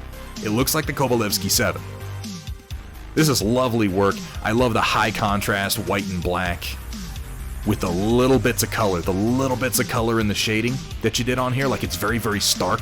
And just this tiny little bit of color, the green, blue in here, lends so much to it. It's simple but effective, and it's very evocative. Really, really nicely done. Riot Sister, coming in towards the end. Good to see you, Riot Sister. The Elementals look almost bored. They're like, yeah, alright. Just marching across the field here, no big deal. If you don't really respect the cat, you're gonna get the BAP. It's true. You will. Gus, you, sir, we've only really seen one thing from you kind of over and over as you continue to work on it, and I fucking love the Imperial Knight that you're working on, Gus, but you are a very talented artist. And if you felt like sharing more with us over future Storm reports... the box, you're gonna get stuffed in a box. It's not a fun box, by the way. Please do. Any art that you've done, please feel free to share it with us, Gus. Because, dude, you're a very talented artist, and I love a lot of what you've done. And again, this... Like, I'm trying to imagine, this is the size of my gaming table. It's fucking ridiculous. Totally forgot it was Thursday, so did I. Like, I didn't even realize I was streaming for like an hour. Love art like that. The retro sci-fi vibe. Need to get my hands on some canvas. Yeah, right? I appreciate the classics more now, and maybe it's just because I'm a fucking hipster. I don't know. Here we have from Thick Mike. This is new. I have not seen him working on this, and I find it upsetting. There's some weird-ass body horror shit going on here. Ugh. Yeah, you do kind of like throw a banana in there so we can tell how big this guy is. Because I'm picturing it, it's the size of my gaming table, but these bricks could be any size. I assume these are like cinder blocks. Like big bricks. Like if you went into a public elementary school or something, like that style of brick. But it's a little hard to tell. Huh? What the fuck is this? I hate it. I hate everything about it. Like, it's a great paint job. But it's the subject matter makes me very uncomfortable.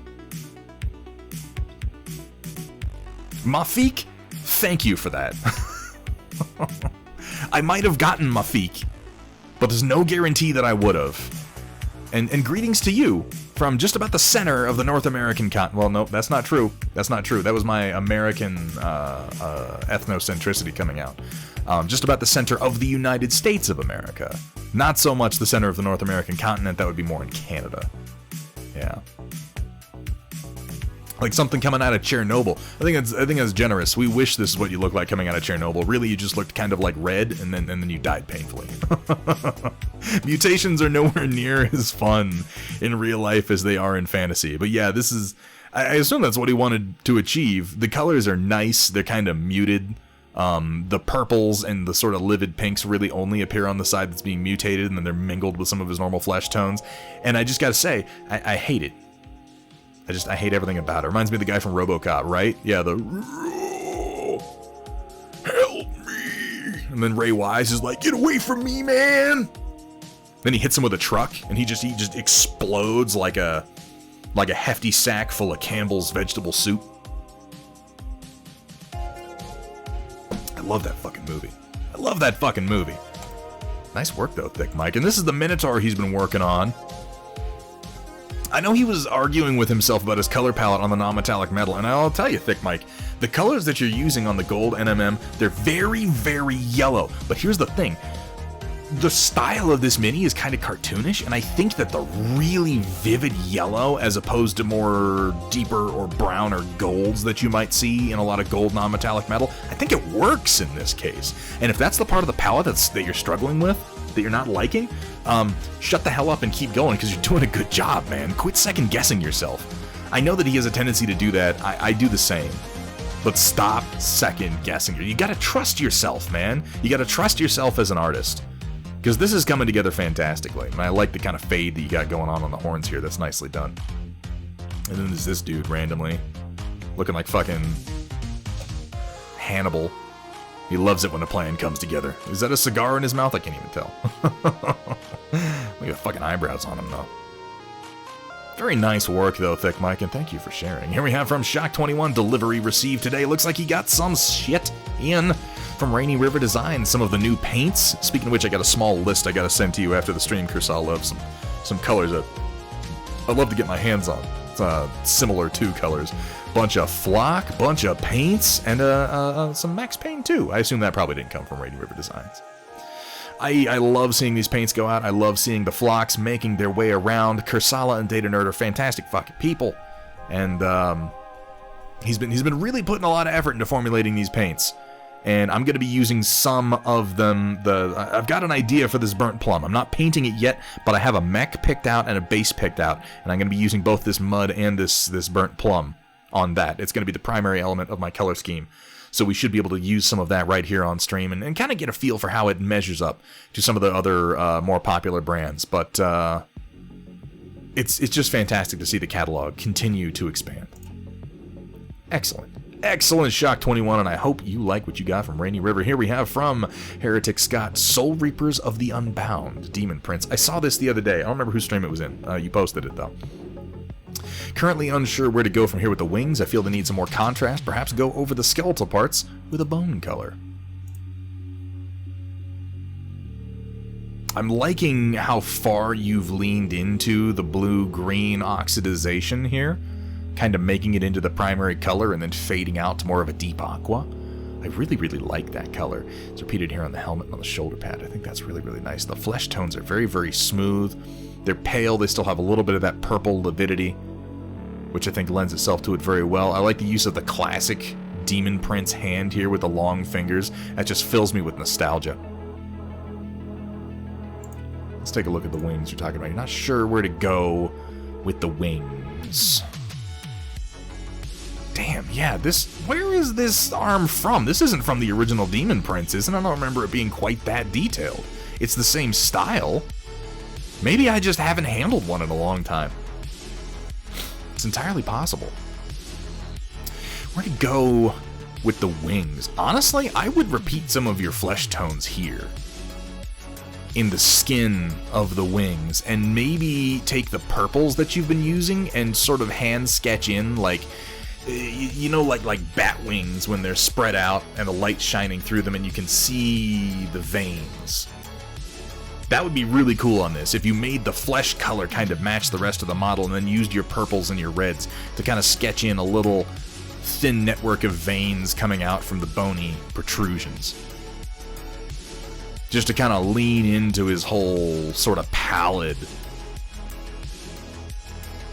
look that he has going on. I like all the broken up skulls over here too. And then you could sort of balance that out. Use like a bunch more livid colors, reds and stuff, almost like irritated skin, where it's stretched over the bony parts. Something I've always liked, an idea I've always liked in Chaos mutations is the idea that, like, they're mutated and they work, but they're not, like, the body isn't happy about being in this shape. I like it when it looks, this is a weird thing to say, I like it when it looks, like, painful, you know? Like, these parts aren't meant to be like this, they just are because Chaos. So in my head, I'm liking the idea that these wings sprouted out, but it's like they don't feel good. They're not natural wings. They didn't evolve this way. This is something that isn't supposed to be in this shape, that has been forced into this shape by pure fucking Chaos magics. So like pale, nasty skin, and then like red, irritated flesh across the knobbly bones, and, you know, looking like the bones stabbed out of the skin, and maybe it's bleeding a little bit around. I don't know. I mean, I'm just running off with a tangent here.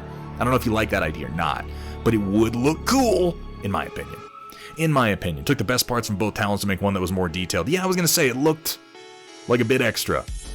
And with the warp bolter, 3D printed and merged on with some green stuff, I think it works out nicely. I will not use that word. They are Dark Eldar. Sheds of Gaming.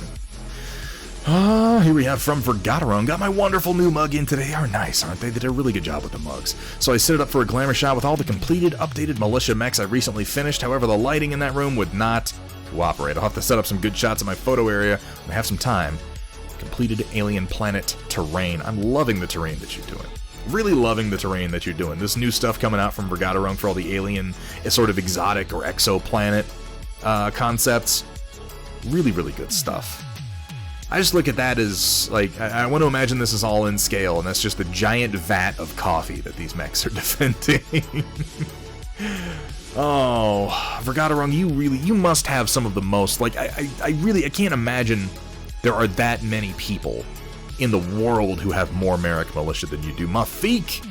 Oh yeah, if you've got some artwork that's two-dimensional, some paintings or drawings or something like that, 2D showcase is fine. If you got some painted minis that can go in the mini showcase. If you'd like to share your art with us, Mafik, which you're always welcome to do. We do this bit at the end of every stream called the Storm Report.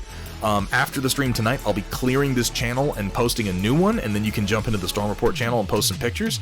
And then when we come back, which is going to be on Sunday. What day is today? It's Thursday? Yeah, Sunday. When we come back Sunday, we will get a look at whatever it is that you posted tonight. But yeah, if you just put it in the showcase, it'll stay there and everybody will be able to see it. I always recommend posting in Storm Report and Showcase if people are going to do that. Also got my wireless space mouse in. Freaky having something with every axis of movement available. You can push, pull, twist, lean, pull up and down and side to side. I like it, but I'll have to get used to it. Yeah, mine's coming in tomorrow, and I know that it's going to have kind of a learning curve. SP Firestarter, thank you for the reminder. Get some water here. But I've been using my Stream Deck more for 3D modeling, and I think this is going to make a big difference just for navigation once I learn to use it.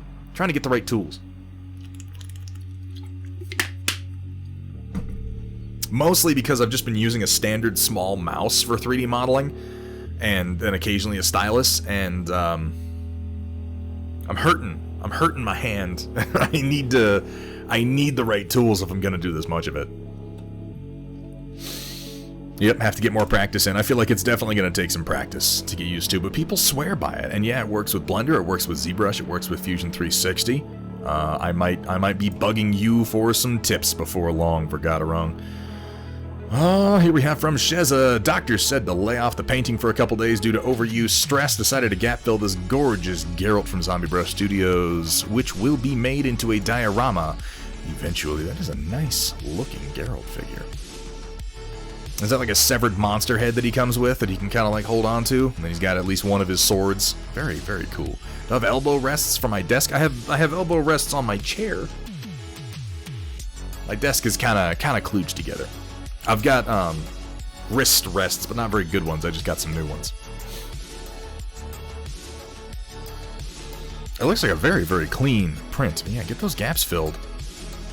Get some paint thrown down on there once. I'm sorry to hear that you're having some trouble with overuse, by the way, Sheza. But yeah, give it some time and definitely let us see that once you get some paint put down on it. Here we have also from Sheza, this caused the arm strain. Oh god, of course it was Benedict. Of course it was Benedict. Can only paint for short periods right now, so that's why parts of Sherlock are still dark. Another breathtaking print from Zombie Brush Studios, whose commissions and printers are open. Zombie Brush is a great dude, by the way. Definitely look him up if you're looking for some commission printing to get done. This is a very nice print. A decent amount of texture on it, for that matter. I never finished watching Sherlock. and I feel like I probably should. I don't know, the whole Cumberbatch thing didn't grab me like it did a lot of people, I feel like. Maybe I will now, because I found myself like, I need something to watch. Obviously, I heard it was good. It was like a whole thing for a while there. People were really, really into it. I just make a farting sound with my mouth. Thing. Professional streamer, ladies and gentlemen, stand back. Use a strip of yoga mat to rest your elbows on. Very squishy and always bounces back. Yeah, I've got memory foam elbow rests on my chair. Show was so freaking good, maybe I do have to dig back into it. Either way, the blocking out is coming in nice, and you've done a very nice job on the eyes, which of course I always recommend people do first, and it looks like you have done exactly that, Sheza. Very nice work. Here we have from Roland. I saw these minis, and I have no idea what they're from. Is this a Panda Man? I'm very confused by them. Oh, nothing after Season 3, Episode 2? It gets bad after that? I'm sorry to hear that. They're an interesting looking bunch. Depends on what it's a link to, Brian. I'll allow it, though. Yeah, you can put a link in chat. Firing off random bullets, shouting, bored. Oh, that's no good. From Aristea, Corvus Belli, Infinity World. Okay. It doesn't really clarify it for me because I don't know shit about the Infinity World, but they're interesting looking models, I have to say. And you got a Watson coming in the mail pretty soon too. That was Watson Martin Freeman, or am I crazy? This is what I'm on about. These helped me from graphic design, working on the PC for too long. Let me take a look. Oh. Oh, they attach to your desk. That's a good idea. Okay, I'm gonna save this link and I'm gonna take a look at that a little bit after stream. Actually, Brian, like, legitimately, thank you for posting that, because that does seem like something useful. Aristea is a gladiator combat game show in the Infinity... Oh, that explains why they're a little bit flashier. Okay, I get the idea. Watson was Martin Freeman. Okay, so I'm not nuts. Good old Martin Freeman, he's a great actor. Here we have from Crisalo, looks like Batch 2 is underway. Also, my hands are so many colors right now. That's what you get. That's what you get for making all the paints. This is... I'm really... It sounds so corny. I'm just like... My heart swells when I see the work that you guys have been doing on Rainy River Designs. And knowing that it's... You know, it's coming together. And you're having the freedom to make some of your own colors and continue to expanding. I can't talk today. I can't English. I don't word good right now. I'm too hungry. I ate an apple on stream and I'm just as hungry as I always am. You guys' advice was terrible. You said eat something, Thunderhead. You won't be hungry by the end of the stream, but you lied. You lied.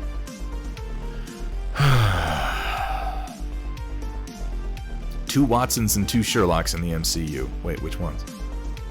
There's Martin Freeman. Okay. Who's the other one? Martin Freeman, Benedict Cumberbatch. It occurs to me that wait, no, Robert Downey Jr. would be the other Sherlock. Who was his Watson? I genuinely don't remember. I watched those movies. Jude Law, who is... Oh, that's right. He's Buttface McFuckturd from Captain Marvel. Yeah. I wish they would have gotten a better role for him. I like Jude Law, and I don't feel like we'll ever see him again. Here we have from White Wolf. What else to do during the stream? I don't know. I wanted to build up this little guy, so screw it. Guess what? I've been building during the stream. MG Ball is love. MG Ball is life. It's been a nice, fun, relaxing experience, minus a blade skipping into my thumb, but I digress. Please don't cut yourself. Please don't cut yourself while watching my stream. The police will blame me. Definitely enjoying a new pair of Tamiya 74-123 nippers. They're so much nicer than the basic Tamiyas I had previously. Those reverse tweezers are incredibly handy as well. I like reverse tweezers. These do look like a high-quality pair. They're the kind of tool that you don't realize how much you need it until you have it. And then suddenly you're like, I don't know how I ever existed without tweezers like this. Cheap too. The expensive version isn't worth it. Tend to wear out after a year or two. Yeah, for $8, like, yeah. I could also probably 3D print something like that, but for $8, I'd probably just buy it. Yeah. That's a nicely... Hey. White Wolf. Good-looking ball, dude. Just saying. SP Firestarter bought a training sword. Oh, this is one of the... what's the company? I have this waster. It's one of their polypropylene wasters, and the company is... I know it. Yeah, Cold Steel. Thank you. Yeah, he makes a bunch of... I love his videos on YouTube, because he'll be like, oh, this hand and a half, so it's like this rotund little tennis ball shaped dude, and he'll hang up like this target, and he'll just like start hacking pieces off of it. It's so silly. It's just such a profoundly silly demonstration. But they make good products, and yeah, Cold Steel has the polypropylene wasters. There was a lot of talk back in the day of how these might wind up getting used for like SCA combat, but man, those guys are just so stuck in their ways. So stuck in their ways. But yes, that is a nice waster. I can confirm I have that exact same one, and I still use it to go through my drills when the mood comes upon me. Though I have fallen out of practice with my HEMA, let me tell you, SP Firestarter. Still a very nice piece. And that will bring us down to the end. But you know what? My feet got something in. My feet posted something, and I know it's bad of me. I know I shouldn't violate my own rules because it implies that I'm going to violate the rules for everybody. But I won't. I just want to see what Mafik posted. I just want to see. Because here's one of his patient monster artwork for his personal project art. Double Guard is acting as a guard dog wandering on the surface floor of the laboratory, two-headed, with a split brain on each head. Ugh. Patient 09, Double Guard, a brain in each head. And there's an adorable little gel man down here, hanging out as this hideous patchwork monster moves. This is pretty cool. I like this. I like how he's wearing like two different pairs of pants. He's got like the candy cane striping over here, and this is a really neat sort of texture style that you've done here on the various pieces. These sort of opposing hatch mark lines. Like, it's very simple, and yet it's actually pretty effective. That was pretty cool, Mafik. Definitely not the kind of guy you want to run into in a dark alley. I know what kind of guy I want to run into in a dark alley, and he doesn't have two heads. He does have a bag of weed, though. Anyway, that will bring us to the end of tonight's Storm Report, and thus to the end of tonight's stream. Is everything accurate? I think it is. Yeah, okay, so, Sunday, 21st, we'll be back doing more painting. Still gonna be working on Warcaster probably for the next few streams. I'm gonna try to get that done by the end of the month so that we can move on into some other properties, but I need to have these models done so that I can show off some of the terrain that I've been making, and, you know, also play the game now that I'm going to be able to use. I don't think that's accurate. I think I made a mistake there. We are supposed to be streaming on the 25th. That's my mistake. It is the 28th. Sunday the 28th. The next stream, there will be no stream. So that's a mistake on my part, and that's because there is an occasion that I need to be present for. So ignore that. All three of those are going to be happening, and will more than likely be Warcaster painting. So let me have a look and see who is streaming. Who's doing what right this very second? Who can we raid into? Critical Role. Nope. Atomic Mass Games. Holly Monster. Megapedia. Linder. Steel Rebels painting right now? Chaotic Harmonies. Oh, why do I have so many good choices? I have the chance to raid Steel Rebel. I have the chance to raid Chaotic Harmony. Hang on. Hold on a second, guys. She's painting a terrace. Do you think Chaotic Harmony will forgive me? I really want to raid Steel Rebel. She is a fan-fucking-tastic painter, and I never thought I'd get the opportunity because she lives in Japan and she streams at like 2 a.m. Yeah, that's what we're gonna do, guys. I don't have a choice. Steel is a fantastic painter. And she's someone that you should be following. Ah! She does stream really, really late, though, and you guys might not have another chance to catch her. Yeah, we're gonna raid Steel Rebel. She's an amazing oil painter, you guys.